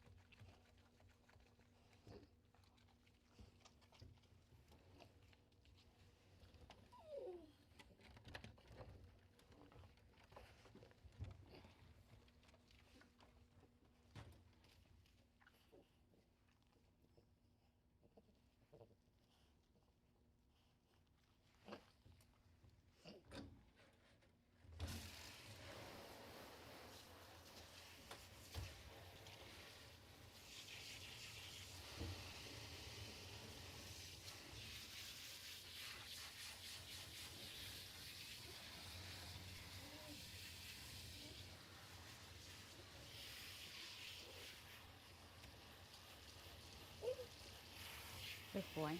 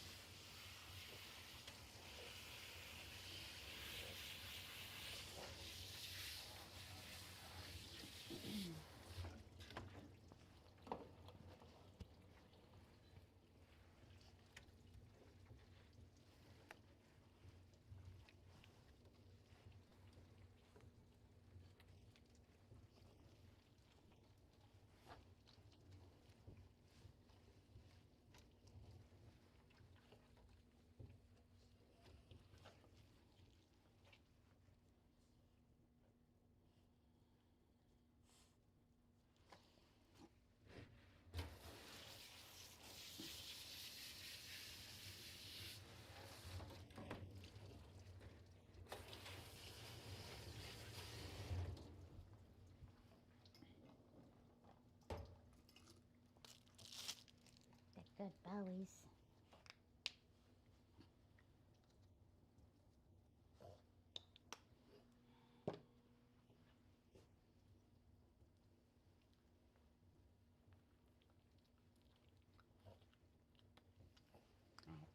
That.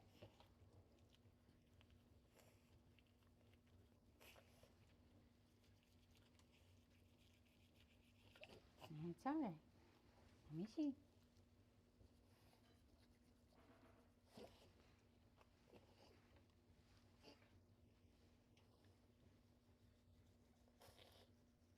I know.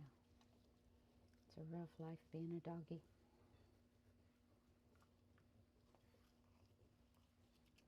Good boy.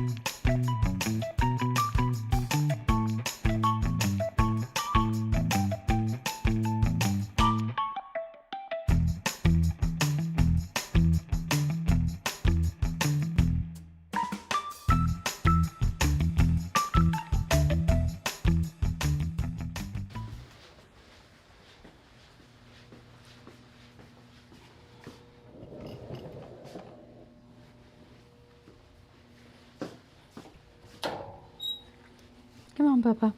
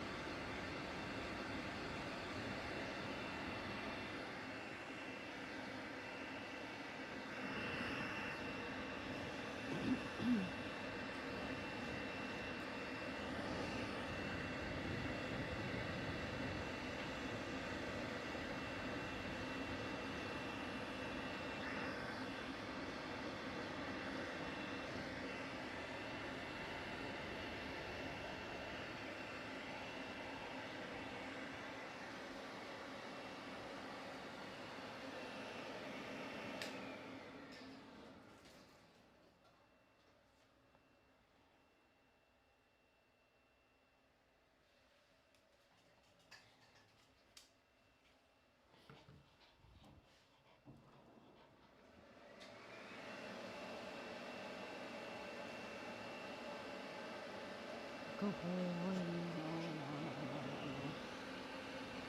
No, no, no, no, no, no.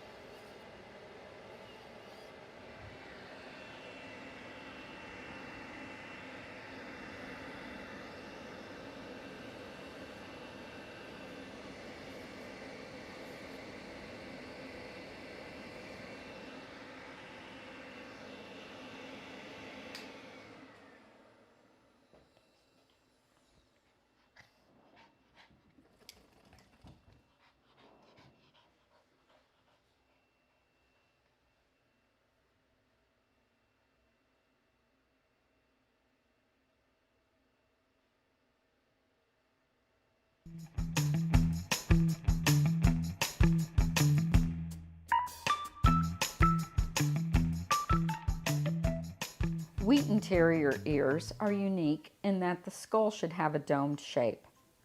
So the clipped line on the ears begins at the break of the ear, meaning the area where the ear begins to fold downward. I clip the underside of the ear with a tin blade, cleaning the base of the ear opening, while being careful not to interfere with the hair that is needed on the outside of the ear to create the top knot. The outside of the ear is clipped to approximately 3 millimeters.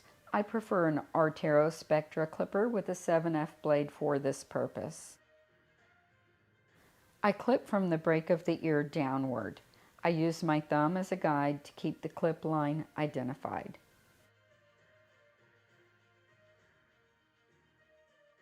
Next, I tidy up the edges with my scissors. The properly groomed Wheaten Terrier is a very handsome dog.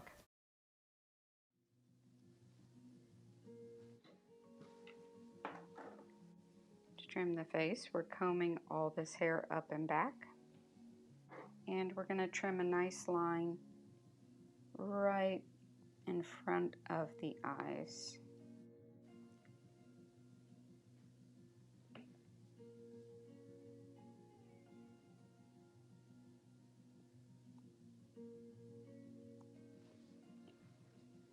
With our curvy shears upside down, we're going to create an oval of the mustache.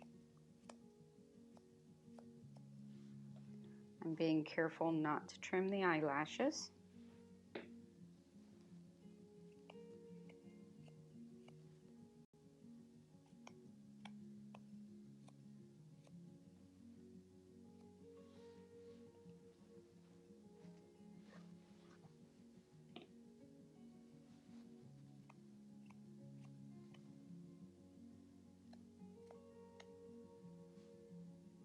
Trimming off this little bit of hair right on top of the nose so that the nose doesn't have any hair falling over it.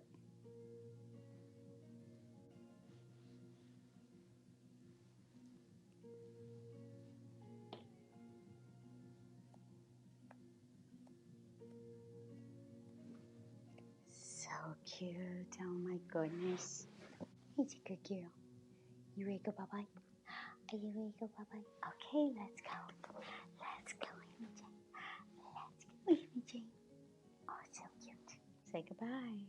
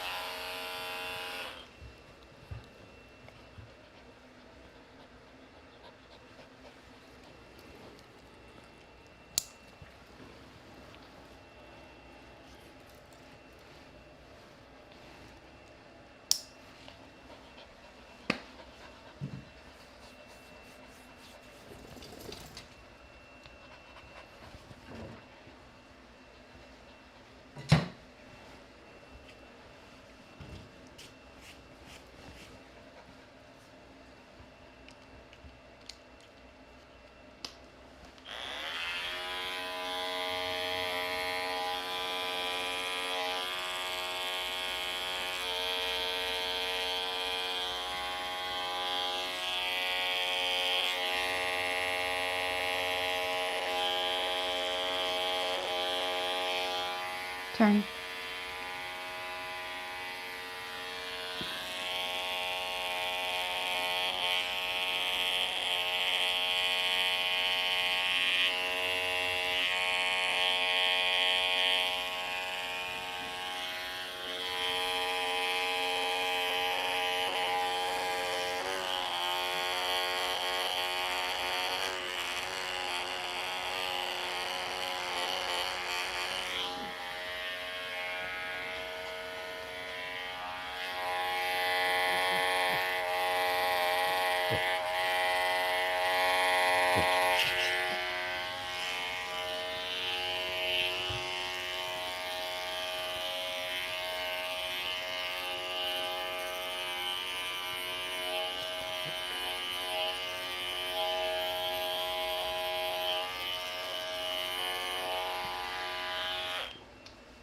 So I was very happy.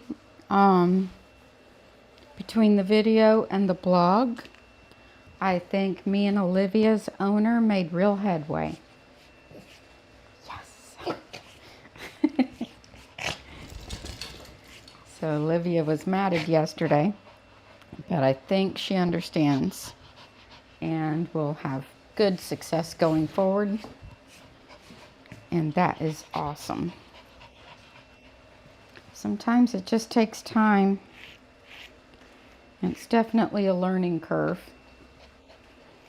But giving the people the tools for success is key.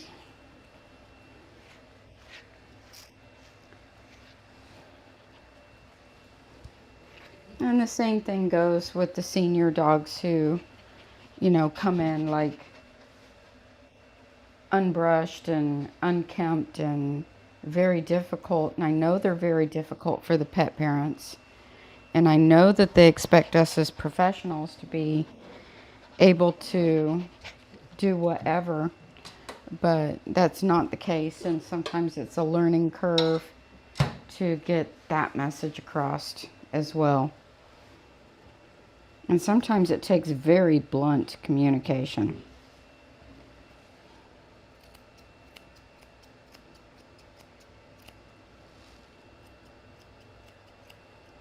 And sometimes that blunt communication isn't received well. I don't know if you guys remember a Shih Tzu that I used to do that was so difficult for her face. Like one of the worst. And it was a senior and she would not let me get around her eyes. And the pet parent kept giving me these long detailed instructions, and I want you to get her clean around the eyes this time. I want her tighter around the eyes. I'm used to having it all shaved around the eyes. That's what I want. And I'm like, she can't handle it. She's had it done all her life. All my other groomers could do it. You know, and I'm like, you don't understand. She's a senior now. She can't do it. And she was getting real frustrated with me, and every single appointment, she would tell me, I need to do a better job. And I'd tell her, I can't. And finally, I did a video and showed her. She never came back. It's like, she saw that and she's like, nope, I'm never using you again.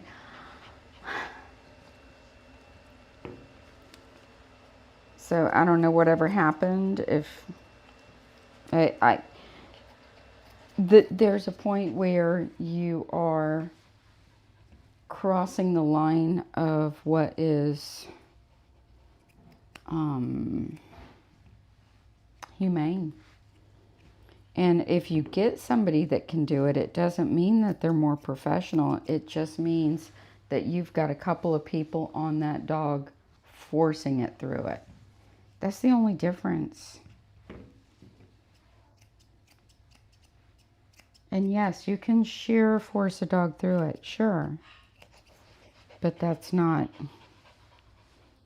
what you want.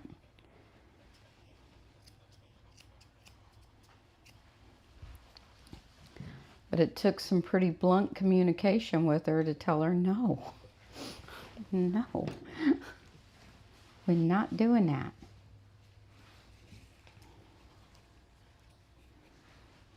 Now, if you look at, there's other grooming channels where you will see a groomer who can handle anything and get anything done.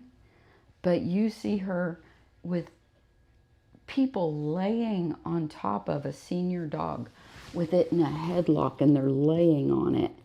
And the dog is screaming. And they're getting it done. Yep, you can do it. Sure. And that's how it's done. You won't see me doing that.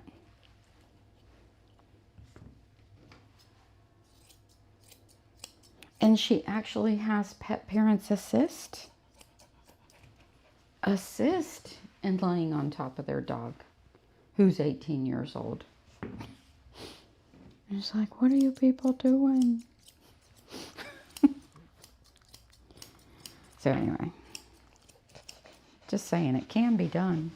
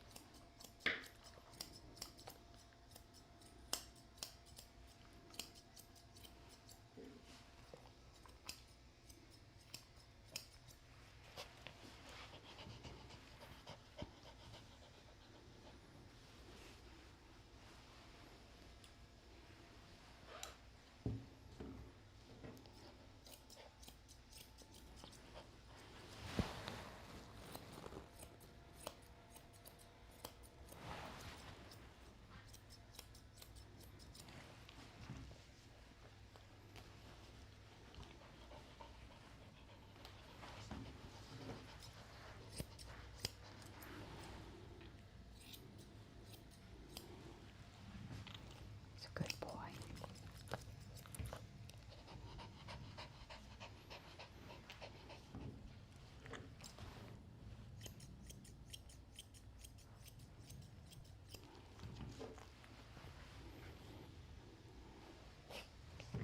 This is such a cute dog.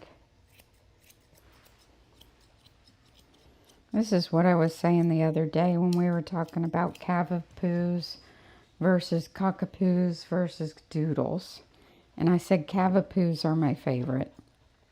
He's a rescue dog. We're not 100% sure that's what he is. But he's got the Cavalier tongue. It's got the Cavalier eyes. He's got some Cavalier coloring. He looks like a cavapoo to me. Like every other cavapoo I do. And I just find that their coat is so easy. If you're set on a mix like this, I find the coat super easy to work with. It doesn't mat unless you don't take care of it, But it's not like a easy matting coat. Like this dog could go 3 weeks between baths and not have to have a brush touch to him. Except maybe the tail. And as long as he gets a proper bath and blow dry and this type of haircut, he'd be a super easy keeper. Personalities are to die for. They're always so happy and so joyful. And they're a nice size, like usually 18 pounds or so. Just so many, it's a good size for kids or apartments or anybody, seniors, to be able to handle okay. Just a really nice dog. And I've never seen them, with any, like, serious congenital problems of all the ones I've known. Haven't seen, you know, anything that raises flags. That's the one thing I love about Coton de Tuileries. Because they weren't popular for a long time and weren't even AKC registered until, I don't know how many years ago, but it hasn't been that long, maybe 10, 15 or something, 10 years, I don't know. So, well, maybe longer than that, time flies, but anyway, I just don't see health problems in them. They're just really, really healthy little sturdy dogs.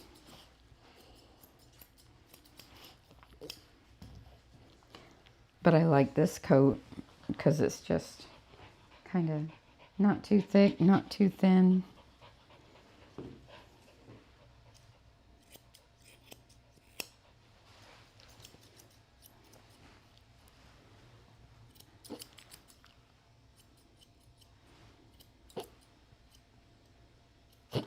I know, you're a good boy.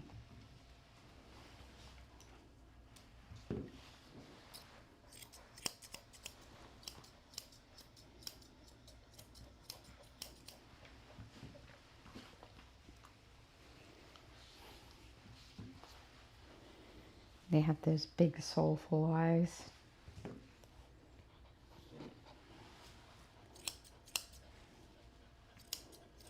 I saw something the other day that really surprised me. I showed it to my husband because we've had Rottweilers, you know, many of them. And I saw this picture of a Rottweiler and I'm like, is that AI? What is that? That's odd looking. It didn't even look real to me.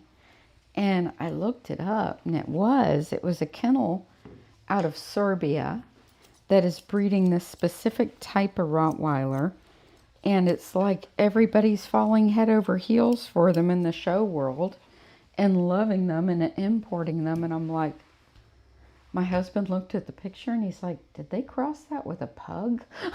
Because that's what it looks like. It looks like a pug face on a Rottweiler. Let's see if I can find a picture of him for you. I was shocked because of the wrinkles on the nose and the short face. Let's see, Serbia Rottweiler.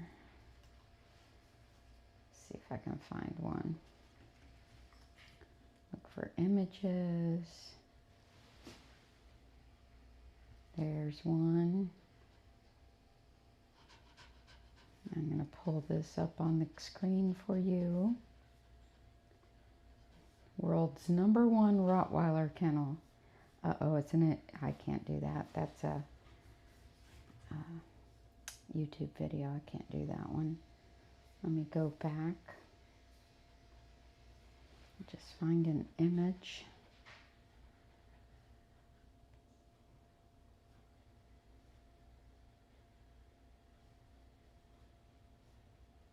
Looking for the one I saw the other day. It was like, that's crazy.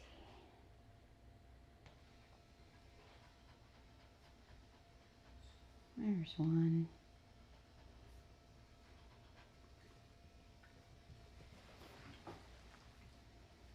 Aha, here's the image I saw. Let me expand it a little bit and take you guys with me.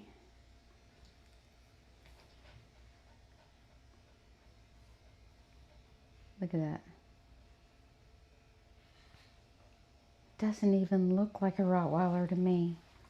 I'm like, oh my word. What have you done to my favorite breed? One of my favorite breeds. I've got a lot of favorite breeds. Let's see if we can find any more from there. Come on. I guess not. Oh, I gotta do it over here. Come back.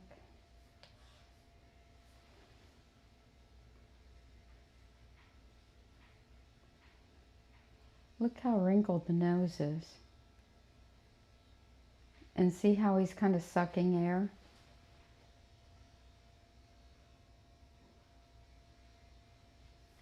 So anyway, kind of crazy to me.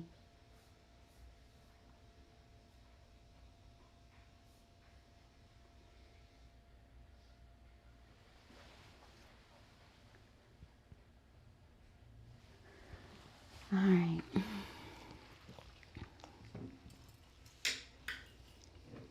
It's the #1 Rottweiler kennel in the world, it says.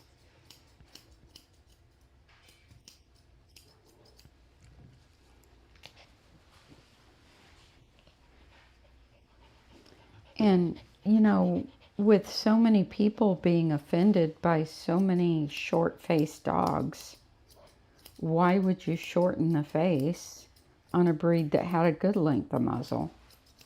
That doesn't make sense to me.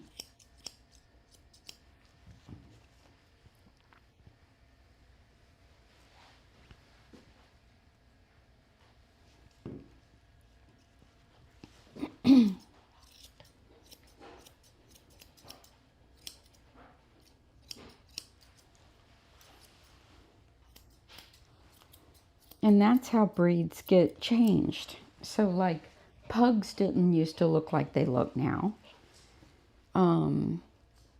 The Old English bulldogs didn't look like they didn't used to look like that. Now they do. That's how breeds get changed. It's like somebody sees that and they're like, ooh, I like that. And then they start importing them and they start breeding to them and they start changing the breed by normalizing that.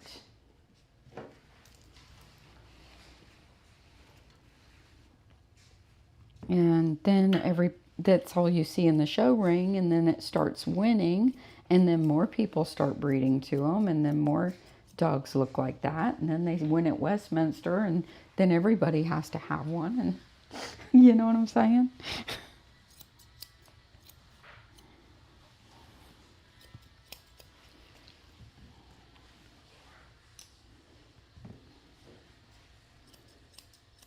But it's a working breed. How can a breed work if you start inhibiting their ability to take in air, you know? And I'm not saying, you know, that those dogs can't, but what happens is when you shorten the muzzle is the palate.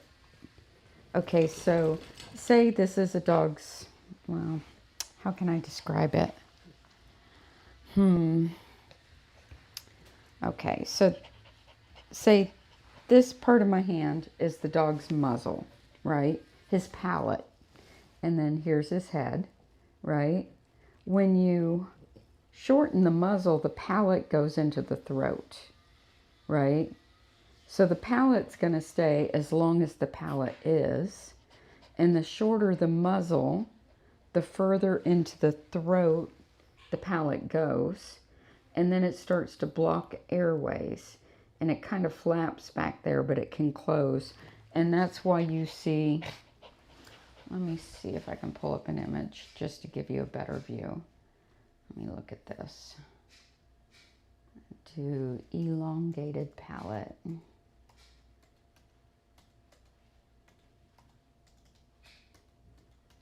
Dog.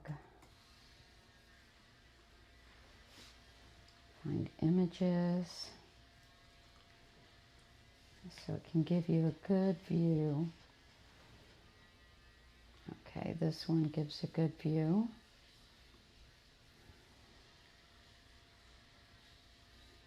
See if I can find this image. Here we go. This one's good. So this is what happens when you shorten the muzzles. See the palate? See how it comes down and closes off the airway. So a dog with a long muzzle, this comes straight back and you've got a nice open area here. But this is why you hear all the snorting and the when a dog like this is trying to breathe, because the palate doesn't change length just because the dog's nose changes length. or its muzzle, right? So when you breed a dog with a shorter and shorter muzzle, the palate is still there, closes down, and they can't breathe. And that's why they suck air.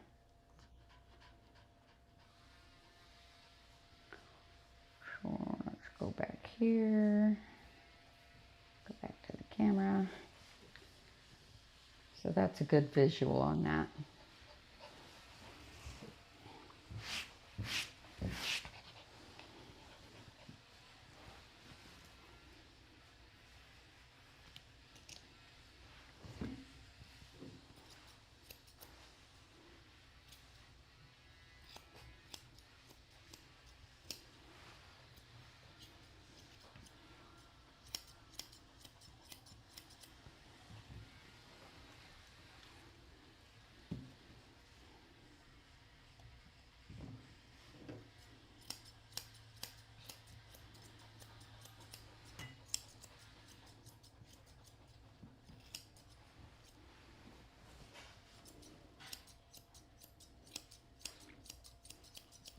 So I know some breeds are already built that way through human design, but why take a perfectly normal muzzle and change it, you know?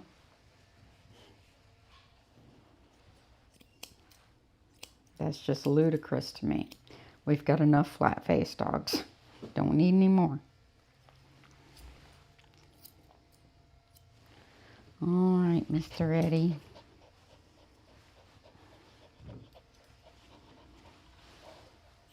And I would be perfectly happy to see Pekingese with longer muzzles, or pugs with longer muzzles, or Old English sheepdogs with longer muzzles.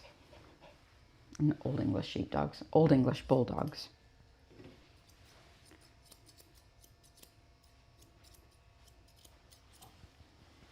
Wouldn't hurt my feelings at all to see them change.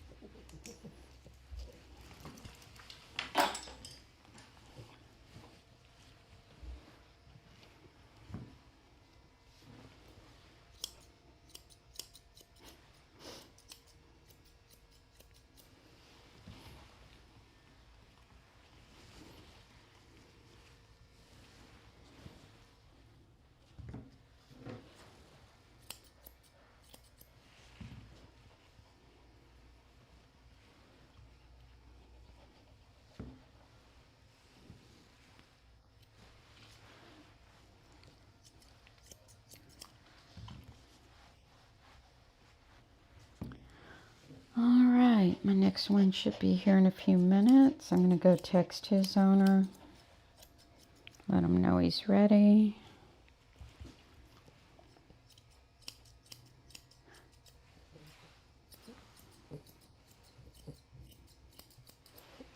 That's a good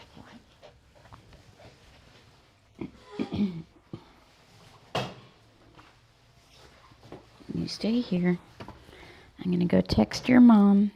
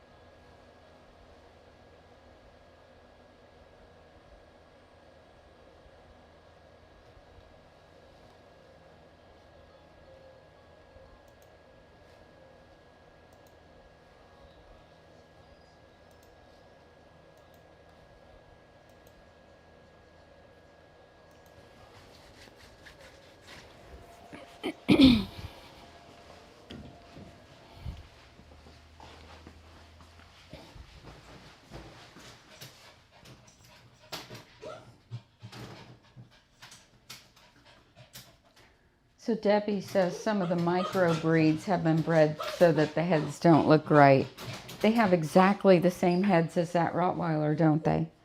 Big rounded top skulls, offset eyes, shorter muzzles. And it's weird because they all look alike. That's the freakiest thing to me about the micro breeds.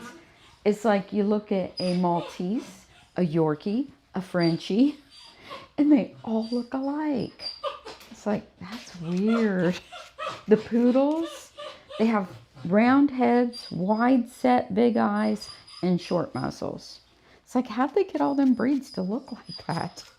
They don't even look real. Just like the Rottweiler. It's like, is that AI?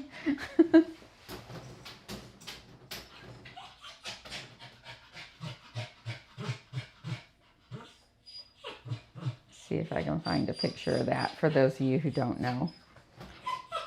Micro dogs, puppies.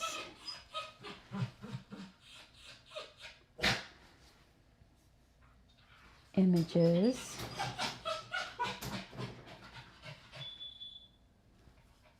Oh, here's our doggy. Oh man, that one's so cute. I'll show you this real quick. Look at this one. Like, oh my gosh, they're so cute.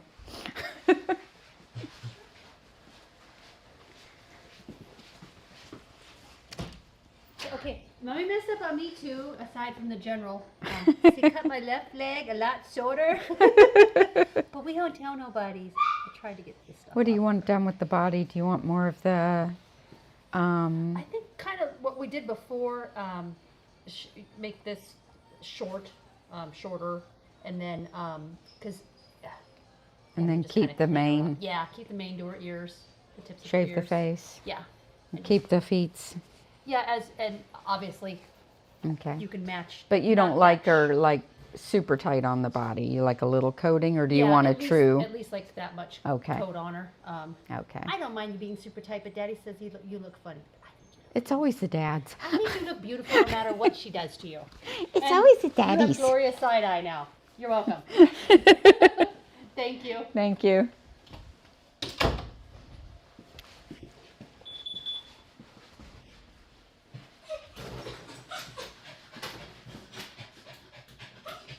So see what I mean? Like, look at this one. Look at the poodle. It's like they all have these big eyes.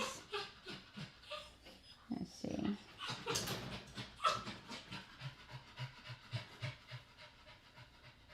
Oh my gosh.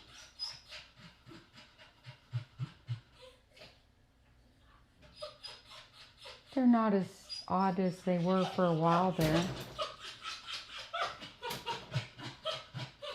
Looks like they've kind of come out of it.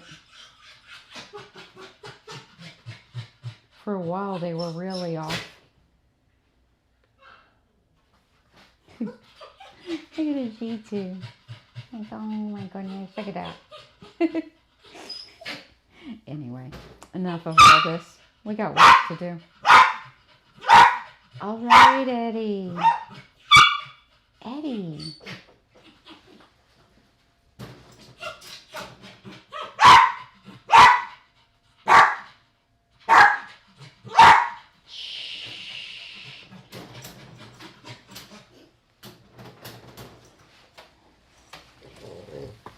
Come here. Oh, stop. You're fine.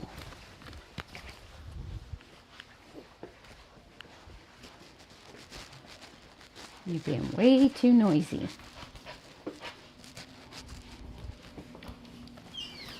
In you go.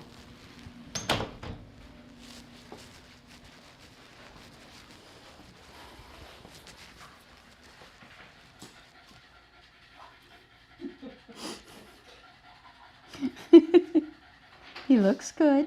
He's being a good boy today. Yay. It's always nice. Yeah. Yeah, when they have their good days, I get as much as I can done, because you never know, the next time might not be a good one. All right. Got a bruise on my arm.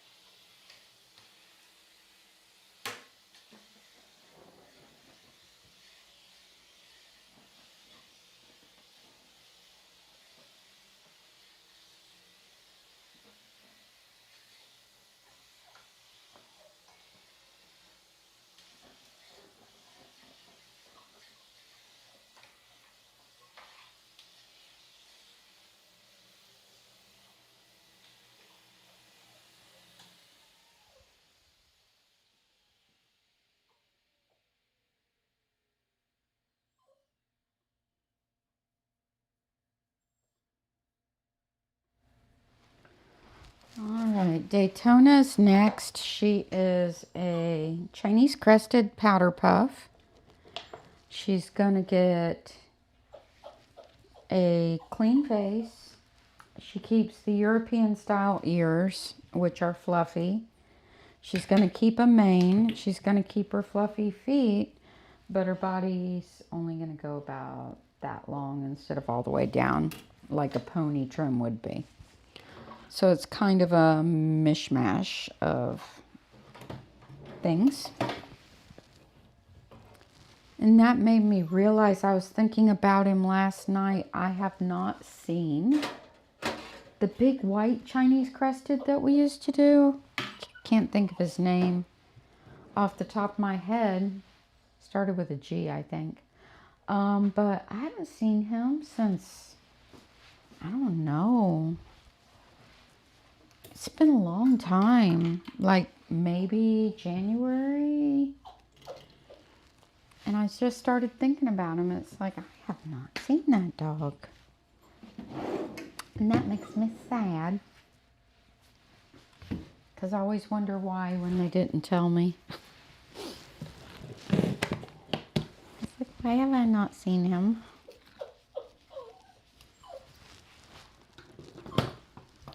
And then I've been wanting to reach out to another client I haven't seen in a long time. And her dog was a senior, so he might have passed. But I don't know. But I haven't seen her since like May, so I'm like... And then you're always like, should you reach out or should you not? Don't know.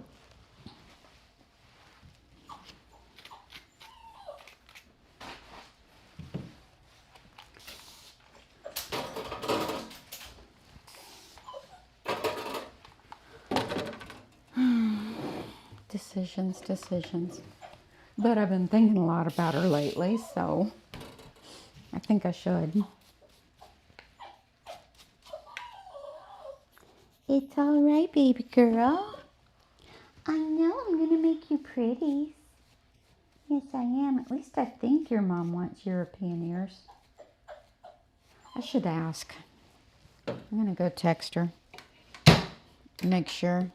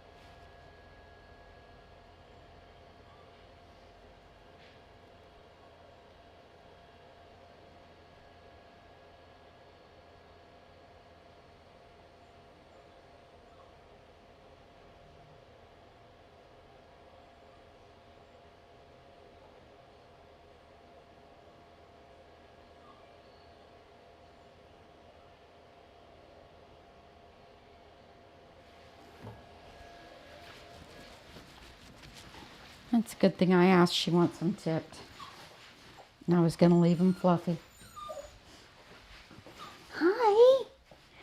How are you? Come here. All right. Here's a pretty girl. Here's a pretty girl. So Mom said she accidentally trimmed one of her boots too short. It's got a short boot. Yeah.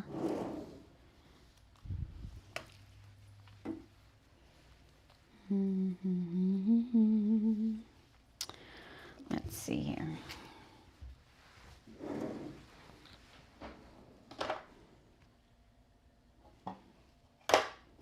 She's a daddy's girl, aren't you? You stay on the table. You're not going nowhere. I see what you're thinking about. You're not even gonna do that. Come here.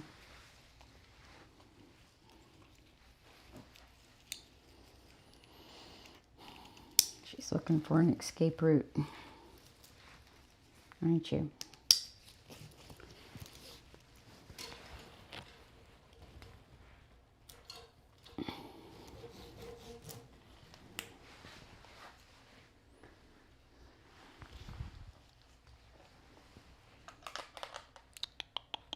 It's okay.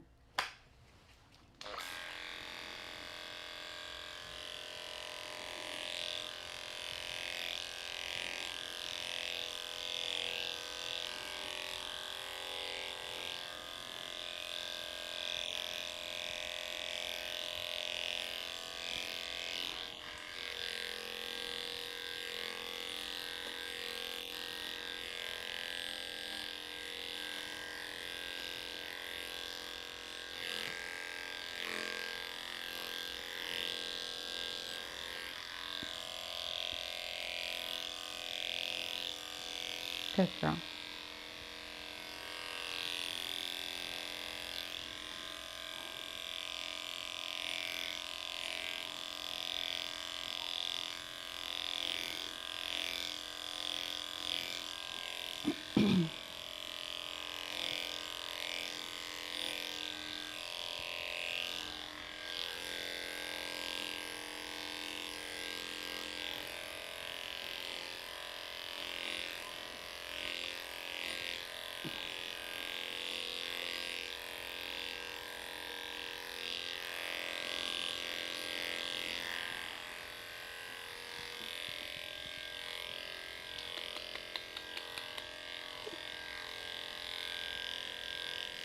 Pretty baby.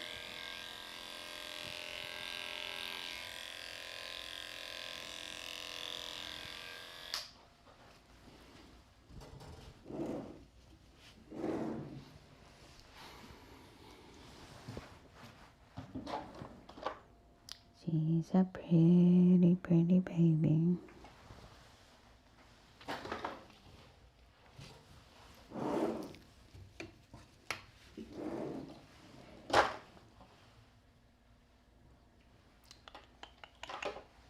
I think I only have one dog left after this one. Let's see.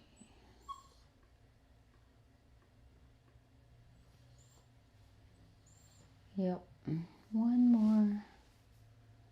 And it will be Molly, the itty bitty 16-year-old Maltese.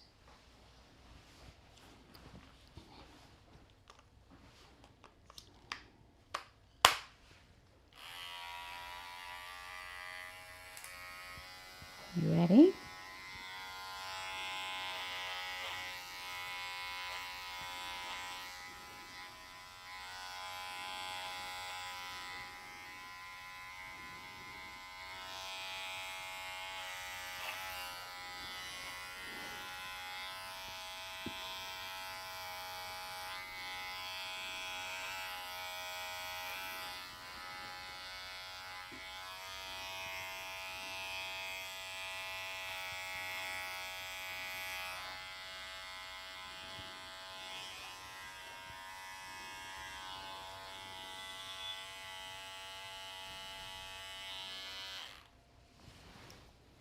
Come on, sweetie. I'll be right back.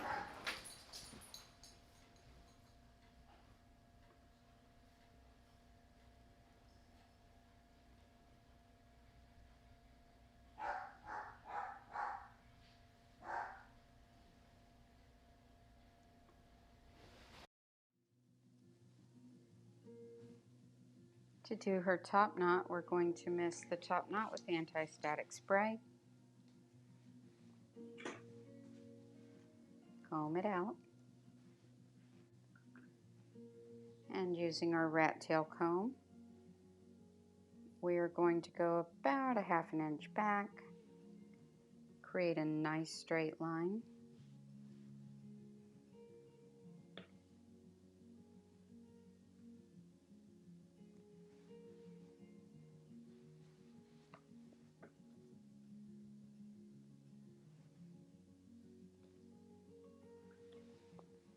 Missed a little bit of coat conditioner on there to help hold the hair back out of our way.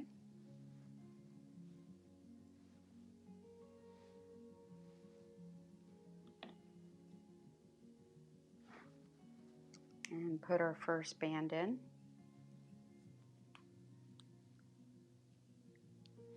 Use our comb to check to make sure that no skin was caught in there. Make our next line right about the front of the ears. Repeat the whole process.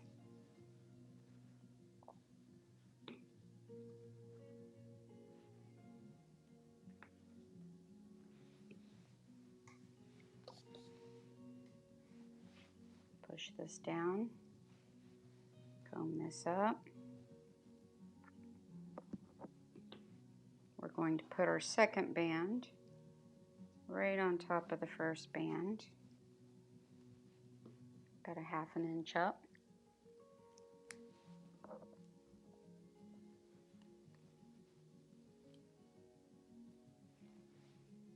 Like so. Now we're going to put our bow on.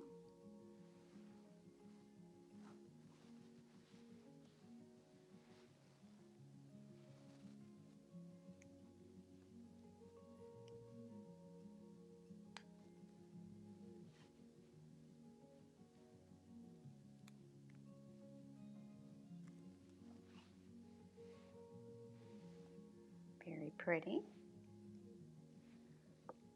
And then we're going to bring all the hair from behind the bow.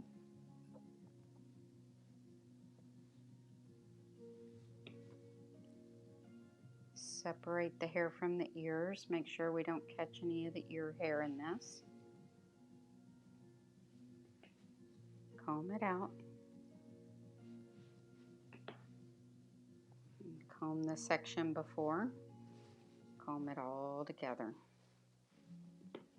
Then put a band right on top of the bow.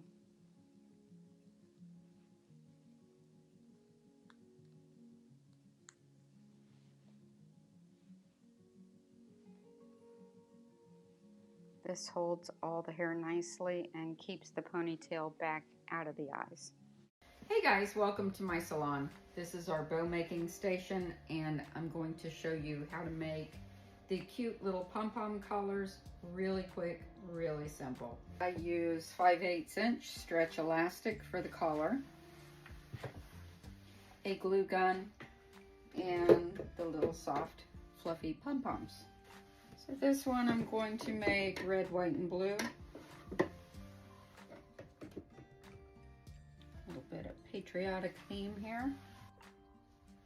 I cut my stretch elastic to 14 inches, so this will fit, say, a heavy set Shih Tzu or any dog with like a 14-inch neck, a Bichon. Put a dot of glue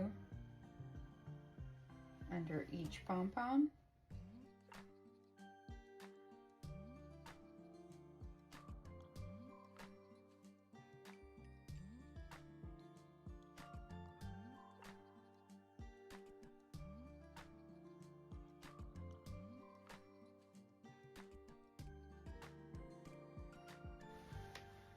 So I leave about a 1/2 inch piece at the end.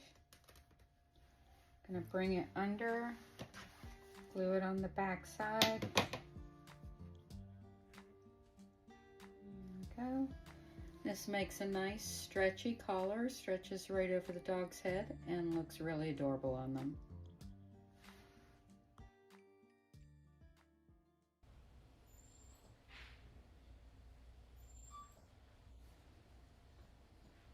Just 1 minute, guys. I gotta look at something.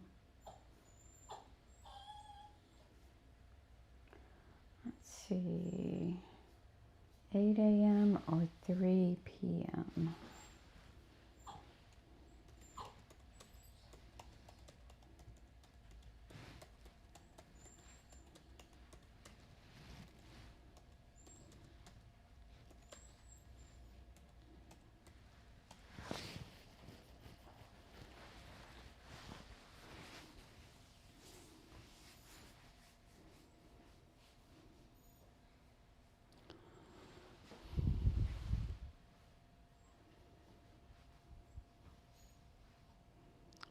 Just one moment.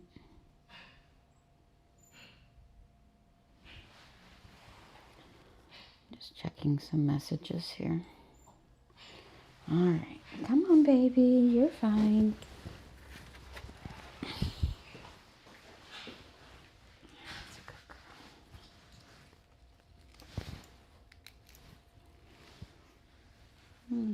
good girl. See? It's all right.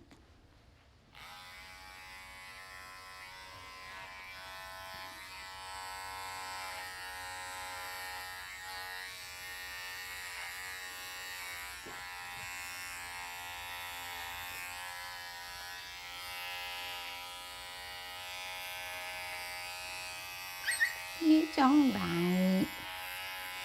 I'm not gonna hurt the baby. See? You a daddy's girl? Hmm. Are you a daddy's girl? I bet you are. Does your daddy love you?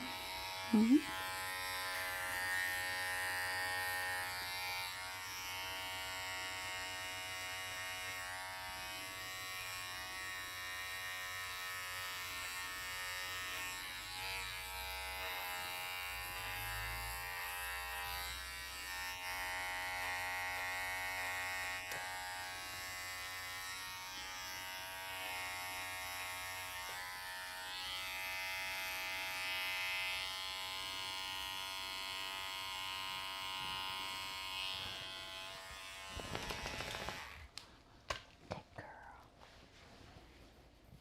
Yes, he's a good girl.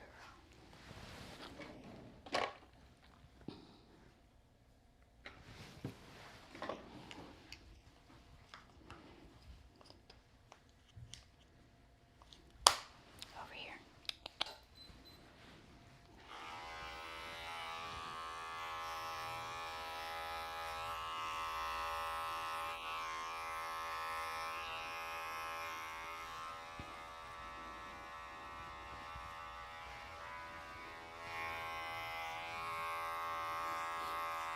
We were talking earlier about warty old dogs. I noticed on Ammo, when I washed him, some little tiny white things all over the place. And I'm like, those better not be warts. I've never owned a warty old dog of my own. I've had several old dogs. None of them have ever been warty. I'm like, no warts.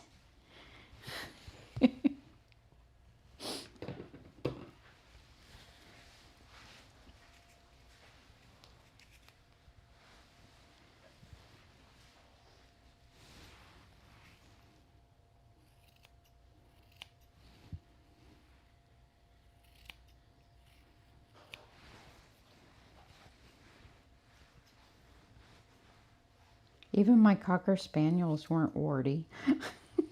And Cocker Spaniels are famous for their warts. A lot of poodles do become warty old dogs, though. It's kind of common.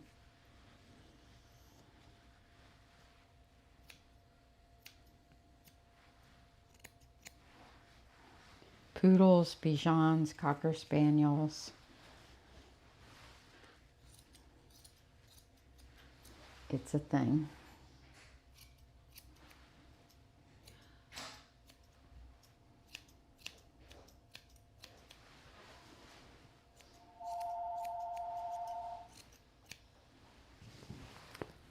I'll be back. Oh, never mind, cat got it.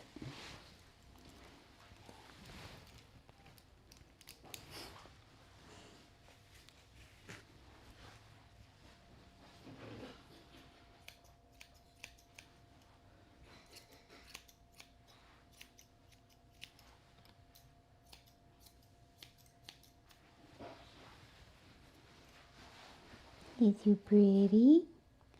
Oh, you're so pretty. Yeah.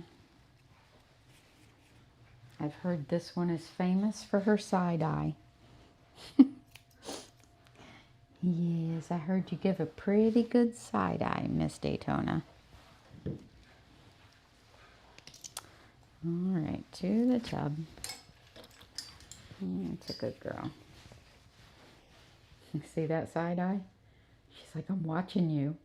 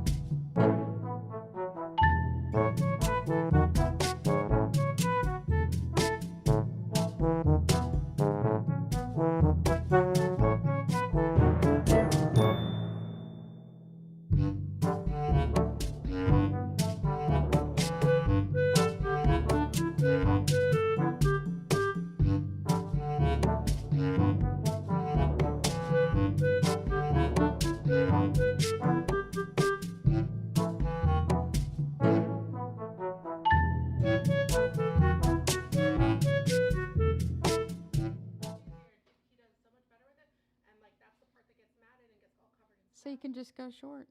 Yeah. that stuff goes short, and then he still gets to look nice in the front. It's like he's never looked like this before. That's cool. Ah, what happened? Hold on. I lost my peoples.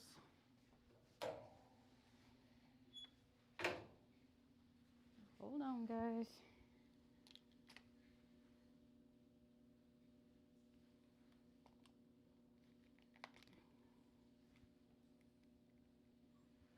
Hopefully I got you back.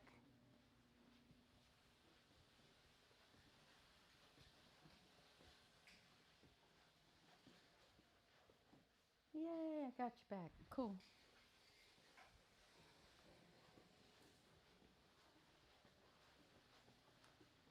All right. Hey, pretty girl. Oh, you're so cute. You got a pretty face. Yes, you do got a pretty face.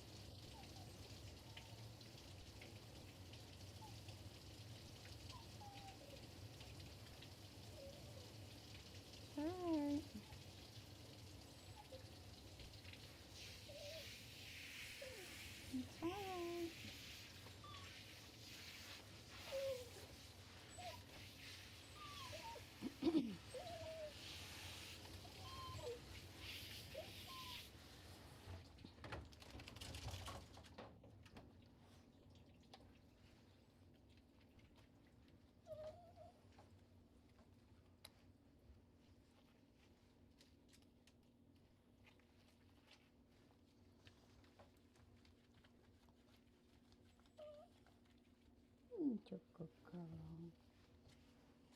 Yes. Such a good girl. It's alright.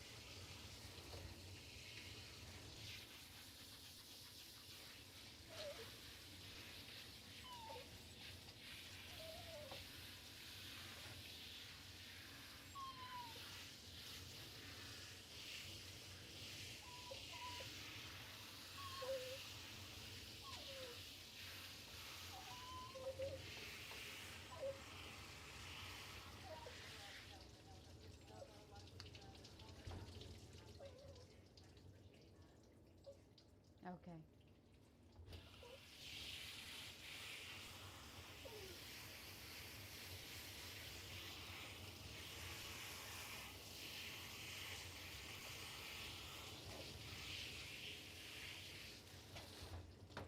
It's okay.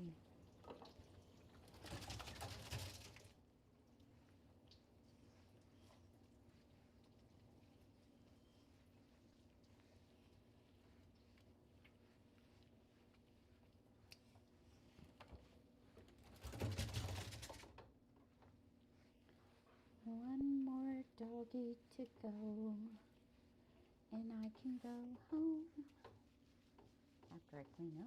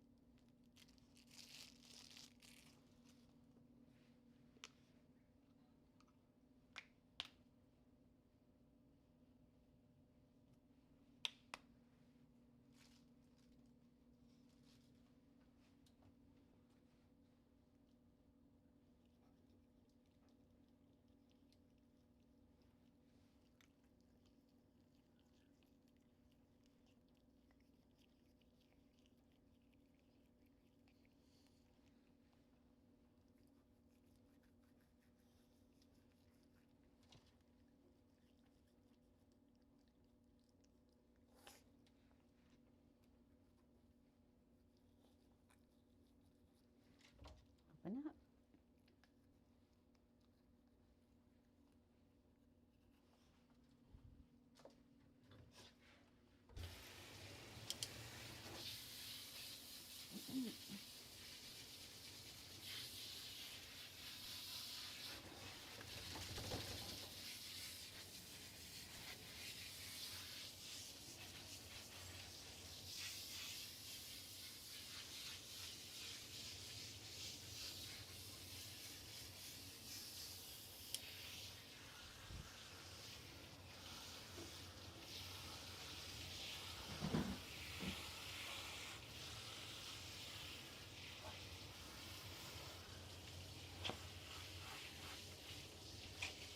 There's no school today, is there?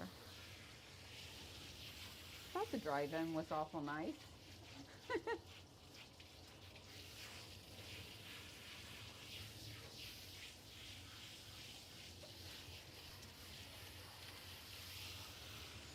Goliath. That's his name.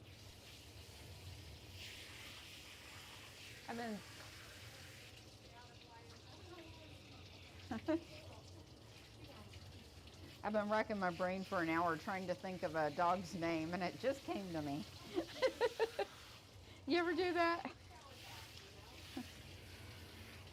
There's a dog I haven't seen in a long time, and I'm like, what happened to him? And then it's like his name started with a G. I couldn't think of what it was, and I just remembered it's Goliath. I'll think about something all day, sleep on it, wake up, be like washing my face in the shower, and go, her to be mad at me that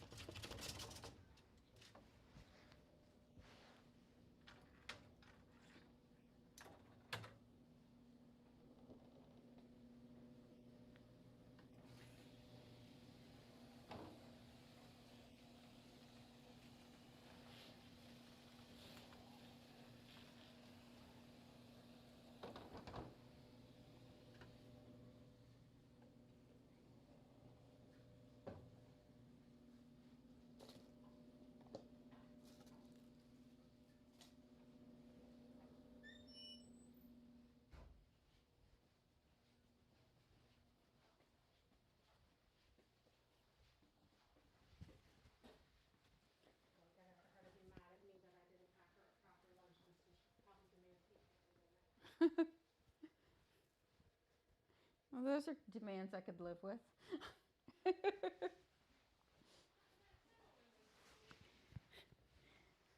It's like you demand, I eat. We're good.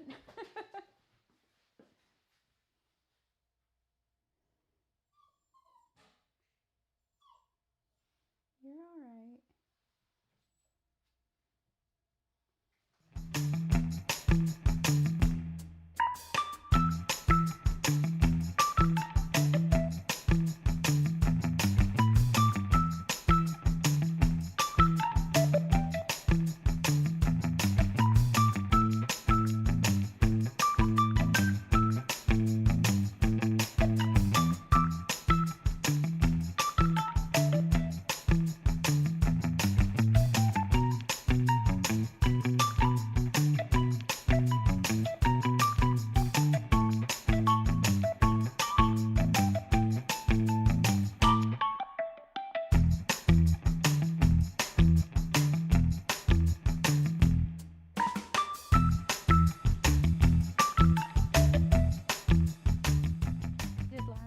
Get her.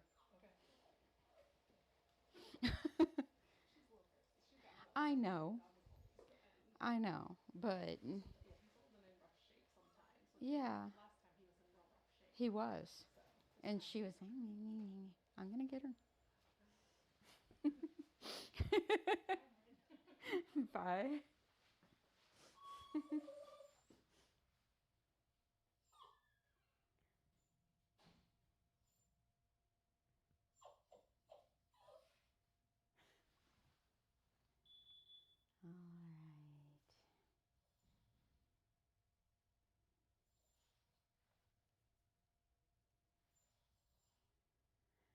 All right. Let's see here.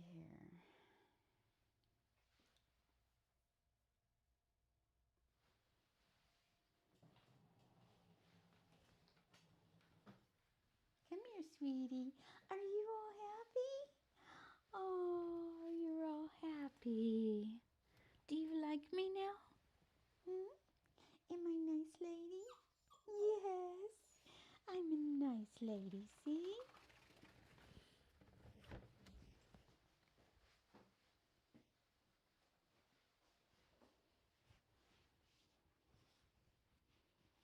She likes me.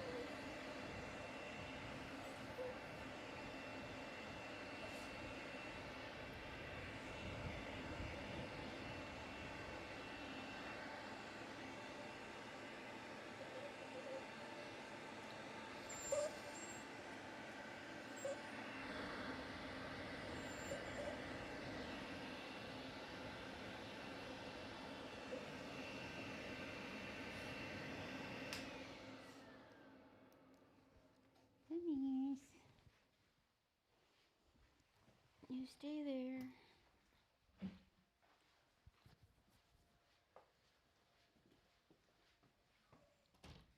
Hi. How's the old lady? She's doing good. Come She's here, staying warm, but honey. this weather. Yeah. I won't take her too short. She needs all the help she can get. Yes. Just clean her up. you. Yeah. Thank you. I Thank appreciate you. it. Okay, normally, do you think just an hour plan on to come back? Uh, Hour and a half? plan on 6 o'clock. Okay. Thank you.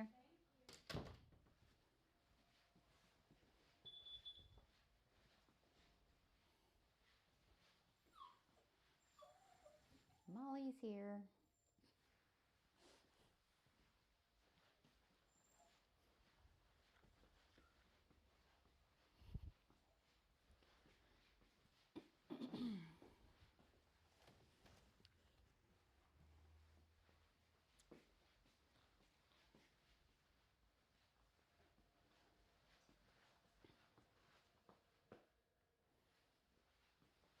Hi.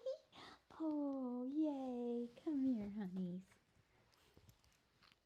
Good girl. My mirror's dirty. I gotta clean my mirror. Yep, I gotta clean it.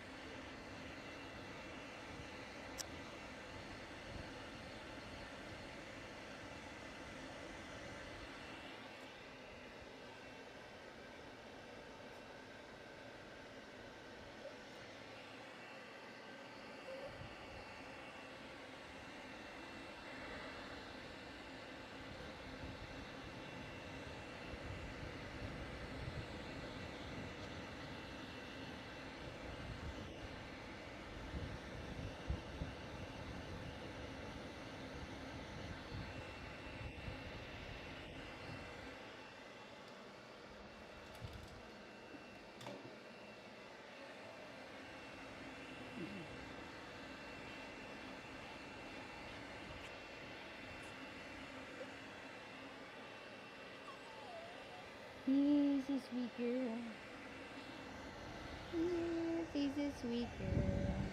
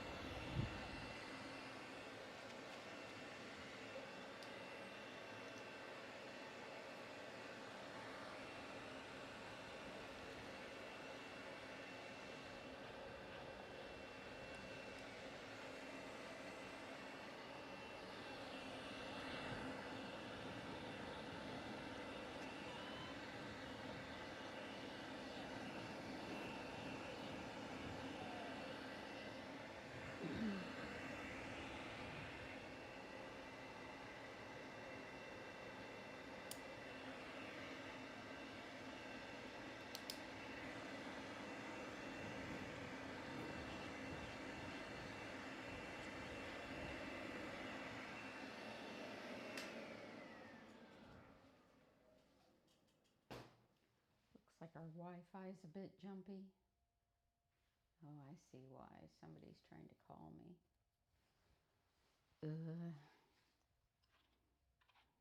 I don't know why that happens when I have do not disturb and no incoming calls, and I check every box. Calls still try to come through and mess up the live stream. I'm like, stop it. Just stop it.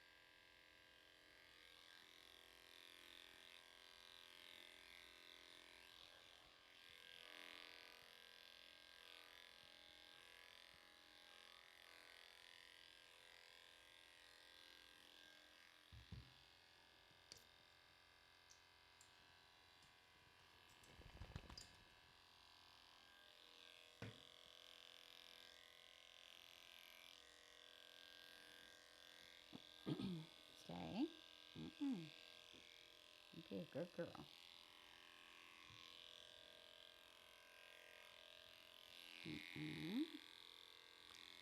You behave your sassy little self.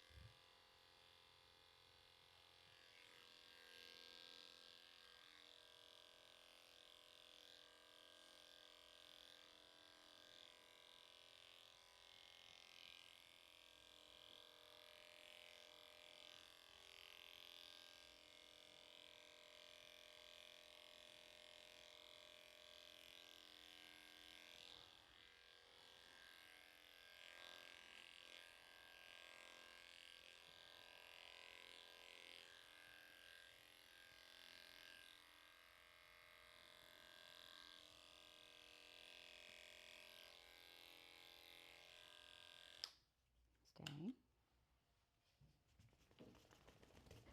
There's a good girl. Yes, he's a good girl. You're not going nowhere. Don't get any ideas.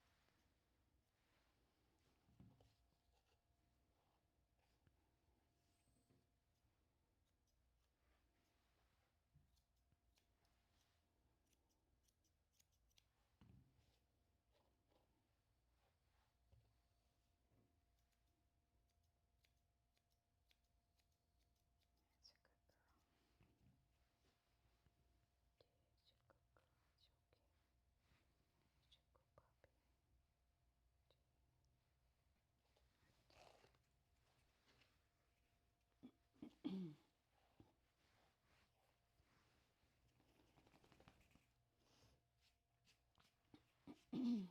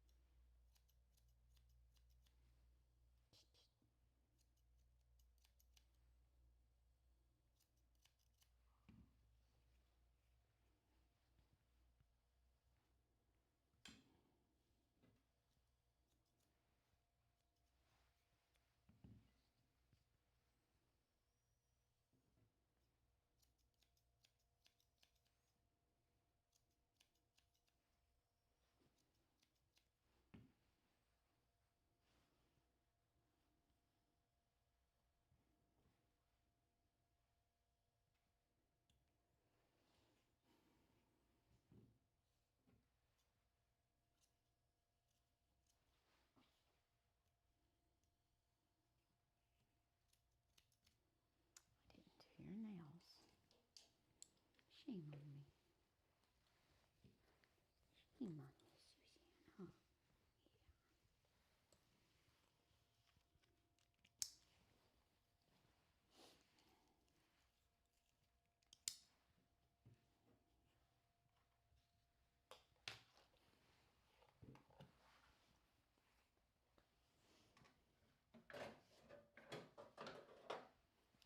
She's got a cute face, doesn't she? And that side eye. She's like, I'm watching you. I'm watching you, lady.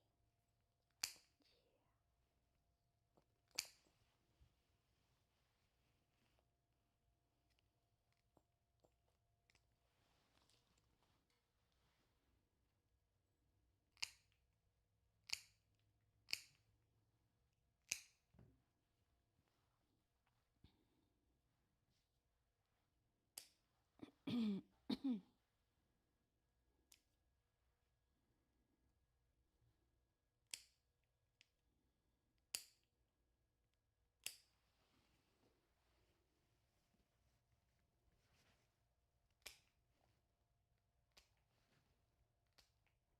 Good puppy. She's a good puppy. It's your turn.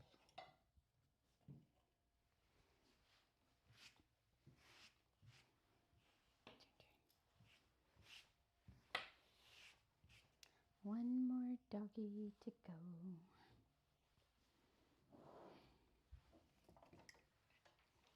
One more doggy.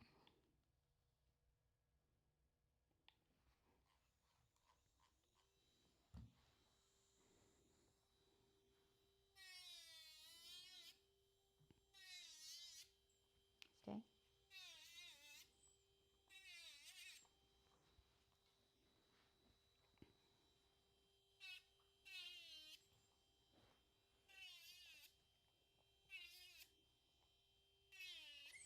You're fine. Get a grip. Go on.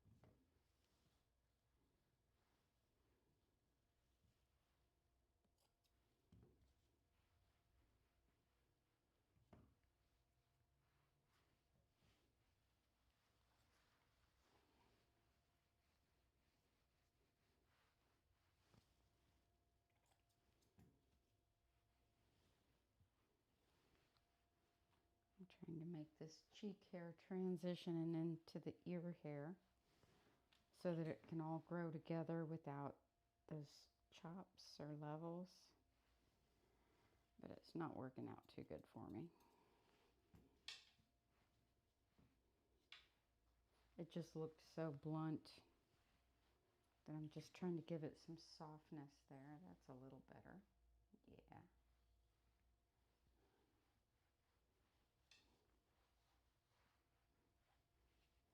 It looked like maybe her cheeks have been shaved back and then they're trying to let the black framing grow back in, which is pretty. But it was uneven with the ears.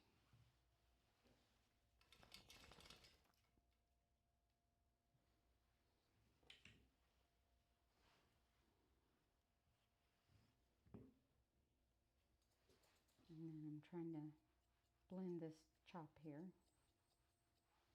so it's not so obvious.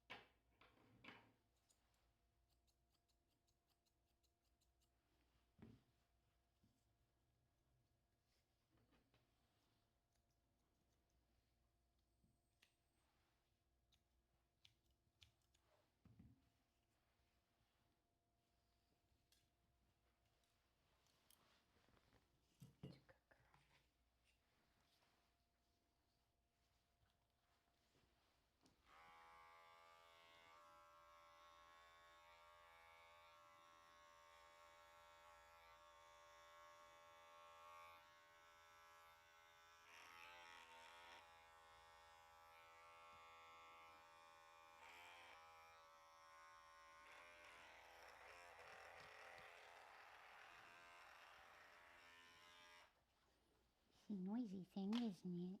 Hmm? Is it a noisy thing? Oh, it is.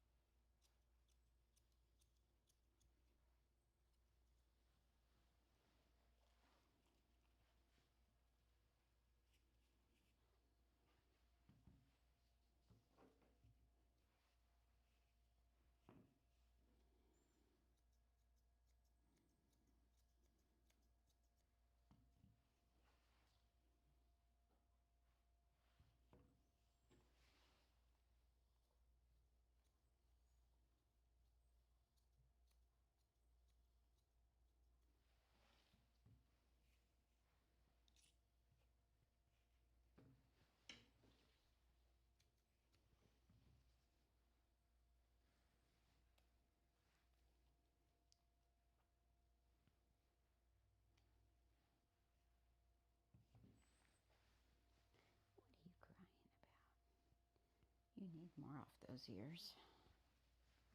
Yes, you do. That's what's wrong with them.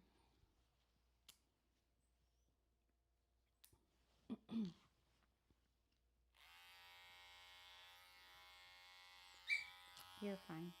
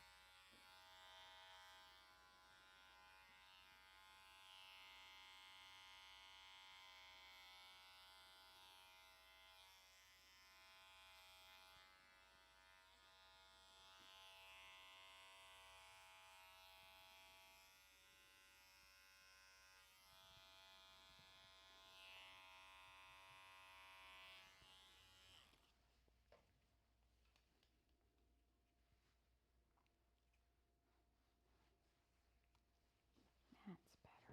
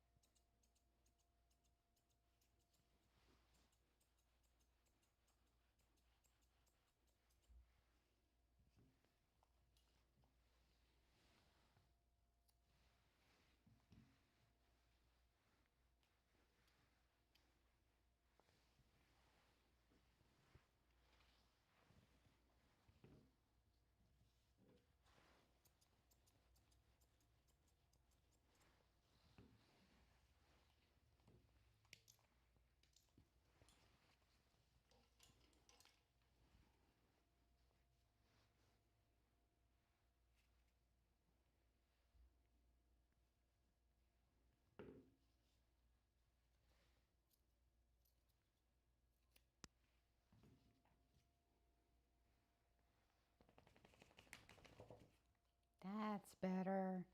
Yay! I was trying to bring her into balance. It just wasn't working. Sometimes you got to do what works with the dog's head and the framing. And it was actually making her mane look off and the cheeks where the black framing is look off. So I had to find the right balance for her, which I think we've got.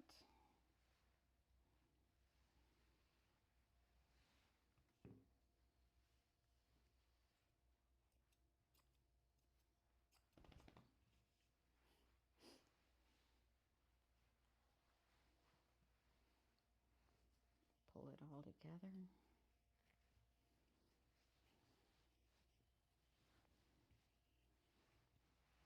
Right?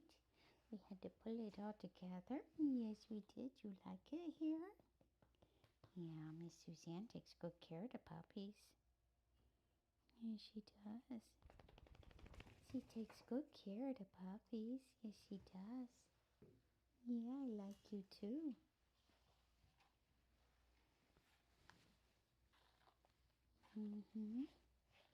I like you very much. You're a pretty girl. Yeah, you're a very pretty girl.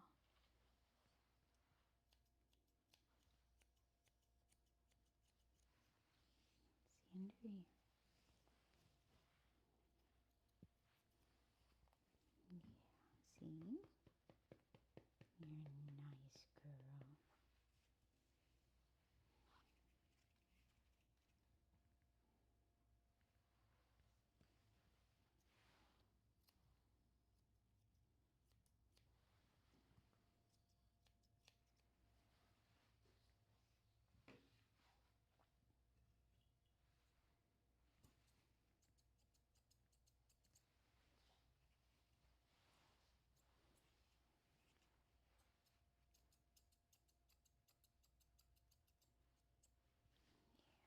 Look how pretty you are. Look how pretty you are. Yes, you are. Need to go over your face. Almost done.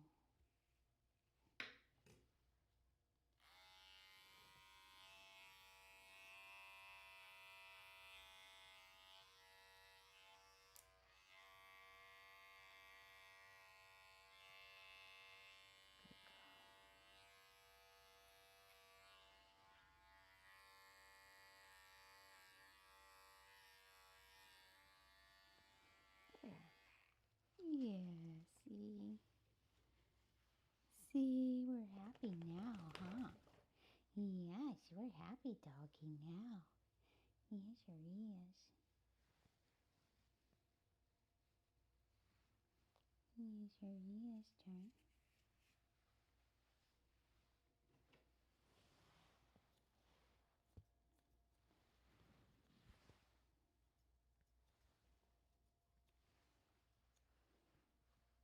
Good girl. There. All right, let's go text your mommy. Come on.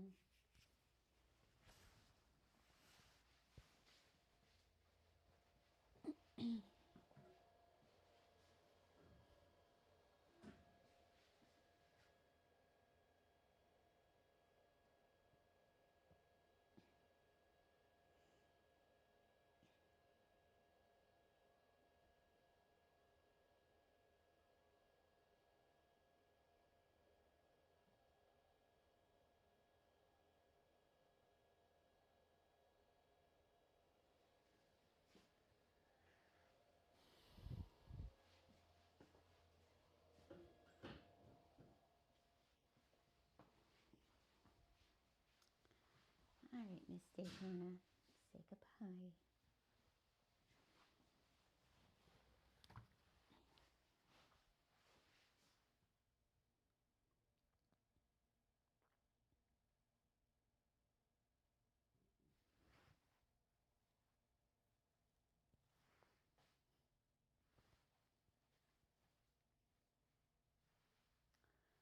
All right, let's get cleaned up. Ready for Miss Molly. You're all right, Indy. Or Indy. Daytona. Yes, you're all right. You look very pretty.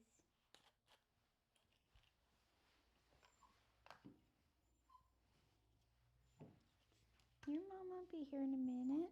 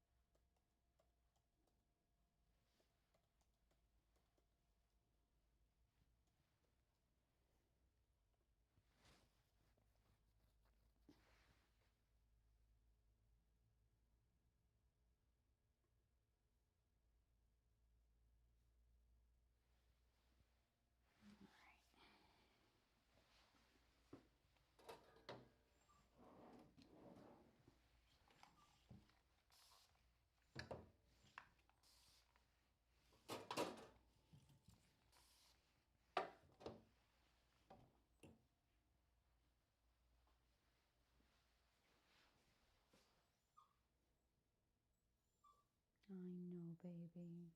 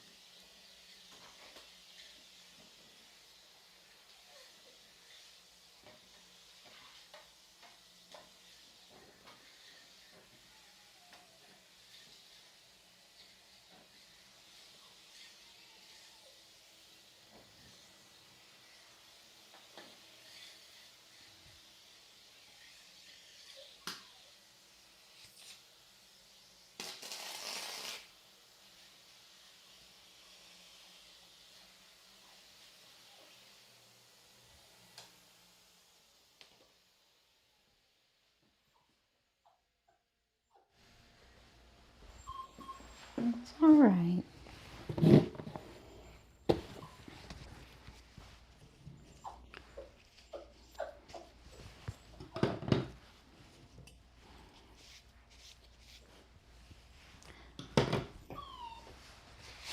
Didn't realize I had my mic turned down all that time. I apologize for that, guys.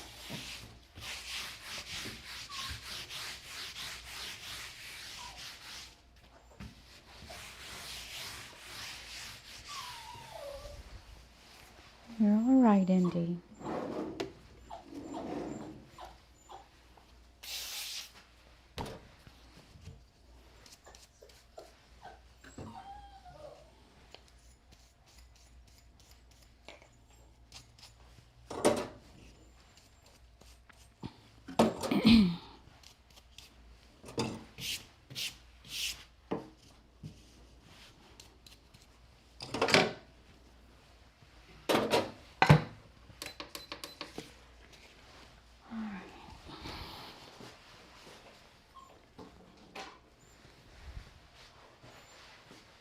I'll be back in just a minute.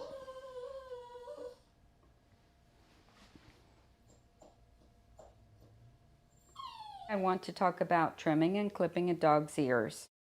Clipping a dog's ears can be very risky, and certain safety protocols should be followed to accomplish this task. Dogs have a blood vessel that runs along the entire edge of the ear. If the ear is nicked, it bleeds profusely. Dogs also have many nerves and cartilage in the ears, so a thoughtful approach to clipping should be considered.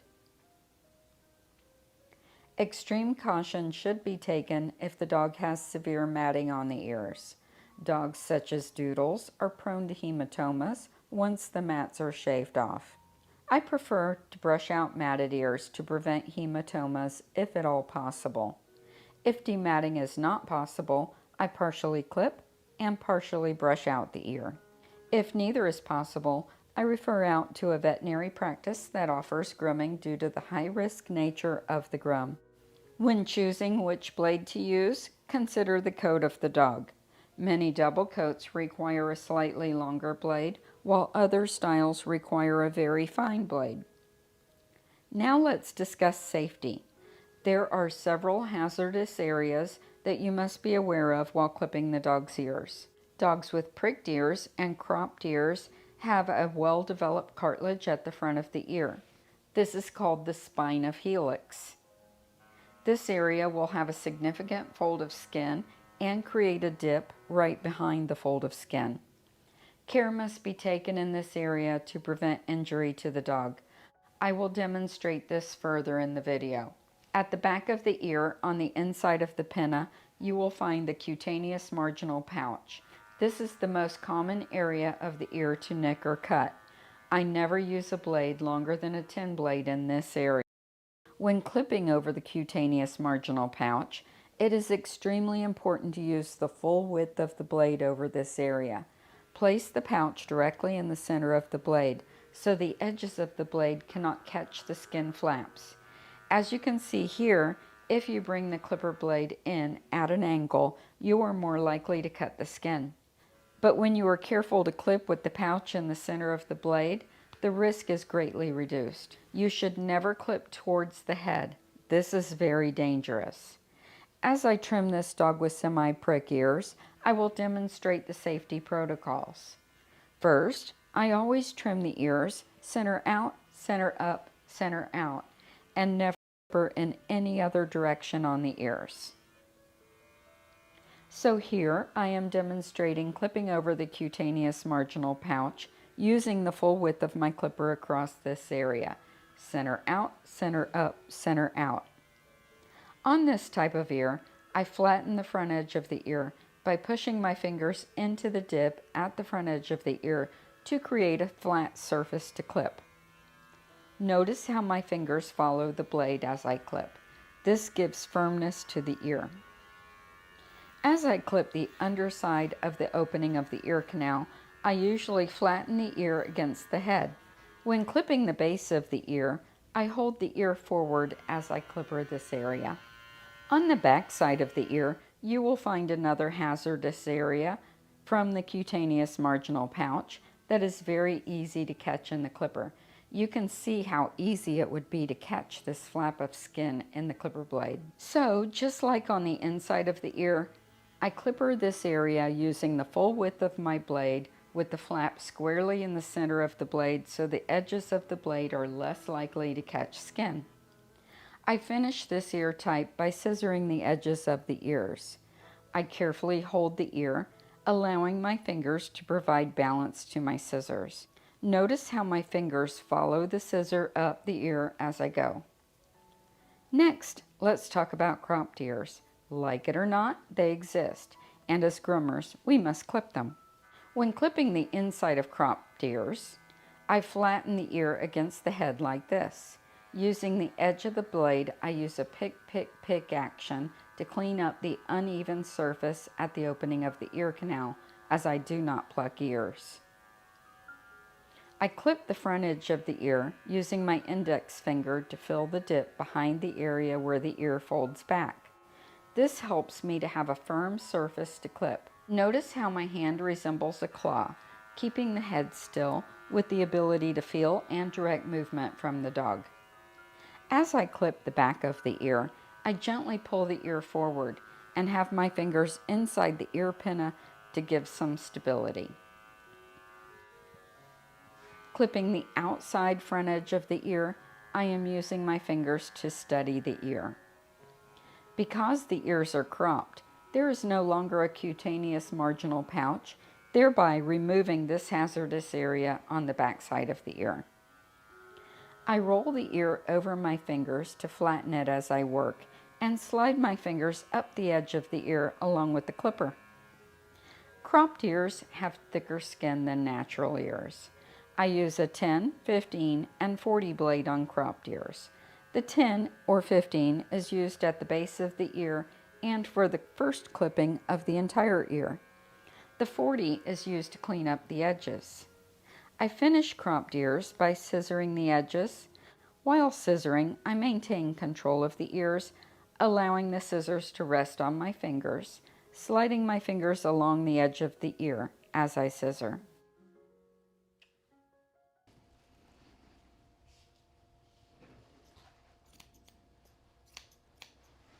So Molly here is about 16, at least 15, but I believe she's 16 now.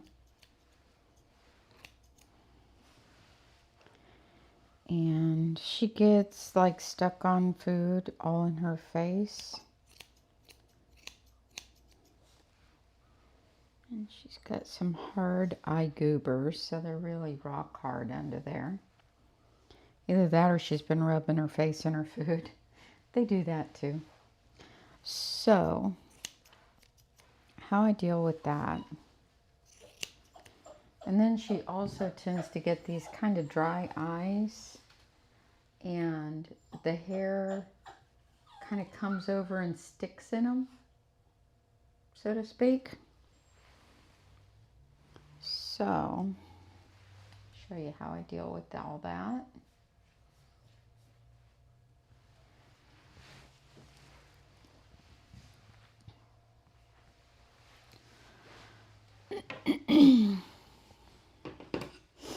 So prior to the bath, I'm going to do a couple things. I'm going to use some eyelid and lash on all the stuck on parts.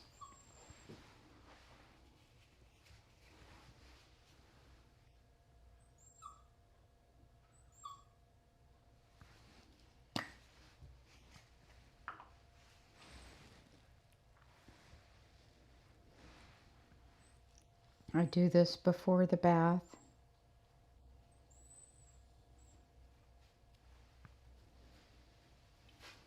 And I use it for food as well as eye goobers.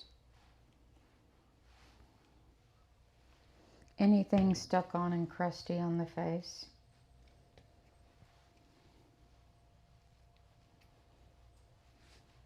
Because it's going to loosen it up.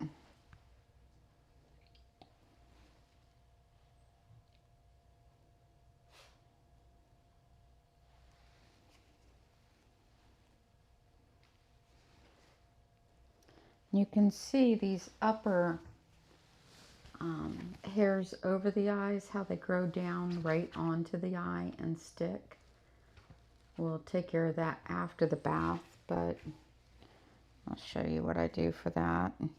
And this is not something you should try at home, and it's not something, as far as that hair over the eyes, that I recommend for newbie groomers or even experienced groomers. But it's what I do. So I show you what I do, not what I think you should do. So let's see here.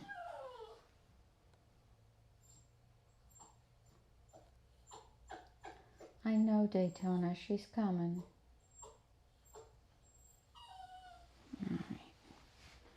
So what I'm going to do is take my thinning shear into each crusty.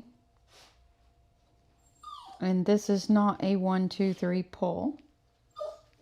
This is more of a 1, 2 into each one.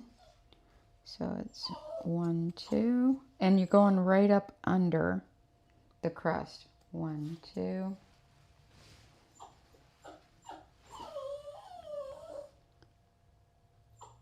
1, 2, 1, 2.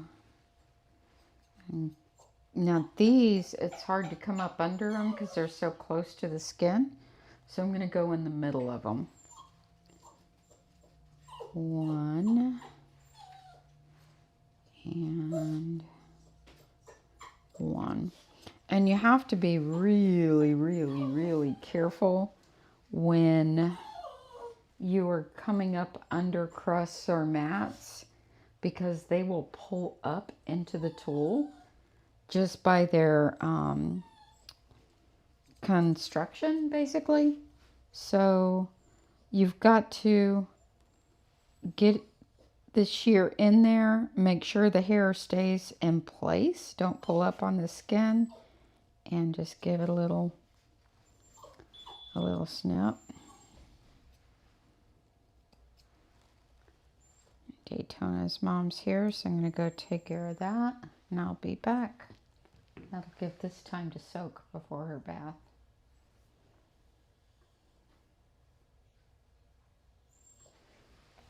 Should a groomer trim a dog's whiskers? Vibrissae hairs are stiff, sensitive hairs connected to nerve endings at the follicle. Unlike cats, dogs do not rely heavily on their whiskers. Some groomers and breeders trim whiskers for aesthetic purposes. This does not cause the dog pain. Many times I trim whiskers and vibrissae hairs because of the way that they curl and grow towards the eyes, as seen here. If you prefer not to have your dog's whiskers trimmed, please make your request known. We are grooming safer together. The long-haired dachshund is a flat-coated dog. Flat coats require the carding technique to remove the shedding hair that is in the resting phase. Because this dog's coat is too long, I am starting by raking the coat with a dulled rake. I do not want to cut the coat in this area. Once the undercoat has been removed with the rake, I switch to a carding tool. Hold the carding tool at a 45-degree angle. If the shedding coat is left in place, it grows out of balance as seen here. This excess hair should not be cut, as it would alter the natural color and texture of the coat along the jacket area of the dog. This excess hair is being removed by hand stripping to retain his rich sable color. The hair under the ears and on the throat are clipped. I use a 7F blade here and a 5F blade to blend the cowlick areas. The sides of the neck are thinned and blended into the back coat. The soft coated areas in the pants can be thinned from underneath to help this area lie flat. The feet are trimmed to be full and broad with arched toes. The tail is flag-shaped. Thank you for watching. We are grooming safer together.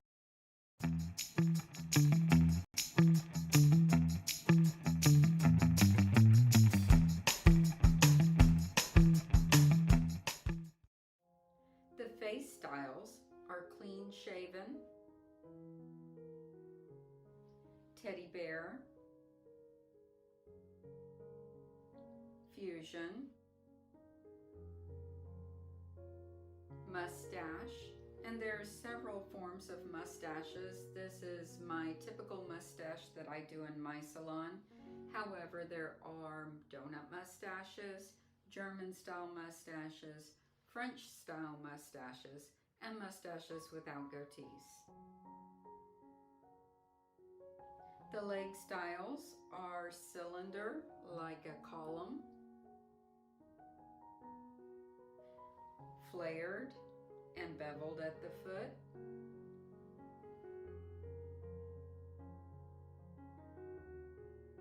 pom-poms, or short.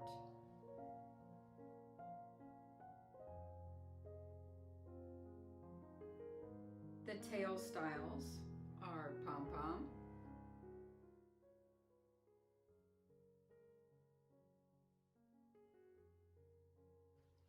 a bunny type tail, which is common with the teddy bear trims, long and untouched, long and flag shaped. You can also do a terrier type tail as seen in the German style trims. The ear styles are long and flowing, medium length, short. The German style ear is shaved somewhat like a terrier. The tasseled ear and the tapered ear. The foot styles are clean shaven, rounded,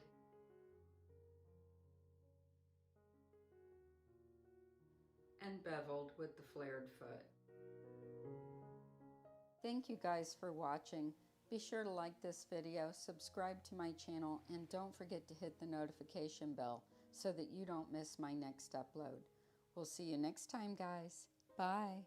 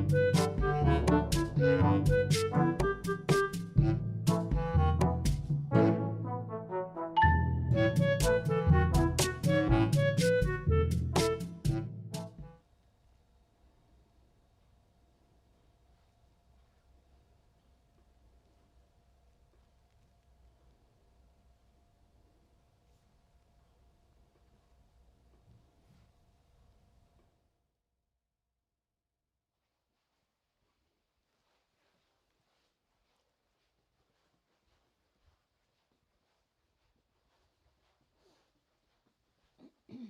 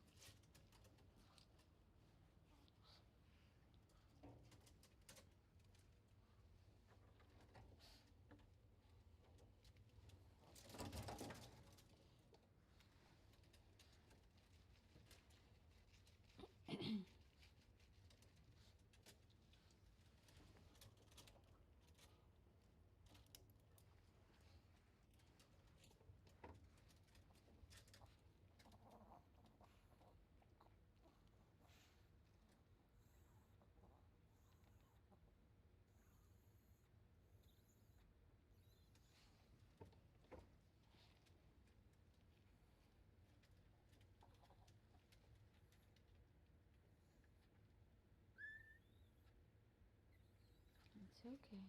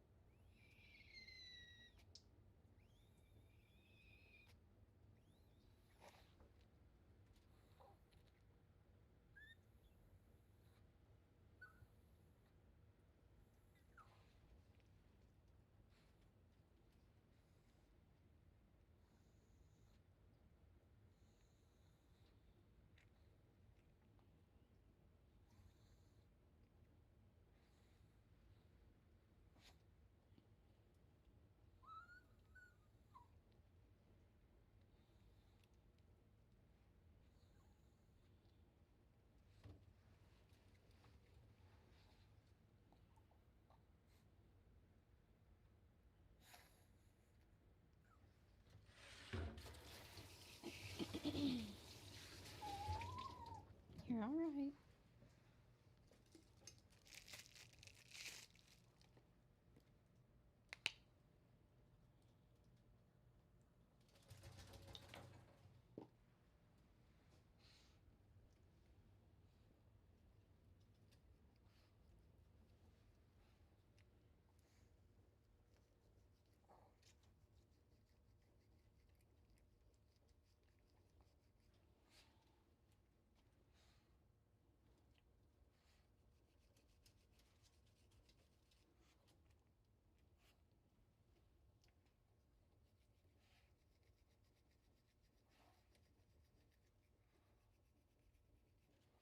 Good girl.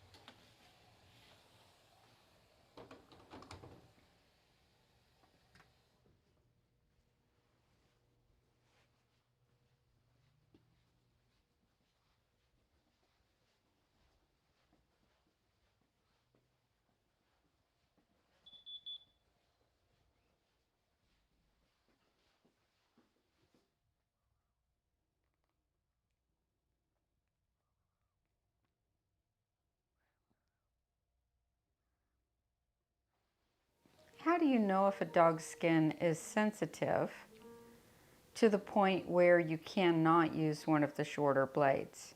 Typically, if you test out between the pads, if there's allergies, redness, or scaling, I stay on the long side of my blades. If it's a white dog with a pink nose or pink skin, I will stay on the long side with my blades, meaning a 10 blade. If it's a dog who has been shown, they're typically conditioned to have 30 and 40 blades used on them from the time that they're very young. Their skin is a bit tougher, so they can handle it. Let's talk about clipper burn. Clipper burn usually comes from going too close with your blade. It usually is not associated with the blade being too hot. While the heat of the blade could aggravate a situation, most clipper burn that I have seen comes from going too close in the wrong areas. Clipper burn is typically a sore caused by scratching.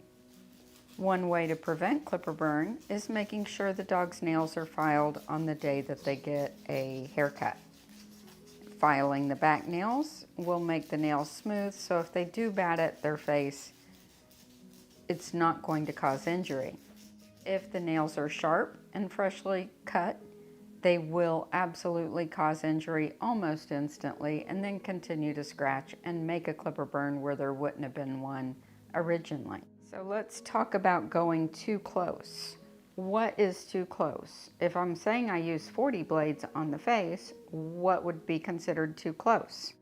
So, like I said, I go from the corner of the eye to the corner of the mouth with the grain, all the way down the throat, all the way around the other side, so that these areas from the corner of the eye and the corner of the mouth back are always clipped with the grain, even on my show dogs. Occasionally, very, very, very rarely, you will see me clipper against the grain on a dog with a 15 blade that I know can handle a 40 blade with the grain. That's a rare occasion. On occasion, I do it. For the pet dogs that I work on that are not accustomed to being clippered the way that show dogs are accustomed to being clippered, I almost always stay with the grain in these areas. So the areas that are most common to clipper burn are right behind the lips, right in front of the ears, and usually right in here. And the reason for right in here is they'll have these little folds of skin and you'll catch them with the blade, and that catching with the blade is typically what will cause the dog to start scratching. If a dog clipper burns once, they almost always will clipper burn again, so you always go with the next longest blade.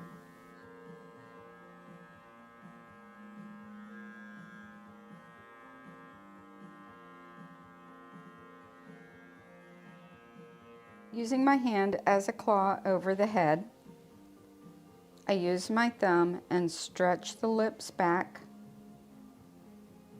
And then as I go to clipper, the skin is nice and tight. It's not hanging loose. The lips are not hanging loose, which means that I can come in here and clip this rather safely.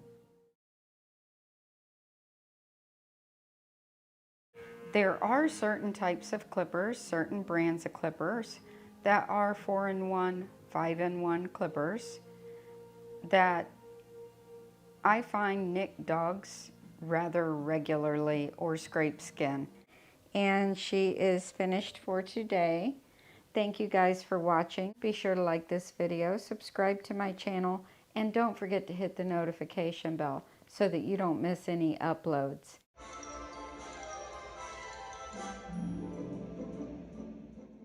Hey guys, I want to share with you my experience with having an anesthesia-free dental done for my 3 dogs. All 3 of my dogs are in this video having their teeth cleaned without any medications or anesthesia at all.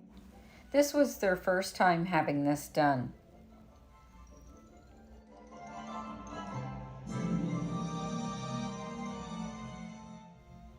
Those who watch my live streams know that dental care is extremely important to me, not only for my own dogs, but also for the pets that I groom. In the past, I have been unsure about my feelings concerning anesthesia-free dental cleanings. Would it be thorough? Would it cause the dogs to be head shy? Would it be comfortable? Before deciding to have anesthesia-free dental services, I highly recommend that you prepare your pet by providing the necessary training. See my videos on training your pets for toothbrushing. I have one for puppies and one for adults.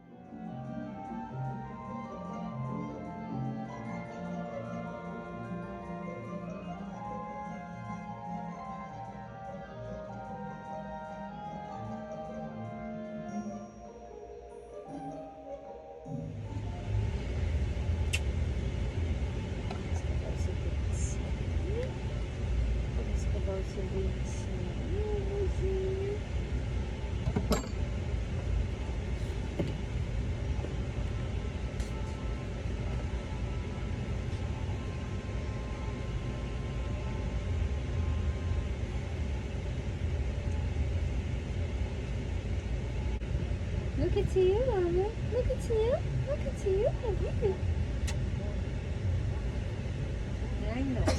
Bless you. Bless you, baby. Bless you.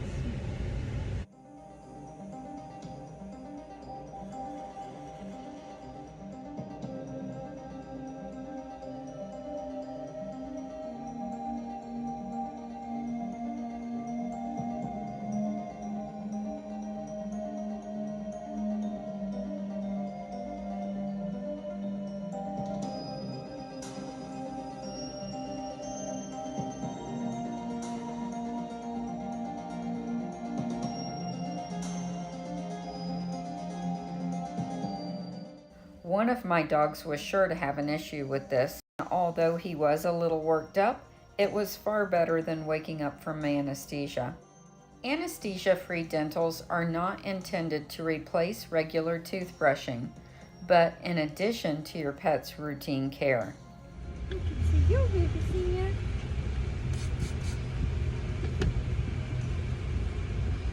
I know, almost done. Bless you. Bless you.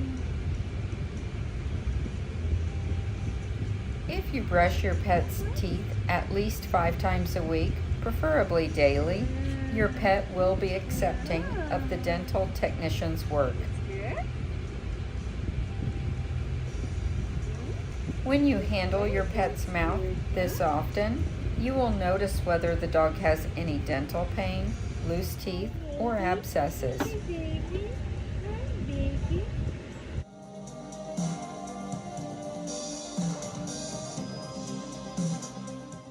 If the teeth are abnormal, please schedule a dental examination with your veterinary team. These situations need to be addressed and treated with antibiotics and a dental under anesthesia. All 3 of my dogs were returned to me happy, wagging their tails, eating treats, and completely unfazed.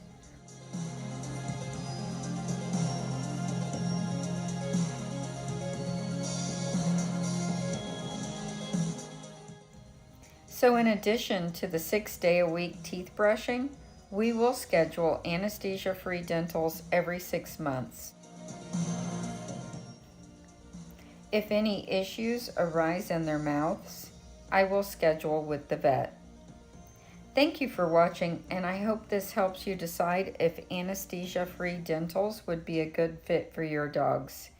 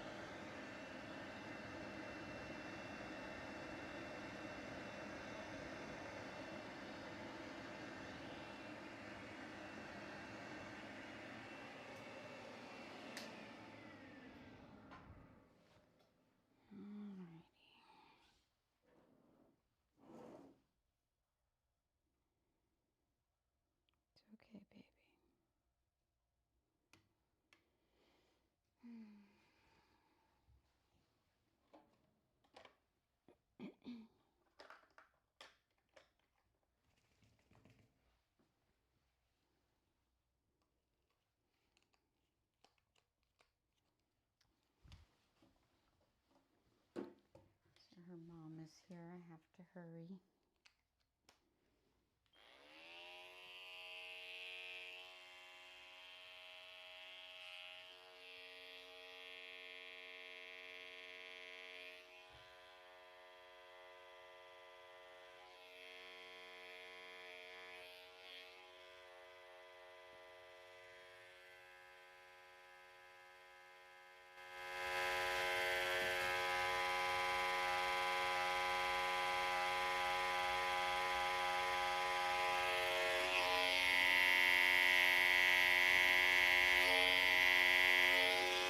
So I'm skimming right up over the eyelids to get all this hair that's coming down.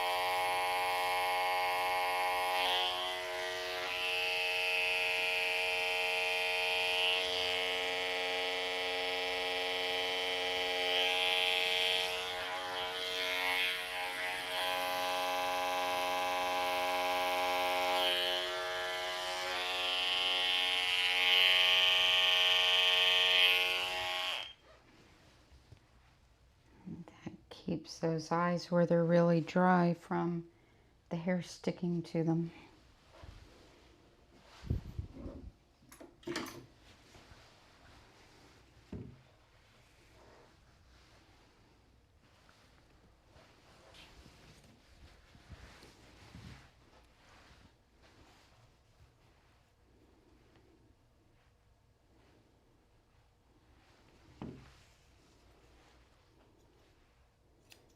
So when they're like that, even the eyelashes go really, really short,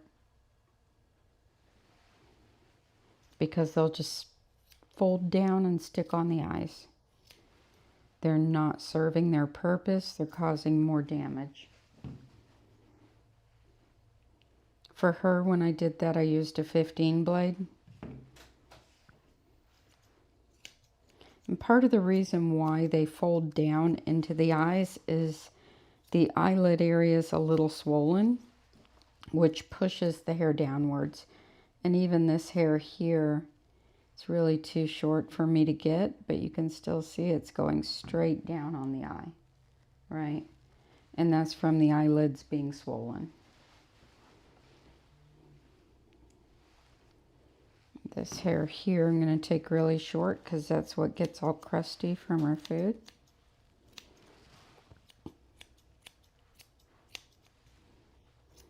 I know some people might scream, you took off the eyelashes, but that's okay. Needed to be done.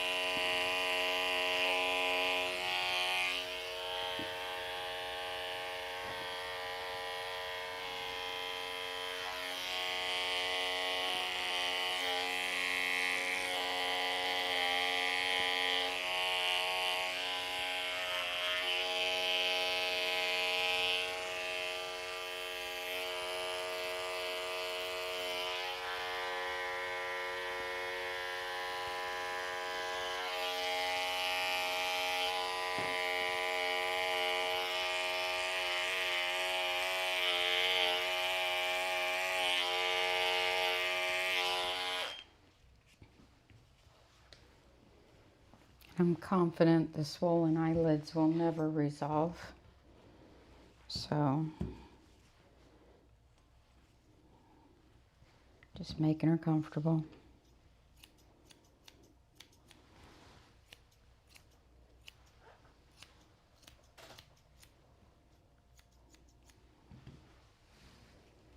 And she's keeping a lot of hair today because it's cold out.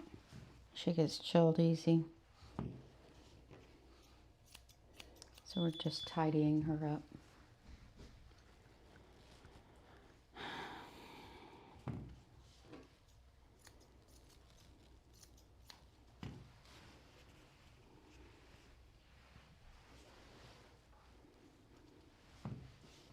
Kinda, sorta.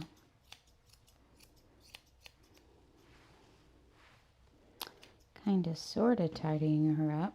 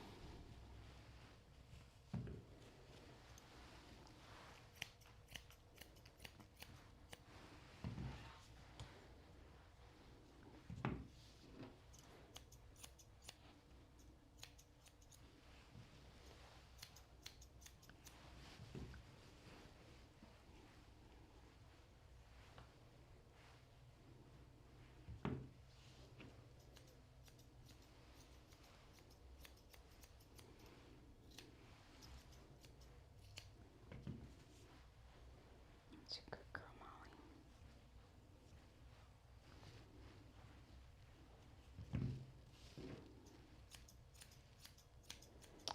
Molly. Alright guys, I'm about done. So I'm going to go ahead and log off for the day. I thank you for watching. Be sure to like this video and subscribe to my channel. Tomorrow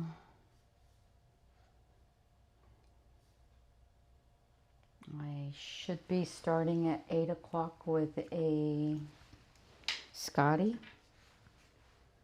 And I'll have Oliver, the Mr. Whiny Pants is his nickname. Bo and Mia, the toy poodles. Coco, the miniature poodle, the male one.